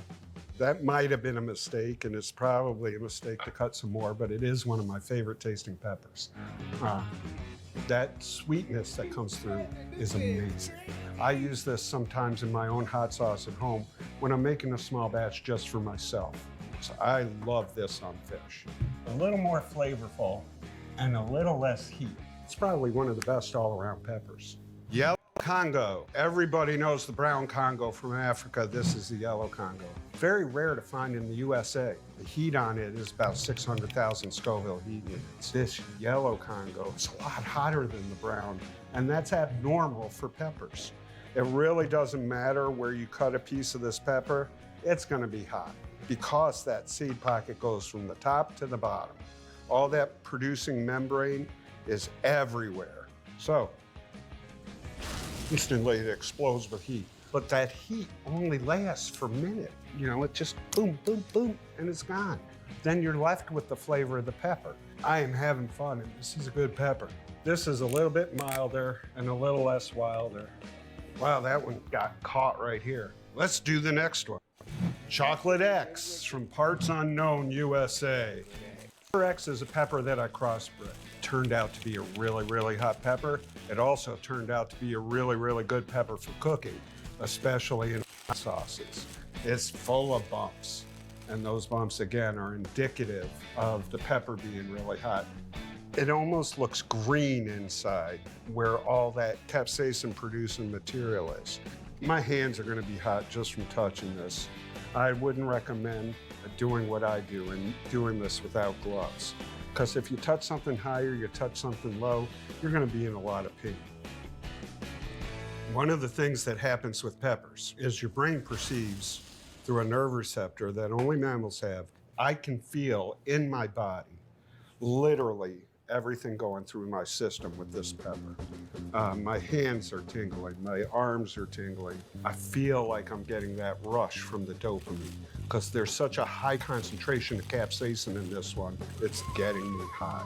This is the point in eating peppers where you see on those videos online that fight or flight. Some people just freak out and they're like, oh, and they gotta run for water and they chug stuff and they get sick. Right now my tongue is on fire. Holy smokes. Yeah, it is brutal hot. This one has good flavor and good heat. They tend to overpower things. So you need a really good hearty dish. I've used it in lasagnas before. It is the hottest pepper that's here, but definitely not the most flavorful that we've tried so far. If you want to do something that's stupid, this is the one to cook with a capital T. Red ghost pepper, or the jolokia pepper from India. This one happens to be a variety called butt jolokia. At one time, this was considered the world record pepper. They really come in 600,000 to 700,000 Scoville heat units. This pepper has a really, really, really savage burn to it. It comes at you like no tomorrow and then dissipates very, very quickly.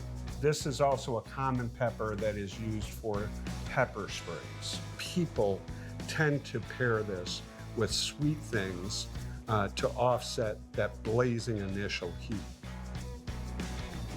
The hit of heat was so powerful right up front that immediately my nose started running. My lips are tingling. I'm just gonna call it the average Joe dirt. It's really spicy. But it's nothing spectacular. And the average Joe thinks they're doing the best thing by eating it. Red Reaper Ruga. It's a development that happened in both Trinidad and the USA. Worked with a scientist in Trinidad to get this pepper going. This pepper is really, really hot. They average around 1.1, 1.2 million Scoville heat units now. This is one of those things where a little goes a long way.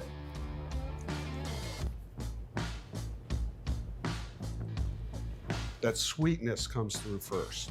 And then that scorpion tone from the Moruga comes in second.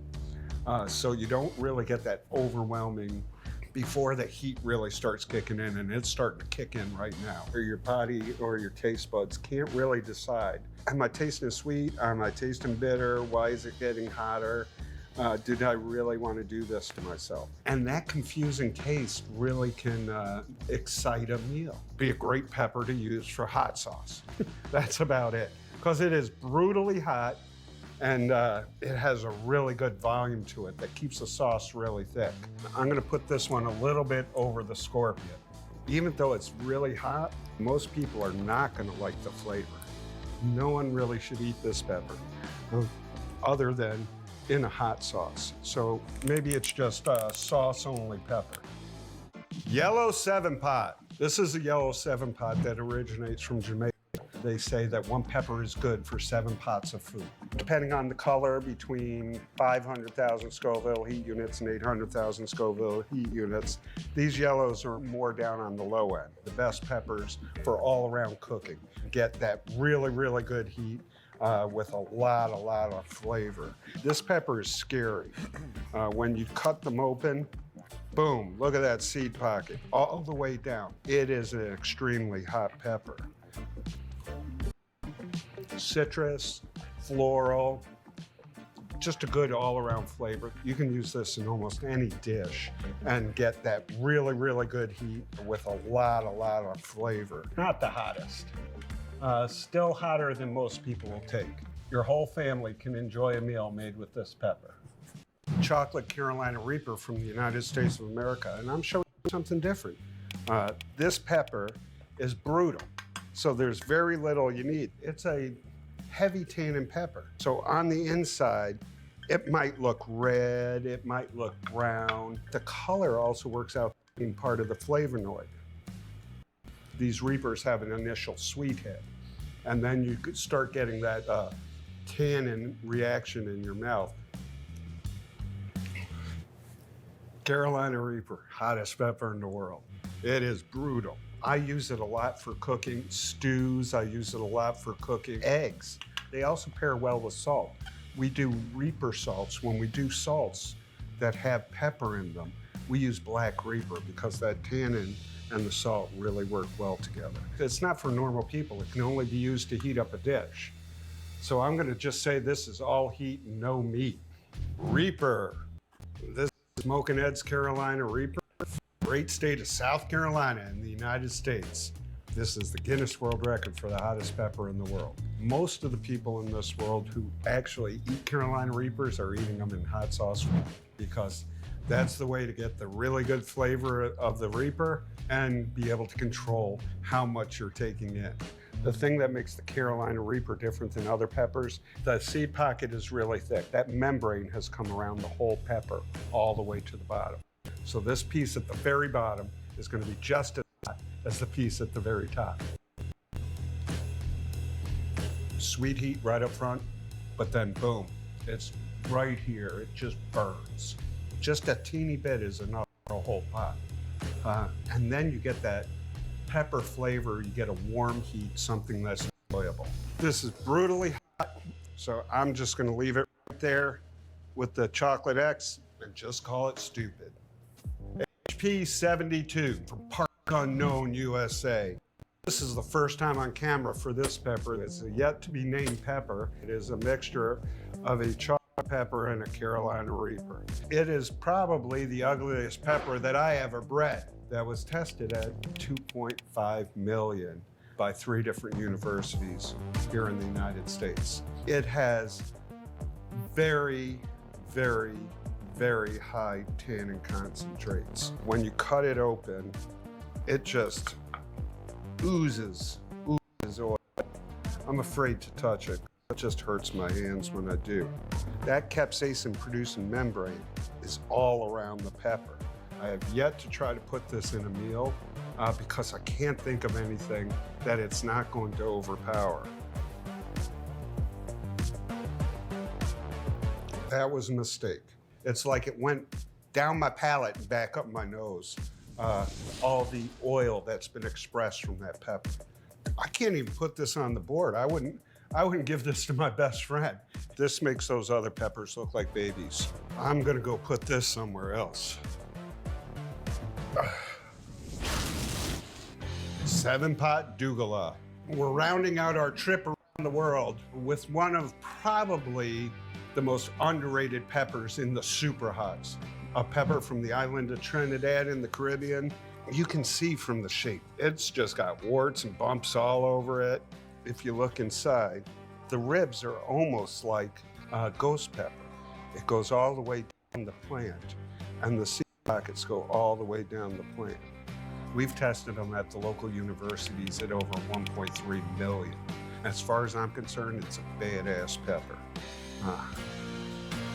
This pepper has a very, very slow build. The flavor on this pepper is phenomenal. The heat just a little bit above median for me.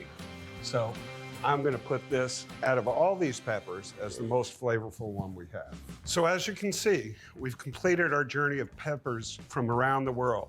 Maybe you can use some to expand your palate. Maybe you shouldn't touch any at all. Some of them have flavor, some are just heat. Highly recommend that you start on the low end and work your way up. And remember, less is more. You need to enjoy the food you're eating.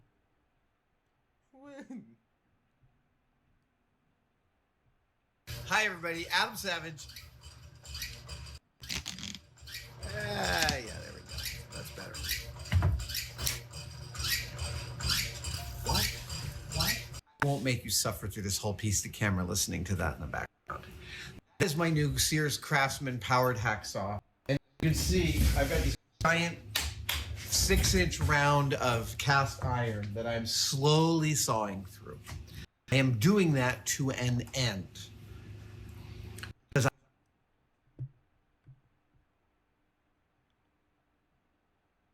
Here in the Kurzgesagt labs, we test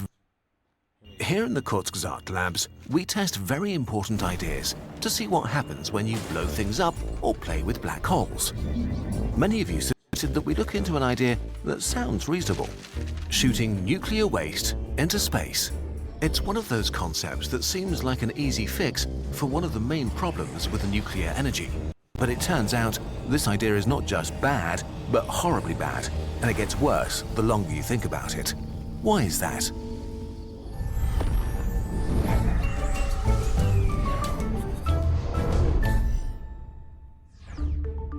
What is nuclear waste? Nuclear waste is a fuzzy term and comes in categories which vary from country to country. But in general, there are 3 broad levels. 90% is low-level nuclear waste, tools, gloves, or trash used at a nuclear facility that could be weakly contaminated with some short-lived radioactivity. This stuff is generally safe for normal disposal. 7% is intermediate-level nuclear waste, mostly materials that have been in close proximity to a reactor core long enough to become dangerously radioactive. With proper handling, it's either safely buried or melted down and mixed into glass or concrete, or deep underground.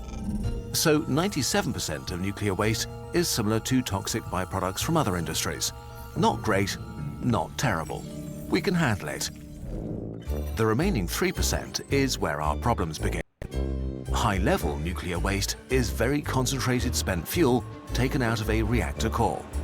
Formerly uranium, it's now made of various dangerous and often highly radioactive elements. As a bonus, it's also incredibly hot and not easy to handle at all. This is what we want to shoot into space. All in all, around 404 active nuclear reactors create about 11,000 tons of high-level nuclear waste each year. Since 1954, we've accumulated 400,000 tons of dangerous radioactive waste. Most countries are dealing with it by not dealing with it and kicking the can towards the future. Great, so let's launch it into space. According to scientists, space is big, and nobody lives there, so it seems perfect for yeeting away this mess. There are a few tiny problems, though. Problem 1, stuff ain't cheap. Even though spaceflight is getting more affordable, it's still extremely expensive. Just to get something into low Earth orbit costs on average about $4,000 per kilogram. Putting that into perspective, it costs about $1,600 to mine, separate and fabricate 1 kilogram of nuclear fuel, so launching waste into space has suddenly made nuclear fuel for reactors way more expensive and greatly increased the cost of the electricity they produce. Launch 1 reactor's worth of nuclear waste would cost at least $100 million per year. To deal with all the 440 operational nuclear power plants' high-level nuclear waste would cost some $44 billion per year for space launch before packaging, transport and security costs are added. Okay, let's pretend we don't care. Currently, we couldn't shoot all the nuclear waste into space even if we wanted to. There aren't enough rockets. In 2021, we saw a record 135 launches into space. If we repurposed each of those rockets and filled them all with nuclear waste, the total amount that could be lifted into a low Earth orbit, which is the closest orbit above the atmosphere, is nearly 800 tons. We'd need at least 14 times more rockets to handle just today's nuclear waste, let alone get rid of the hundreds of thousands of tons in temporary storage. We would need to create entire new space industries to keep up with the demand for giant, toxic space trash trucks. And it gets worse. Problem 2, space is hard. We only made the calculation for low Earth orbit, where we send most of our rockets and satellites. Littering the space around Earth with thousands of casks of spent nuclear fuel would be a nightmare for space junk management and satellite collision avoidance. Worse still, at this altitude, there's still a little bit of atmosphere causing a tiny bit of drag, so we might have nuclear waste raining down from space within just a few years. Experts would call this a huge problem. Clearly, we have to launch our waste further. If we wanted to send it to, perhaps, the moon, we either need way more rockets or we need to build much bigger ones, making it even more expensive. A single Saturn V, the rocket used by the Apollo program, which cost around $1.5 billion adjusted for inflation per launch, could get about 43.5 tons from the Earth to the Moon. So we'd need about 260 Saturn V rocket launches every year. Of course, using the Moon as target practice for nuclear waste-tipped rockets kind of makes a huge mess. So maybe don't aim for anything. Space is empty. You really need a target. Shooting waste in any random direction is, you guessed it, also a bad idea. Orbits are loops, which means they have a tendency to come back to where they started. Put enough in the sky in random directions, and you'll get one back eventually. So we'd want to launch our nuclear waste deep into space, which means we need even bigger rockets that would be even more expensive. Not that we would be completely safe then. Earth might run into these interplanetary caskets at some time in the far future and experience a pretty meteor shower made from radioactive dust. Okay, how about we shoot it into the sun? Ironically, the sun is pretty hard to hit. While the sun has very strong gravity, everything on Earth is moving with respect to the sun, including the rockets that we launch, meaning a rocket would have to cancel out all the orbital motion it has around the sun so it can stop orbiting and fall in. Because of this, it's actually easier to launch a rocket entirely out of the solar system than it is to launch it into the sun. But to do either of these things, we need even bigger rockets, probably the biggest we've ever built. Nothing works. The thing is, it gets even worse. Problem 3, rockets go brrr. Rocket engineering has taken huge steps since the Apollo era. We've made them relatively safe. We've mostly replaced the toxic explosive cancer fuels of the past decades with much saner mixes of liquid oxygen and hydrogen or kerosene. The newest designs even land themselves so that they can be reused. And yet, out of the 146 launches in 2021, there were 11 failures, which means that a sizable number of our rockets carrying high-level radioactive waste would be exploding on the launch pad, or in the worst case, disassembling at high altitude or crashing from hypersonic speeds. Failure would be equivalent to a mini Chernobyl, but instead of being contained under a slab of concrete, spread throughout the atmosphere. Radioactive particles could make their way to faraway places by riding on the winds. Most would fall into the ocean, but some would land on the inhabited parts of the world. They could cover farmlands and get concentrated into our food or enter our water supply. Which is, well, bad. Imagine regular large-scale nuclear disasters happening. People wouldn't be happy. Conclusion and opinion part. Nuclear waste is scary, but the fear of it and horrible ideas like shooting it into space reveals how bad we are at understanding risk, because the largest amounts of radioactive elements like uranium and radon are actually released by coal. Burning millions of tons of coal each year leaves ash as a waste product that includes about 36,000 tons of radioactive materials. Less radioactive than high-level nuclear waste, but there's also a lot more of it, and it's handled way less carefully. Some of this ash is caught by filters, but most is simply pushed back into leaky mines, shoved into piles exposed to the wind, or poured in ponds that regularly spill into rivers and lakes. Living within 1.6 kilometers of an ash pile increases your cancer risk up to 2,000 times over the acceptable limit. And this is on top of other toxic chemicals like heavy metals and, of course, their massive CO2 emissions. And yet, while nuclear energy is flawed and its current form may only be a transitory technology, nuclear power plants are a harder sell than coal. Nuclear waste and the lack of willingness to deal with it are a real issue. It's not insurmountable, though. There are good methods to handle it, like burying it deep underground or reprocessing some of it into new fuel. But however we ultimately deal with this issue, we hope one thing is clear. Shooting nuclear waste into space is one of the worst ideas ever. Researching this crazy thing, conducting all of these important tests, and of course, creating this video took us around 2,000 hours, which is insane for a YouTube video.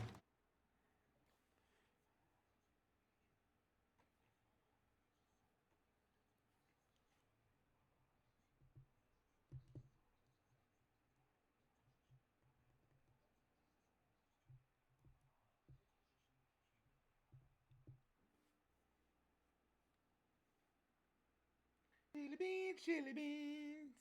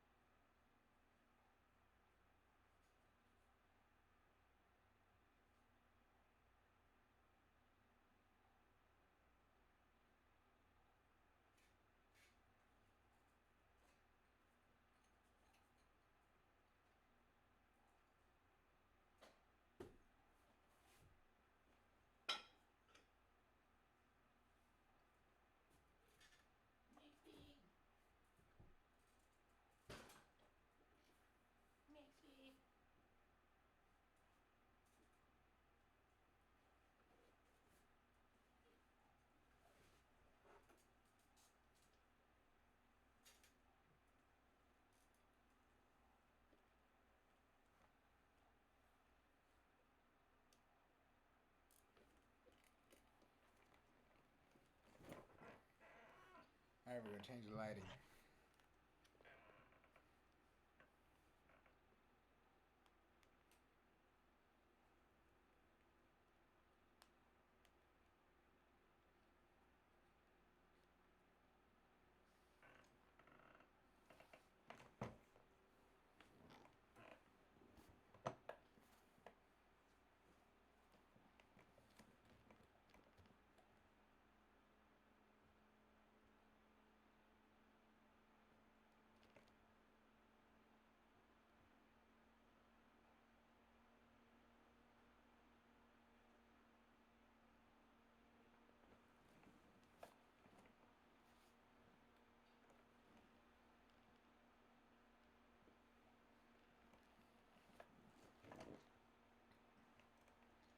What's that, baby?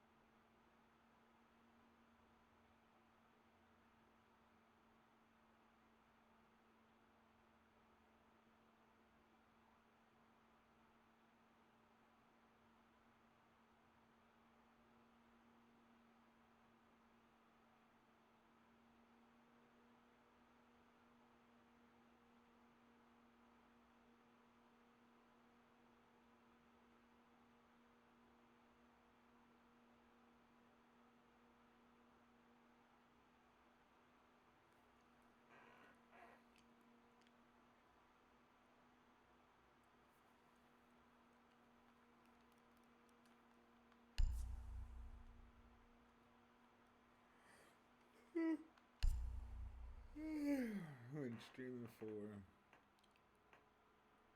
few hours now.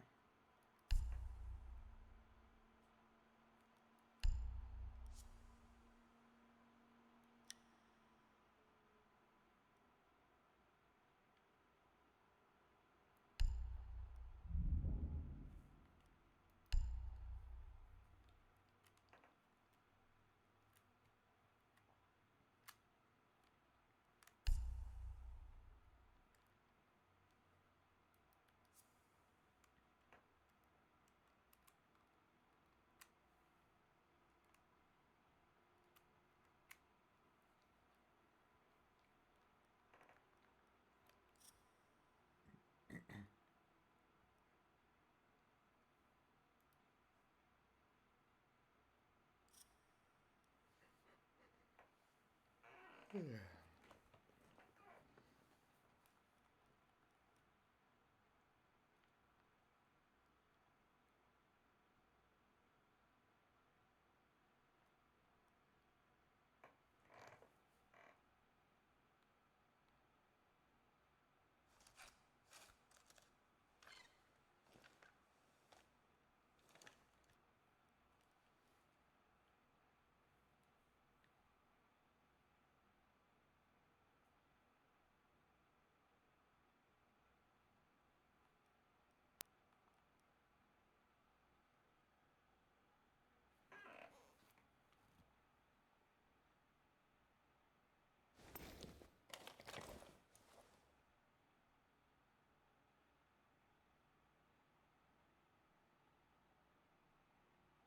I don't know if that's cool or not.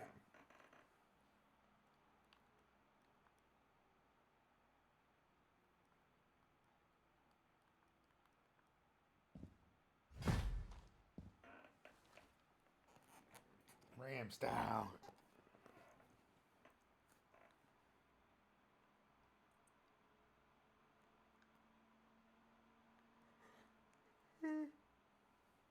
Yeah.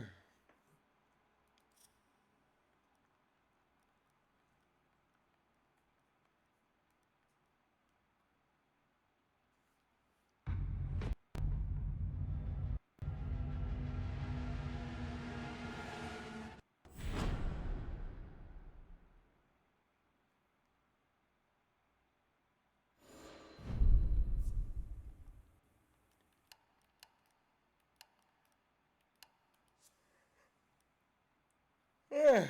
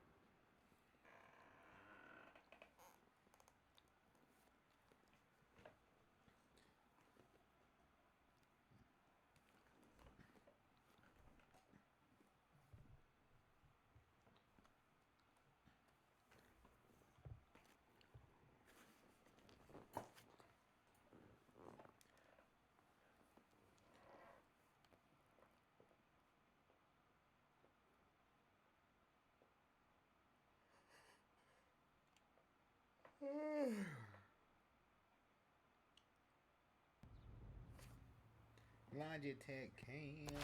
Be ready to engage, Op 4.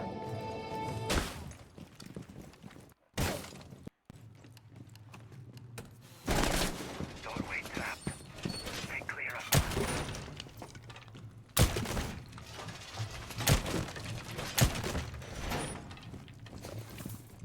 10 seconds left. 5 seconds and counting. Op 4 has located the biohazard container.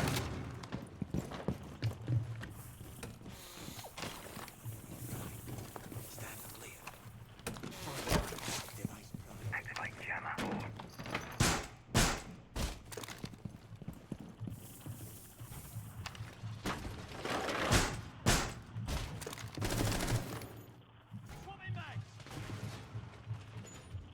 Throwing a dread mine.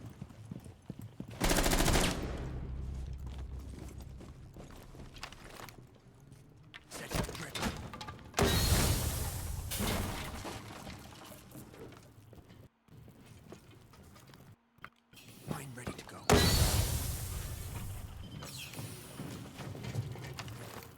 Mine out.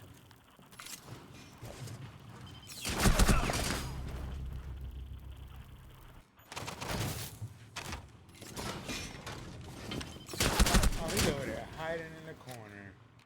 That's so trash.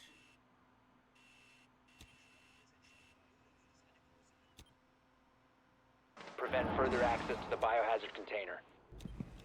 Op 4 is securing the biohazard container.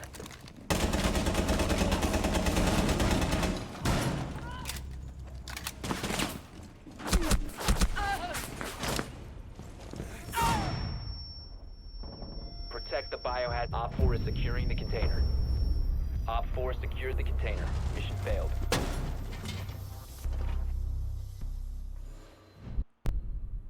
It's so gross.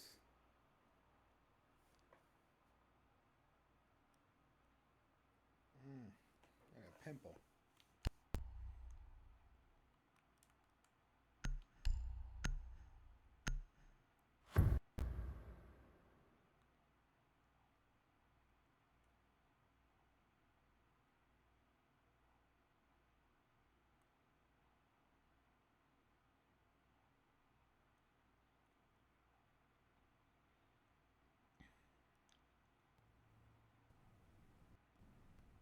Be ready to eliminate hostiles. Time for some serious protection.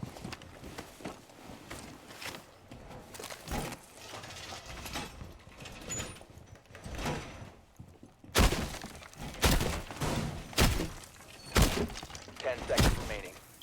Razor wire in position.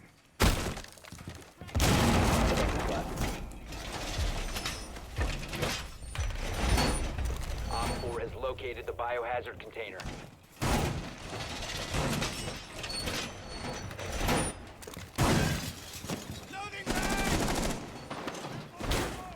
Vulcan is ready.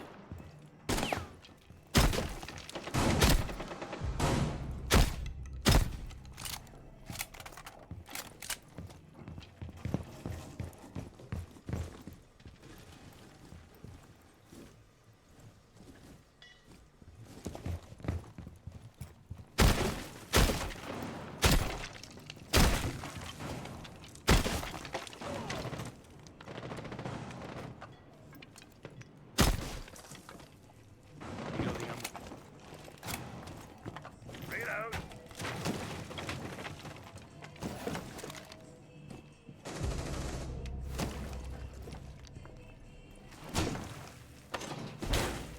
Vulcan is good to go.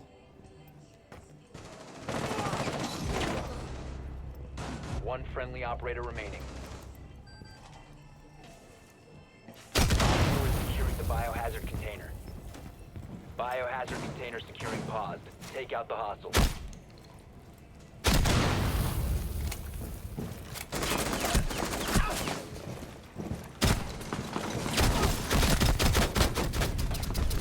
Op 4 secured the container. Mission failed.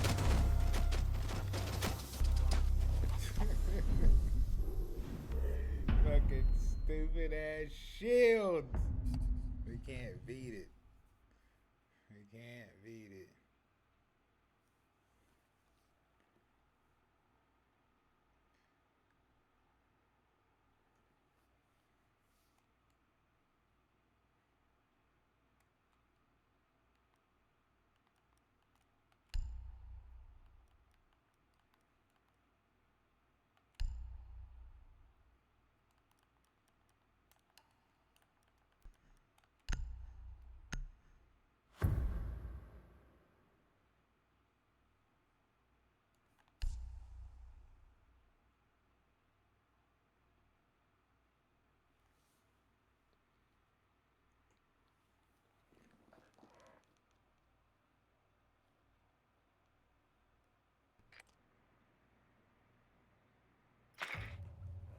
Friendly drone deployed. Op 4 is reinforcing its location.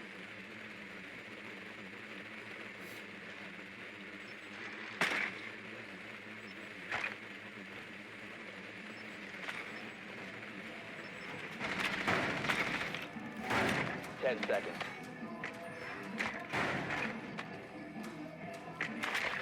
Insertion in 5 seconds. Biohazard container located. Proceed to its location.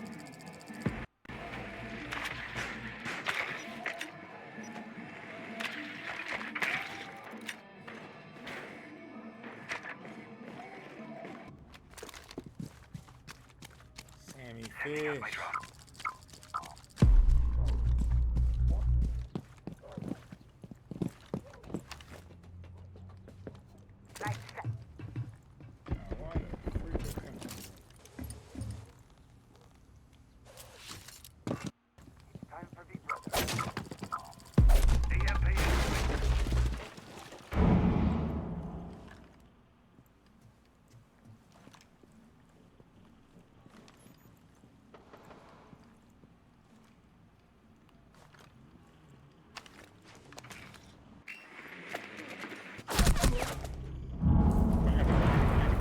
Behind you.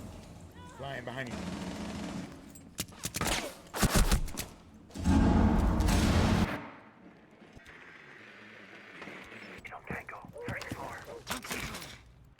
There's a caddy in there.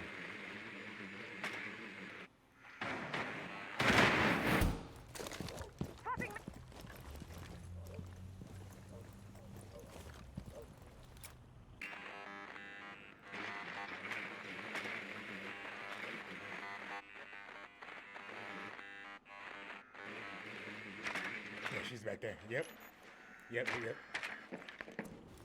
Enemy spotted. Breach charge going on.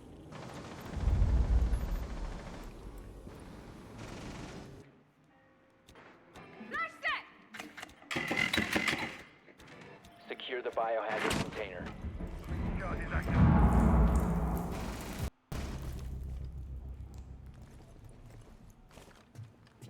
Cease securing the container.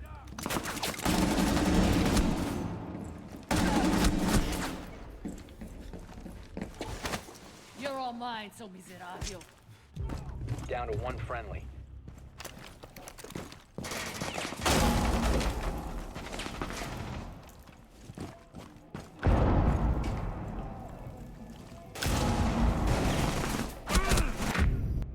Op 4 eliminated all friendlies.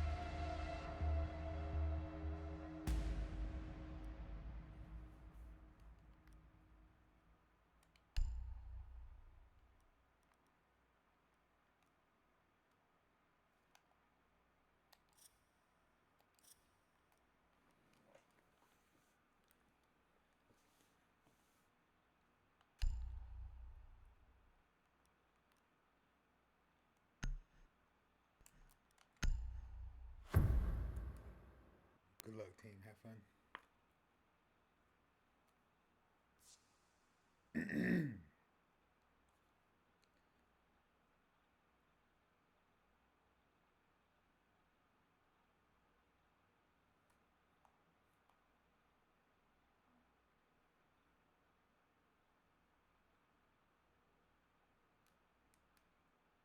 I don't play too often, so I'll try to give call outs.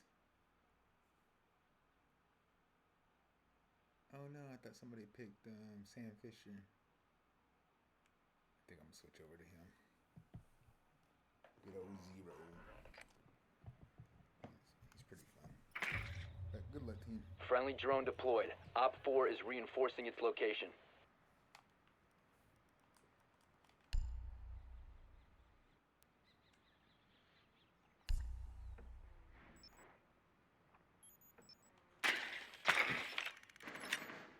Seconds before insertion. 5 seconds to go. Proceed to biohazard container location.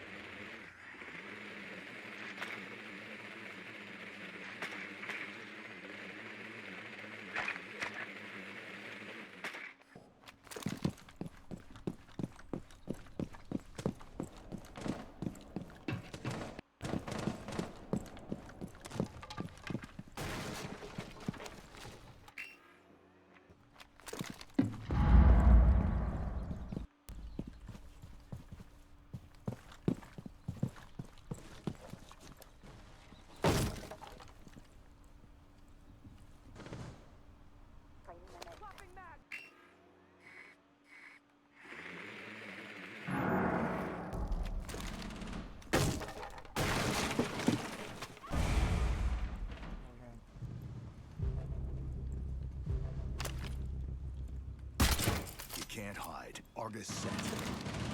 Surge incoming!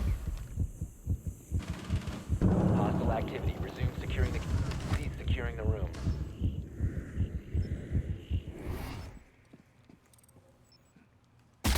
Cam on.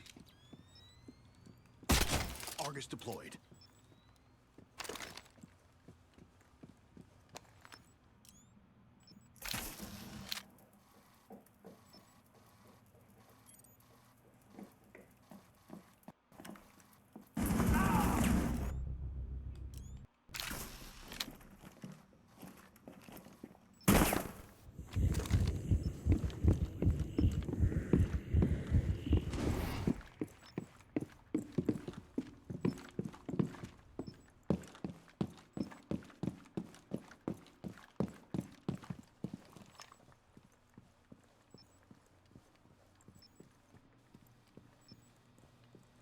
Activating adrenaline surge.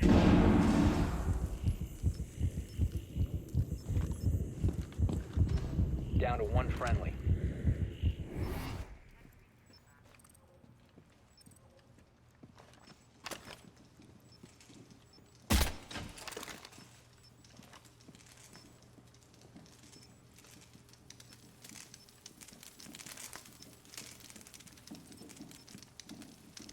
Seconds left.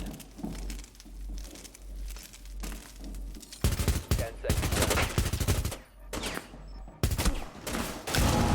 5 seconds left. All friendlies have been eliminated.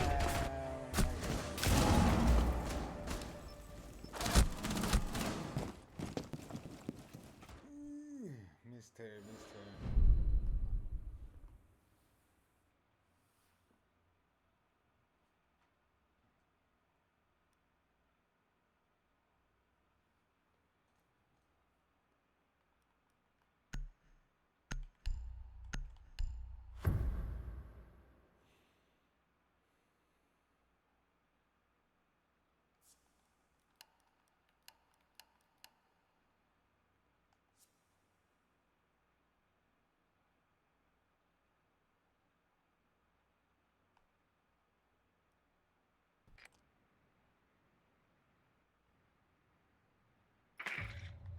Friendly drone deployed. Op 4 is reinforcing its location.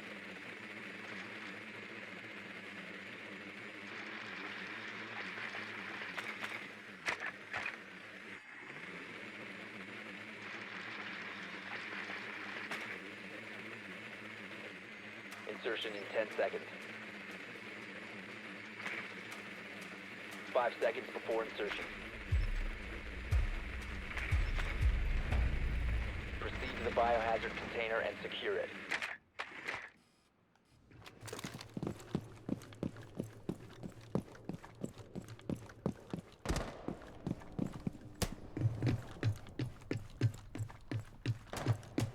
Loading new mag!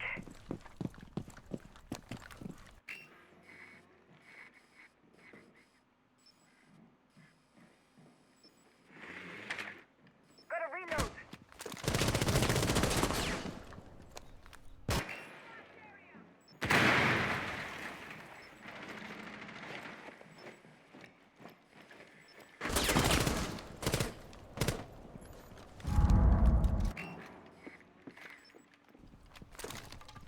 Replicating.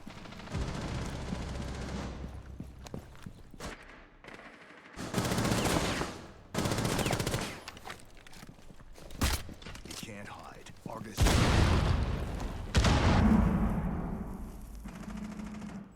Located.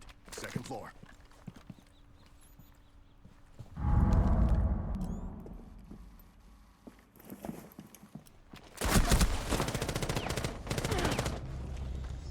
Stabilizing teammate. Thanks.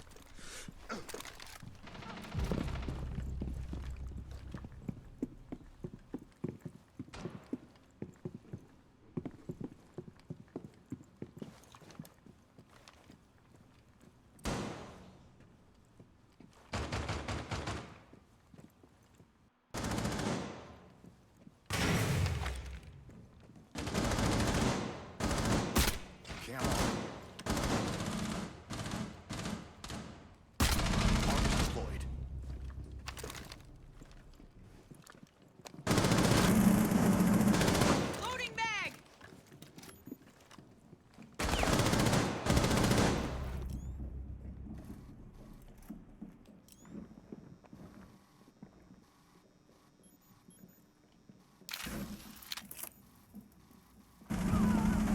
one friendly.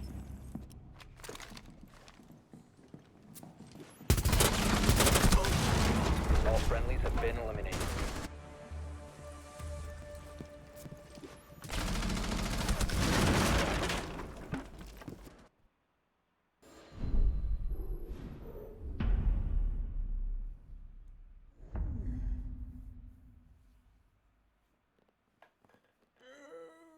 Stream.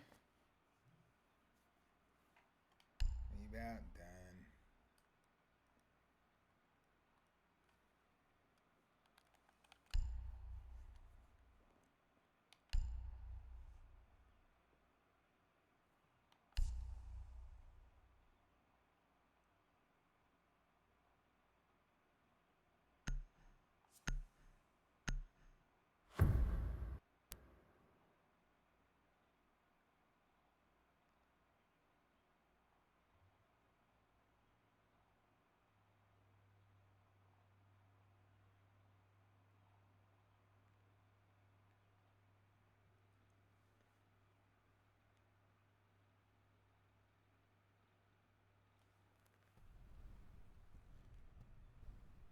Be ready to eliminate hostiles. Take some trauma plates. Jammer ready to activate.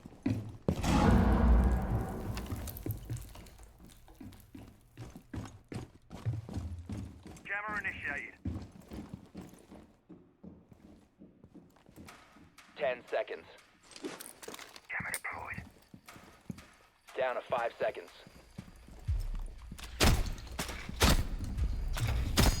Op 4 has located the biohazard container. I'm reloading.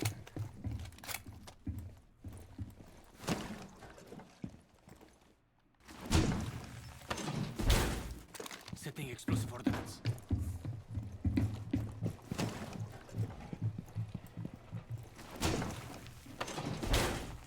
Deploying Vulcan.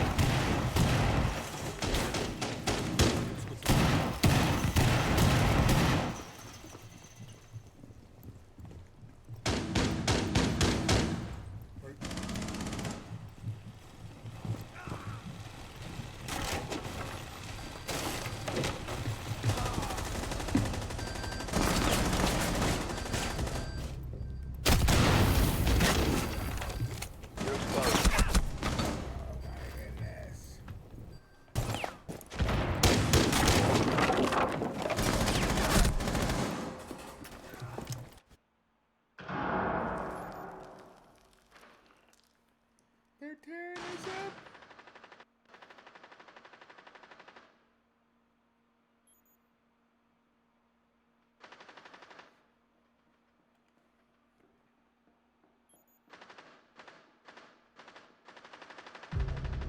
One friendly remaining.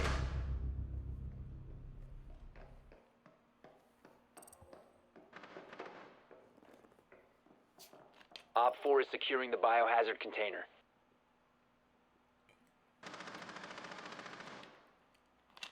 Biohazard container securing paused. Take out the hostiles. Mission failed. All friendlies were eliminated.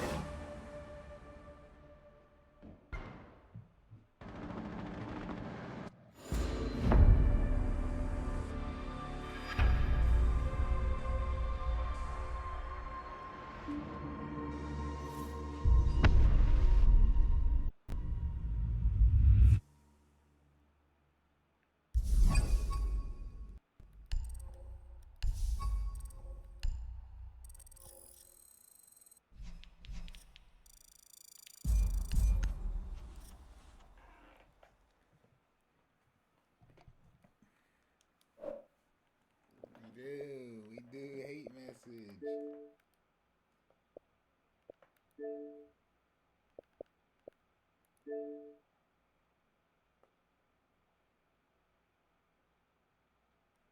Oh, he said GG. He said GG. That's pretty good.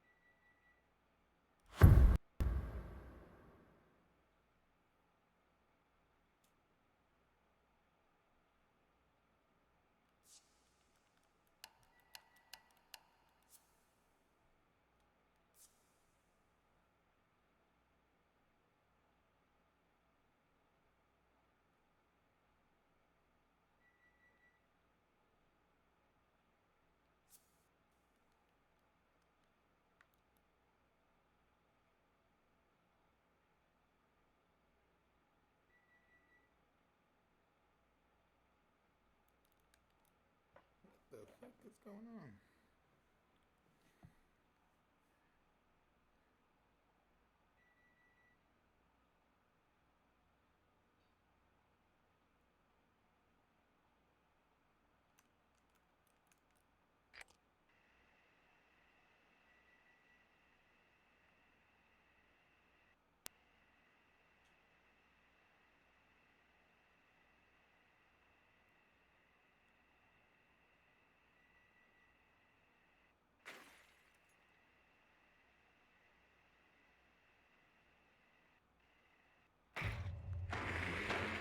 Friendly drone deployed. Op 4 is reinforcing its location.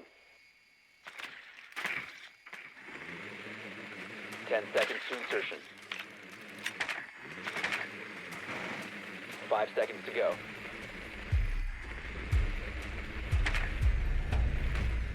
Biohazard container located. Proceed to its location.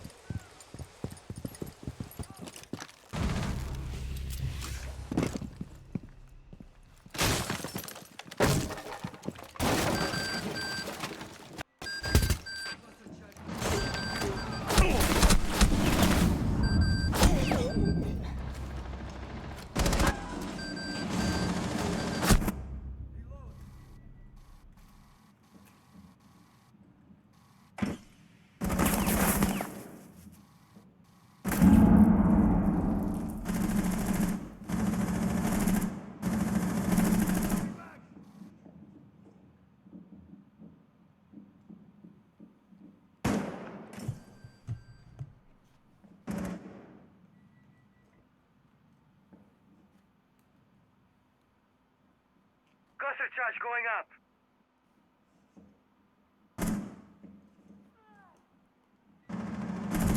One friendly operator remaining.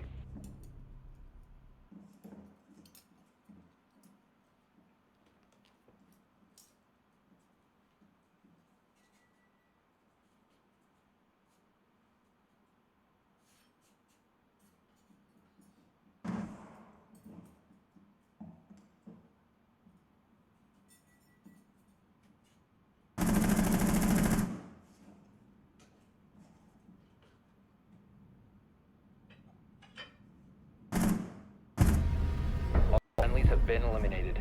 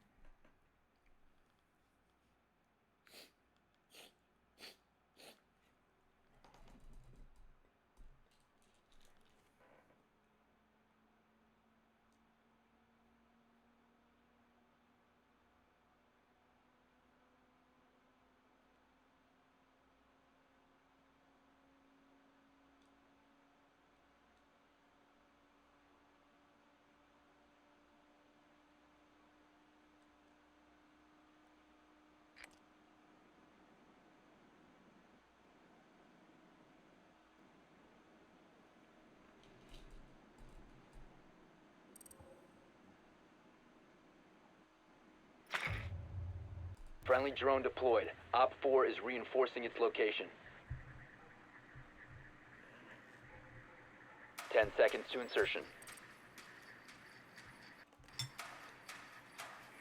Seconds to go.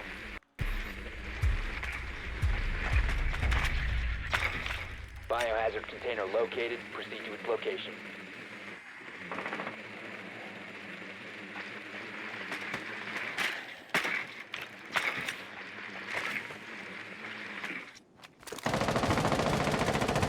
Need to reload.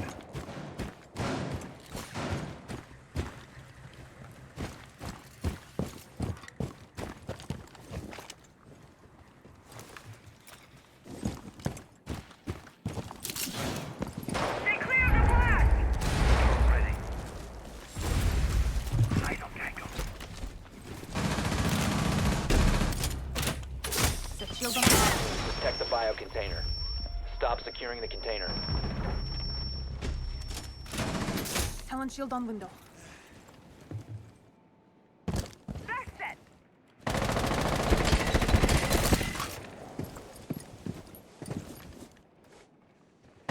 Secure the biohazard container. Hostile activity. Cease securing the container. I'm reloading.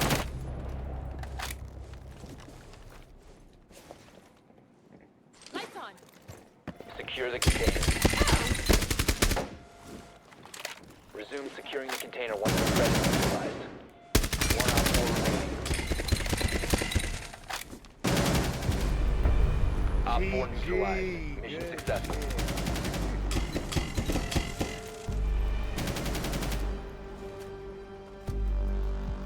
They wasn't expecting the OSA in the window and me on the rappel to keep going higher.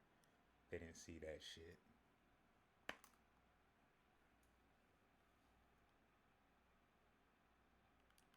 Let's go.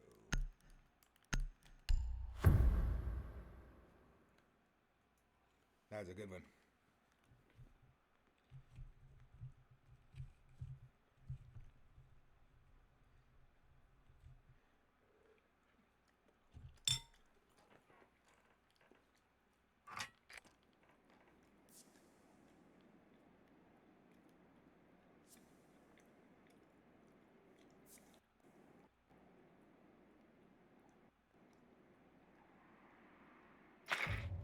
Friendly drone deployed. Op 4 is reinforcing its location. Insertion in 10 seconds. 5 seconds to insertion. Proceed to the biohazard container and secure it.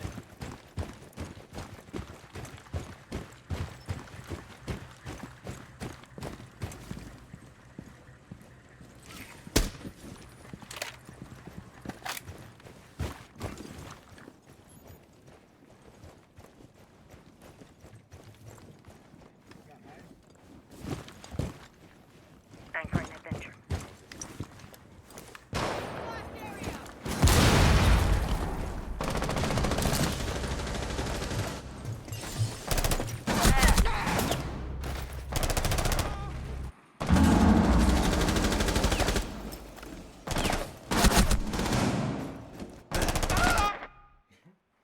Damn it.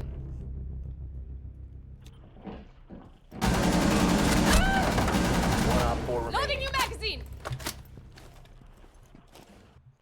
Drone ready.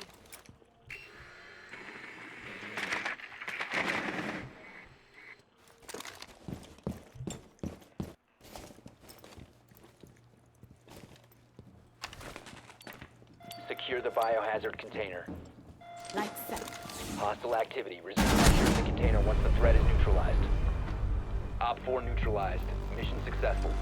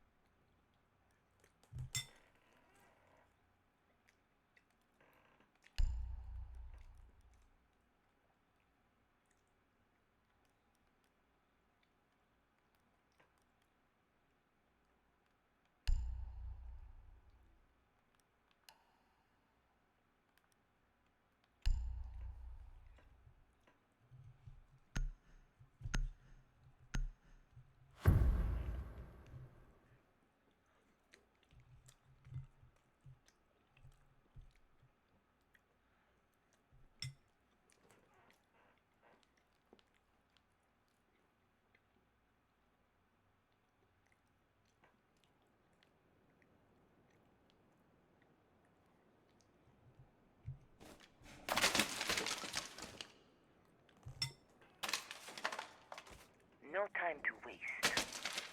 Be ready to eliminate hostiles. Perimeter defense is active. 10 seconds remaining. Setting a dread mine. 5 seconds to insertion. Dread mine primed. Not here. Op 4 has located the biohazard container.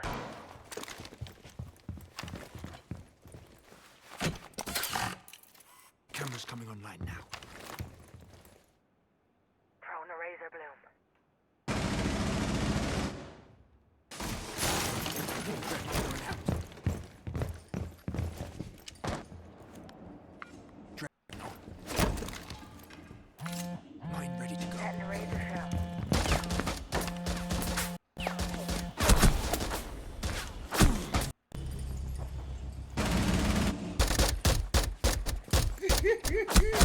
Throwing a razor bloom. Love garbage. Look how garbage that is.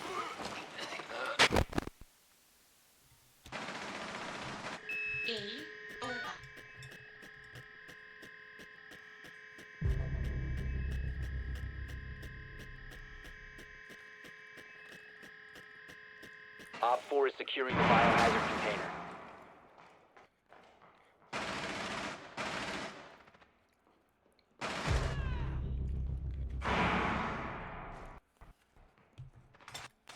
Friendly, last operator standing. Op 4 secured the biohazard container. Mission failed.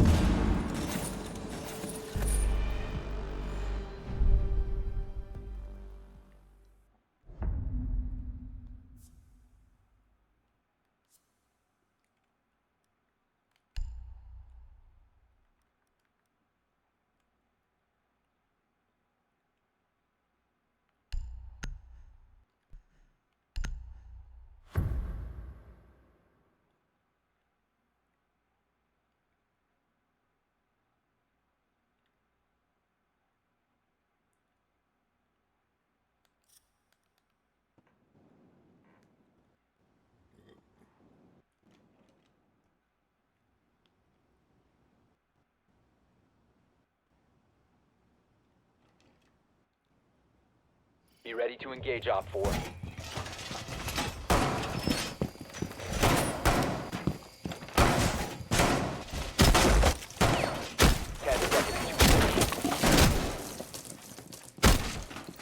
Down to 5 seconds. Op 4 has located the biohazard container. Reinforced.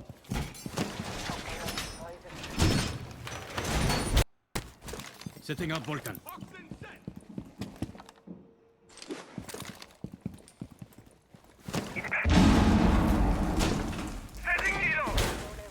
Explosive ordnance prime.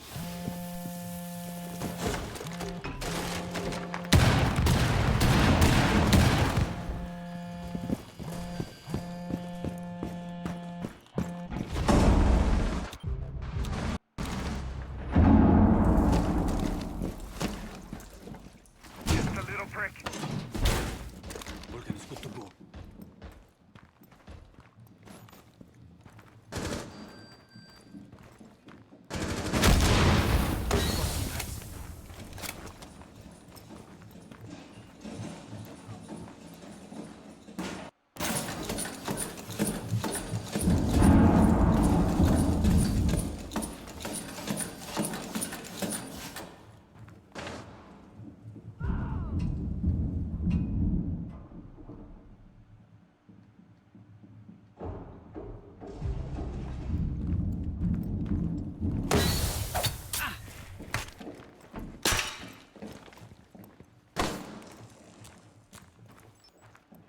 They've ceased attempting to secure the container.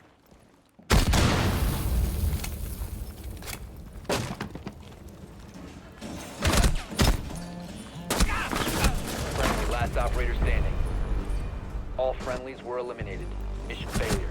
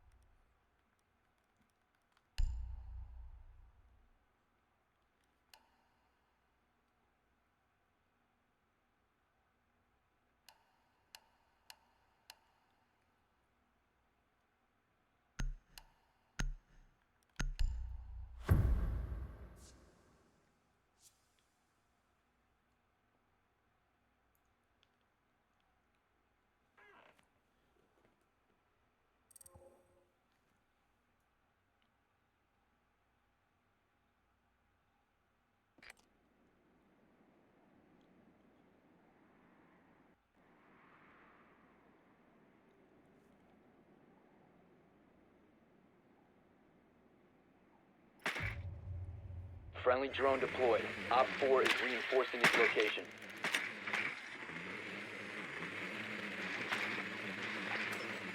Ten seconds. 5 seconds before insertion. Proceed to biohazard container location.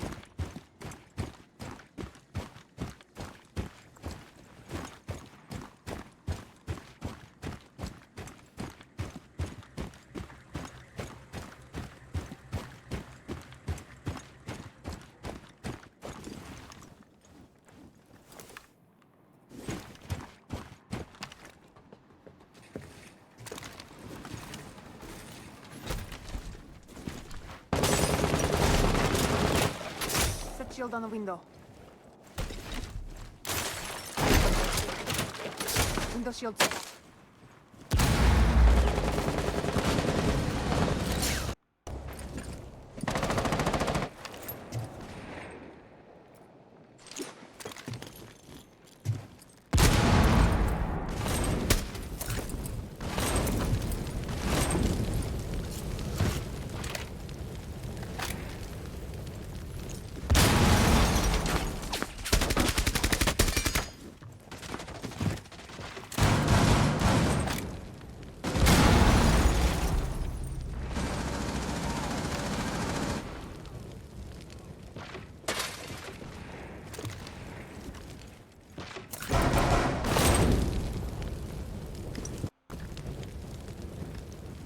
Reloading.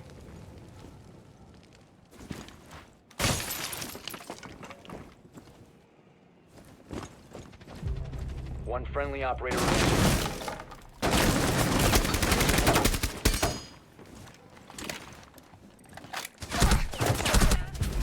We have been eliminated.